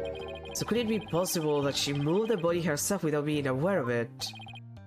Mr. Wright, do you have an objection to Prosecutor Blackwood's claim? Do I have an objection to the claim the defendant moved the body? No, not if she actually moved it by accident. I have no objections. Miss Buckler must have been the one who moved the body. What? Mr. Wright, are you admitting the defendant committed the murder? No, I'm simply conceding that she was the only one who could have moved the body. However, I contend Miss Buckler was not aware that it is what she was doing. The culprit made her move it unbeknownst to her. The defendant moved a dead body without recognizing that it was a dead body. How could that be possible? The body was found in the orca pool. It must have been moved there somehow.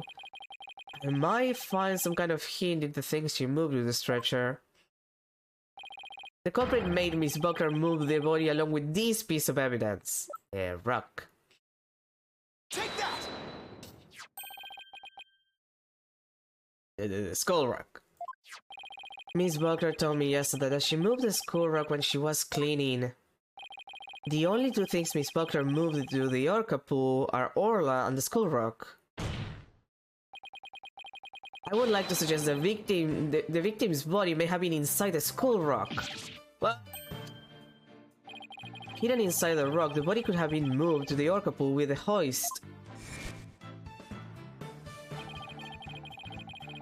At the show stage, Marlowe arrives to load up the skull rock with the body inside, and then he used a walkie-talkie to let Miss Buckler know the rock was loaded. Miss Buckler operated the hoist from the orca pool room and moved the stretcher. She moved the rock without knowing the body was inside. Do you really think there's enough space inside the skull rock to place a body? Let's watch Buckler fly in case it could be possible. Please focus on the question at the bottom left. Oh, it says, we will obtain the gold coins hidden in the skull rock. In that case, I suppose the rock is most likely hollow. What's more, if the body was inside the skull rock, it explains the remaining unanswered questions, such as... Please take a look at the security footage of the scene Mr. Plume witnessed. Where did the body that Mr. Plume saw come from? Please recall, what was Orla doing to the skull rock at this time? She was headbutting it. Oh. That's right, Orla Rabbit released the body from the skull rock. The body had been placed inside the skull rock and moved there from the show stage. I said that the real murder scene was in fact the show stage pool. Silence! What rubbish is this now? You don't have a single scrap of evidence. Objection! It's easy enough to verify what I say. Take a look inside the skull rock for yourself. You should find some kind of proof that the body was there. Blood, fibers, hair. Right, Donna?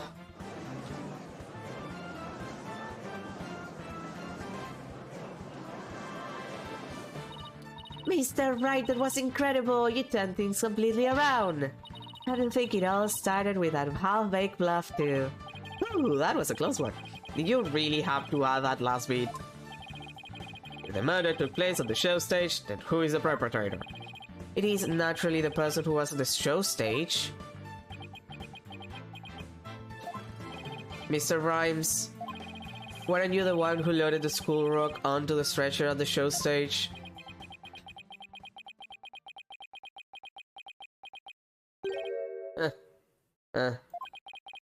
Mr. Wright, that was some pretty smart brain work you did there. To be honest, I never thought you could figure it out. I tried to protect myself, but I guess it came back to bite me. You confessing you gave false testimony before, Mr. Wright. That's perjury! Yeah, what Mr. Wright said is true. The body was inside the skull rock. And it is true the captain was killed in the snow pool too. What? He's admitting it that easily?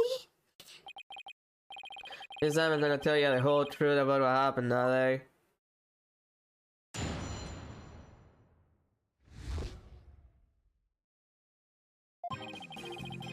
In the show pool, the orca shot the captain up in the air, and the captain came down and slammed into the water.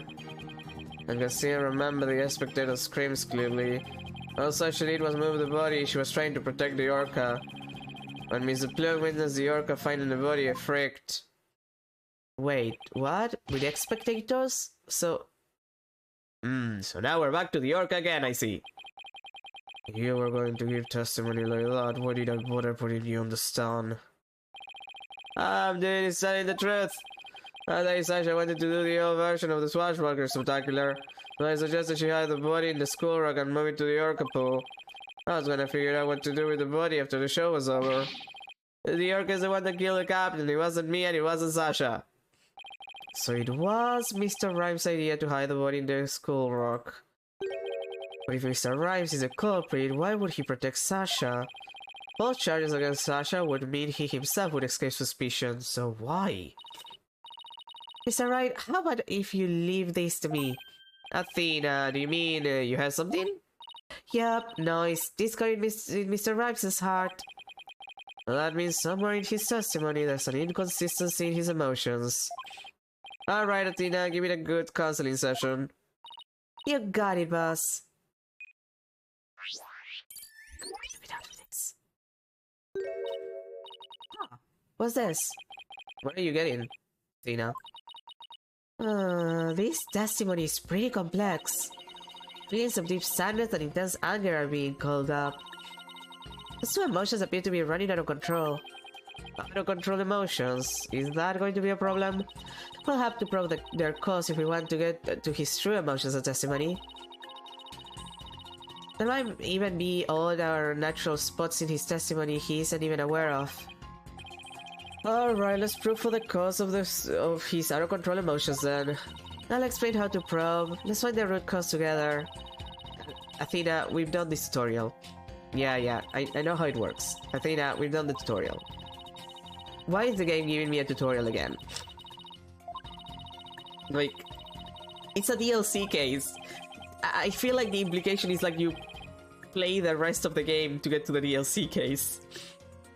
Alright, I'll get started comparing the statements with the images. Like, what would you do the DLC cases first?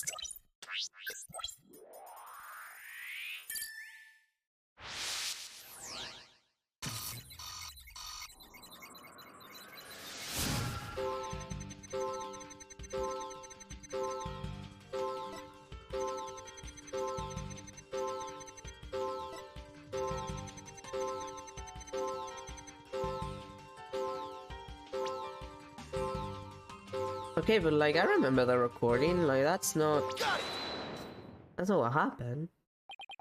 I doubt there were any spectators there at the show stage when the owner died. Also that, if it's about the recording, that didn't happen. If it's around, you know, what happened, like before, it was like 3 AM. Like, what the fuck are you talking about?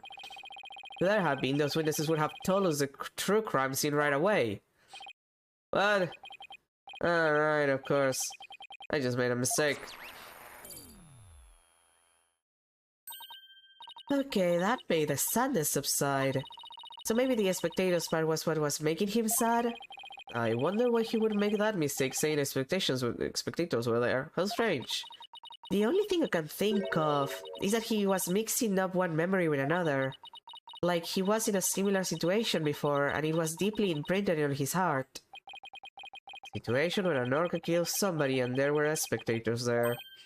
Hey, I think I know where he's mixing up his memories. If someone Mr. Rhyme mixes up his memories is... Oh, there it is, the killer where. Take that! Mr. Rhymes, I think I know what happened. Could you have been mixing up what happened a year ago with this incident? Maybe that's why you slipped and said the owner was killed in front of spectators.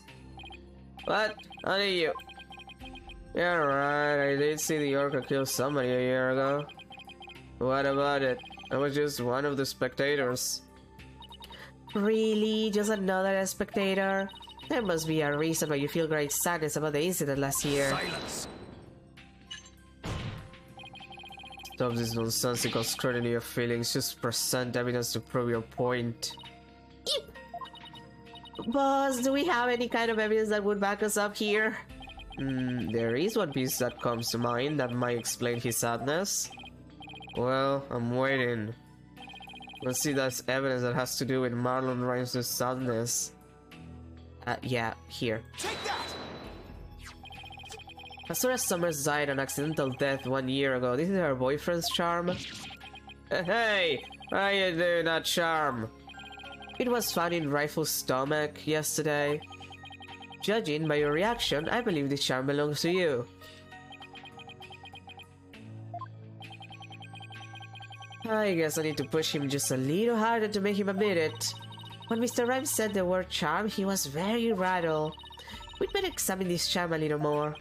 Good idea. Let's look inside it. Huh.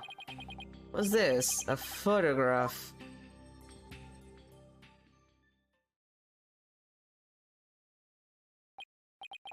Hey, this is...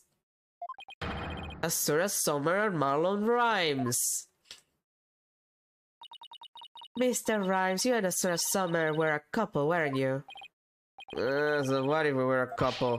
It doesn't have anything to do with the captain's case. You believe you saw the orca kill your girlfriend. That's the cause of your sadness. Isn't that emotion of yours connected to the current case? Silence! The only thing you revealed was the witness's connection to the victim of last year's incident. What does the witness past have to do with the case at hand? Come on, Blackwell, don't be an idiot. I don't know yet. Phoenix, don't be an idiot. But we managed to pinpoint the source of his sadness. Now let's delve into who Mr. Rhymes is angry at.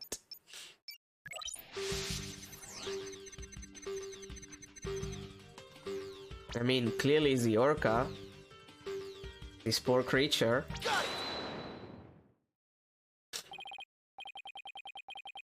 Mr. Rhymes, you're angry with Orla, aren't you? Angry at an orca, would I be? Yeah, I think I have some reason to be mad and show me some proof. We have proof that Mr. Rhymes has a reason to be mad. Yeah? That evidence we just took a look at would come in handy here. This charm indicates that you were Asura Summer's boyfriend. I'm sure you believe Orla killed your girlfriend a year ago. You lost your girlfriend and so you've been angry at Orla. Alright, I'll admit it. I'll never forgive that orca. Asura is dead and the orca is swimming around, happy as a clam. I became an animal keeper just so I could prove that orca is a killer. Yeah, right, I want that orca to pay. There, do you feel good writing up a person's past? But it still doesn't change anything. I mean, I feel like it does. He's right. I disagree, it does change things. His out-of-control emotion quieted down. Now we should be able to find out the truth behind that emotion.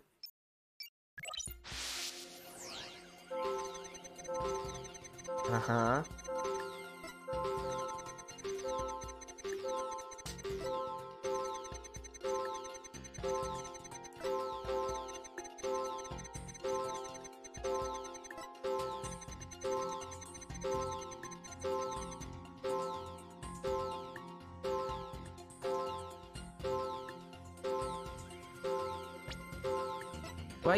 Why are you not surprised if you freaked? Got it! Why are you not surprised? When Mr. Plume witnessed the orca finding the body, you freaked. Really? Why are you getting that? With Mr. Plume as a witness, Orla was guaranteed to be accused of the murder. Didn't it work out exactly as you had hoped? In order to have Orla put down, you made sure Mr. Plume witnessed that scene.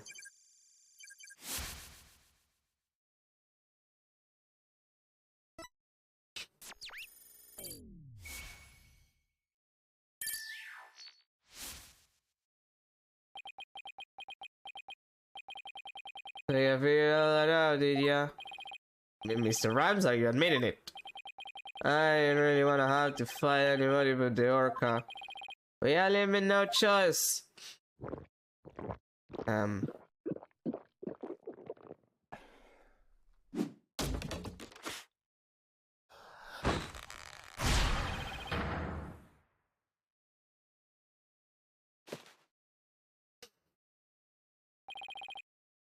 Now it's time to get serious. This is worse.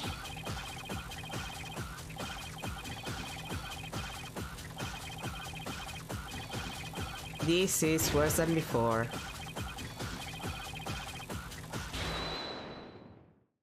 I hate this. What is going on? Where did that inspired fellow come from? He looks like a completely different person.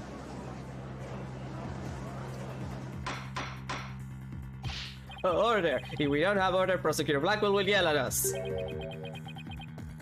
I think even he's confused. Even Prosecutor Blackwell is at a loss for words. I plan to have that wench be a witness. He got me out. I thought that Orca's murderous way should be found out.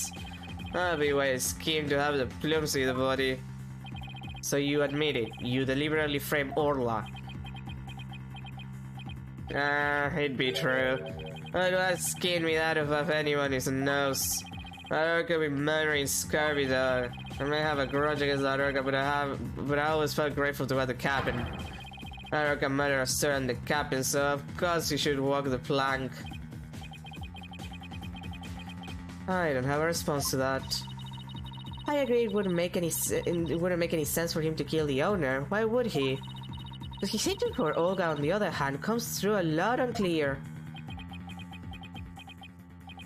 Wait a minute. If killing Mr. Shipley doesn't make sense, who would it make sense for Rhymes to kill? Maybe my theory has been wrong all along. Your Honor, I think I just became aware of a new fact. Oh, and what is that? Now that we know about Mr. Rhymes' intense hatred for Olga, it turns the premise we've been arguing under on its ear. I will now reveal the identity of the individual Mr. Rhymes meant to kill from the start. Well. What? So the witness' intent was to kill the Orca? Exactly. The witness's intended victim was not Jack Shipley. From the start, it was all a scheme to kill Orla. The Orca was his true target, but Jack Shipley is the one who died. The Orca is alive and quite well.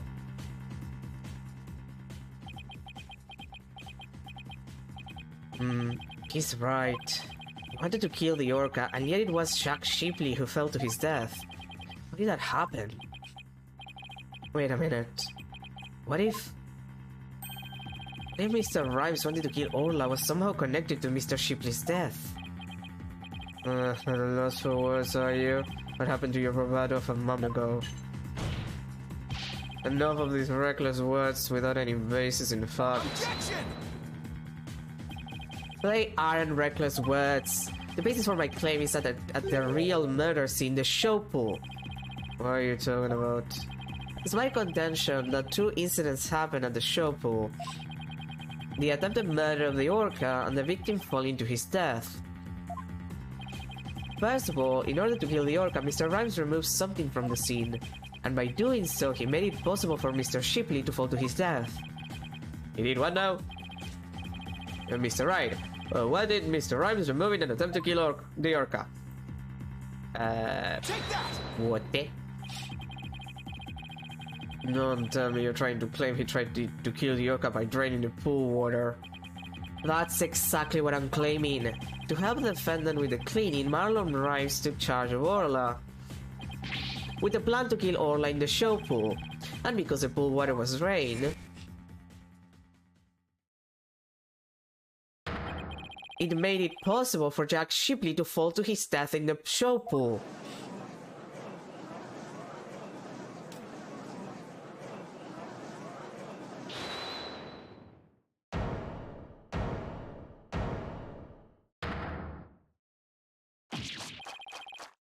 Tried to kill the Orca, you say? Then you even proved there was nary a drop of water in the pool? One day I was simply looking after the Orca. Well, I had the monstrous thought of killing it. Objection! Dude. You claim you were looking after Orla in the early morning hours of July 20th. But I don't think you were doing a very good job at it. After all, Orla wasn't given anything to eat during that time. Oh, you know such a thing. I know because of Orla's record here in the torpedo data system. This system continuously records data on the subjects it monitors. From Orla's record, we can tell exactly when she ate, or didn't eat. What do you mean? Nobody ever told me about that dastardly contraption. Only a few of the ship-shaped aquarium staff know about this system. According to Orla's record, she never ate in those in those early morning hours of the 20th. You planned to kill Orla, and that's why you didn't feed her. Silence! You're wasting time. What proof do you have of that? Perhaps the orca simply wasn't hungry. He's right. I don't have any proof. If Orla simply didn't eat, then that would create an inconsistency. Where did her fish go? Her fish? Good question. Where did it disappear to? Fish? What does it matter? What relevance does it have to the case? This is stalling with inconsequential questions. Stop delving into the depths of the orca's stomach and delve into the case instead. Objection! But wait, it may seem like a small inconsistency, but it's an issue of great importance, I think. Why are you driving at, Mr. Wright? How could the fish disappear? Somebody must have eaten it. So who came to the show stage and ate Orla's fish? I think I may have a pretty good idea. I believe there must have been a visitor to the show stage that Mr. Rhymes didn't notice. Visitor? Are you trying to introduce yet another suspect at this 11th hour? If you utter more of your careless remarks, Saka won't look favorably upon it. I don't plan to utter any careless remarks. Whether my remarks will actually be related to the case or not, I don't yet know. Don't worry, boss. If Taka comes this way, I'll fend him off. But try to keep your remarks careful. Somehow, Orla's fish disappeared. Somebody must have visited the show stage, but who? This was a visitor to the show stage. Clearly, the other creature that eats fish. I believe Rifle the Penguin visited the show stage. There's an orca, now a penguin. Why would you be saying such a thing, Mr. Lawyer? I didn't see a Rifle during the wee early morning hours. Do you have any proof Rifle visited the show stage? If you be a lawyer on his side, show me your evidence. The bottom of Rifle's feet were pink for some reason. The fact is a clue that Rifle was indeed at the show stage. I have to present that piece of evidence that contradicts Rifle to that connects Rifle to the show stage. No, not to prove I'm a lawyer worth my salt.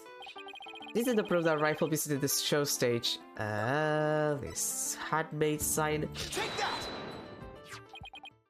Oh my, what a cute little sign! Look at all those adorable stars. These stars are actually starfish. Miss Buckler painted this sign. In the early morning hours of the 20th, she left this sign at the show stage to dry. Mr. Rhymes kept an eye on the sign for Miss Buckler while the paint was drying. Aye, that'd be true. And why your point? On this sign, it's proof that Rifle visited the show stage. Proof of the penguin's visit? I'm afraid I don't see it. Where's this proof that the penguin visited the show stage? Please point it out. Oh, good. Take that! A couple of the pink starfish are shaped a little differently from the others. Ah, you're right. They look almost like little leaves. Rifle had pink paint on the bottom of her feet. These little leaf-like shapes on the sign are actually Rifle's footprints. Rifle made these footprints by walking on the sign before it was dry. Oh, what a cute little pink penguin prints. So there are footprints. What of them? Marlon Rhymes was watching over the sign at the show stage while the paint dried. And during that time, the penguin paid a visit. According to the torpedo data system, we know that Rifle ate something that morning of the 20th. Most likely, Rifle ate the fish meant for Orla that was at the show stage. Orla's snack was a small quantity of fish. Even a penguin could have eaten it all. My god, Rifle ate Orla's fish. Maybe to say Rifle ate Orla's fish. He could have picked up food anywhere. But that doesn't change the fact that I really was at the show stage. After all, I had to help move the school rock. He could have been moved without me. The witness claims he never saw the penguin. How do you explain this contradiction? But Mr. Rhymes and Rifle were at the show stage when Mr. Rhymes didn't see her, so where could Mr. Rhymes have been at the time? Right, Donna, if you aren't up to the task. I could explore this witness testimony for you. If I leave it to Prosecutor Blackwell, Sasha will be declared guilty. I can't let him interrupt this line of reasoning. It's alright, let's try to figure out how things looked when Rifle came to the show stage. Mr. Rhymes was at the show stage, keeping an eye on Orla and the sign. And we know it must be true because he helped move the school rock. And then Rifle came in and walked over the sign. Wouldn't Mr. Rhymes notice Rifle if he was right there? Oh goddammit, I thought that was Phoenix. Well, let's think about where Mr. Rhymes could have been. Is there a place in the show stage area from which Rifle could have been seen? Yeah, the water. Take that! The water.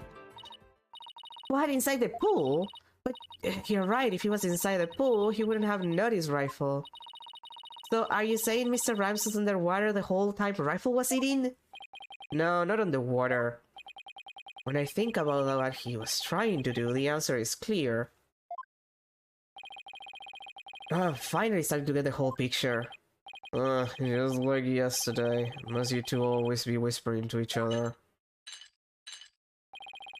Why don't you admit that resorting to a penguin would get you nowhere? Objection! I don't know about that. The fact that Mr. Rhymes didn't notice Rifle is such a small inconsistency. But it's a key point that proves what Mr. Rhymes was trying to do. The penguin is a key point. The show stage pool is very deep. If Rifle came to visit while Mr. Rhymes was at the bottom of the pool, he would have never noticed Rifle. Arrgh. Orcas can be out of the water for a short time without sustaining damage, but if they're out of the water for a long time, they weaken and eventually die. In order to kill Orla, Mr. Rhymes had to drain the pool. And while the pool was drained of water, Mr. Shipley fell to his death. The show stage pool is about 65 feet deep, just like the Orca pool.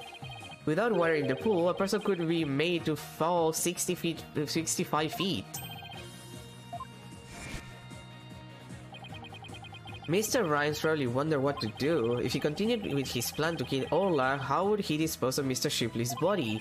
So he devised a plan to kill two birds with one stone. But how? Mr. Rhymes went down to the bottom of the pool and put the victim's body in the rock. He then had Miss Buckler move the rock and the body together. Silence! And the witness made the defendant do this somehow without arousing her suspicion. That's right. Mr. Shipley told Miss Buckler that she couldn't perform in the new show. Miss Buckler became upset and wanted to switch back to the old version of the show. So Mr. Rhymes conveniently suggested that she take and hide a prop for the new show. Mr. Rhymes then manipulated Orla using her singing and lifesaver tricks.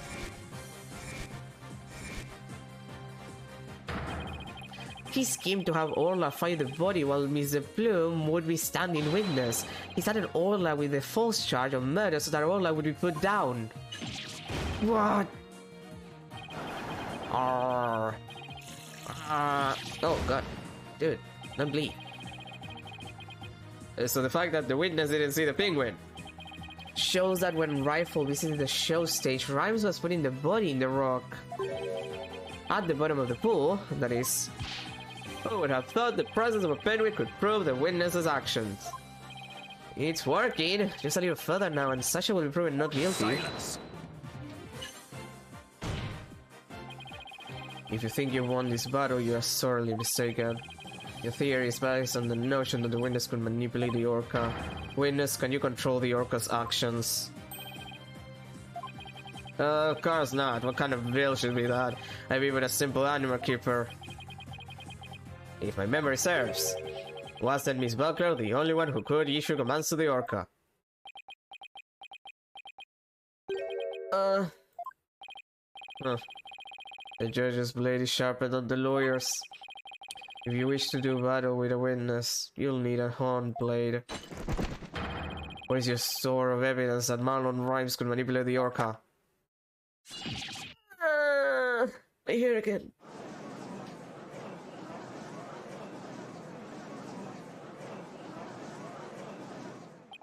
I'm thought to have manipulated Orla in order for this plan to work. How can I prove it? Well, it appears this line of reasoning has become unsustainable. Objection! Well, it appears that I was mistaken. Athena? I've analyzed the hearts of all kinds of people. I have enough experience to see when I look into your heart that you haven't given up. That objection was my way of sticking up for your heart. She's right. How would I become a lawyer again only to give up? I have to keep fighting. Athena, thank you. With your help, I remember the old right way. The right way. Your Honor, I'm not finished with presenting my argument. Do you have anything else to ask this witness? You cross-examine all the witnesses and presented all your evidence. Objection! All the witnesses? I don't think so. I haven't cross-examined the most important one, the central figure in both cases. The central figure. The one involved in not only the case a year ago, but this current case too. I've never called her as a witness, but it's time to do so now. Who are you talking about? I demand to tell the court immediately. Who is the central figure in both cases? God damn it, when I cross-examine the orca. Take that! The defendant calls the central figure in both cases Orla the Orca. You intend to cross-examine an orca? Cross-examine an orca, you must be adult. It'd be impossible, says I. Look, I did a parrot, I can do an orca. Silence! This is absurdities beyond the pale. What do you expect to question an orca creature incapable of speech? Objection! Orla is intricately involved in this case. I have every right to cross-examine her. Besides, even if she can't speak, I think cross-examining her will be invaluable. Very well, do what you will then. But if you fail to gather anything from this little exercise with the orca, I hope you realize that the reward for your efforts will be the defendant's guilty verdict. I am ready and confident. So, cross-examining Orla, huh? That was a bold move, boss. Now all we have to do is figure out how Mr. Rhymes manipulated Orla. That's right, now it's Orla's turn to help us save Sasha. An orca defendant yesterday, an orca witness today. This is truly unprecedented. But even though this is highly unusual, I'm prepared to allow it. Bailiff, ready to witness telecast. We'll have a 10-minute recess while the telecast is being set up. Oh god, please tell me that we're gonna be on a saving point so I can stop the stream. I wanted to finish this today, but I'm tired. Thank you for the to be continue. Oh god, we're almost an hour over time. Yeah, we're finishing for today. Fuck this shit. Fuck this. I mean, I'm happy to cross-examine the orca, but this was too long. This is too long. Why is the DLC case long? God damn. Anyway, thank you everybody for being here. Tomorrow, a part of me wants to just finish this case because it's gonna last like 5 minutes. But honestly, I'm tired. I'm gonna play something else. Maybe Blueprints. We'll see. But yeah, we'll finish on Friday. We'll leave this on Friday.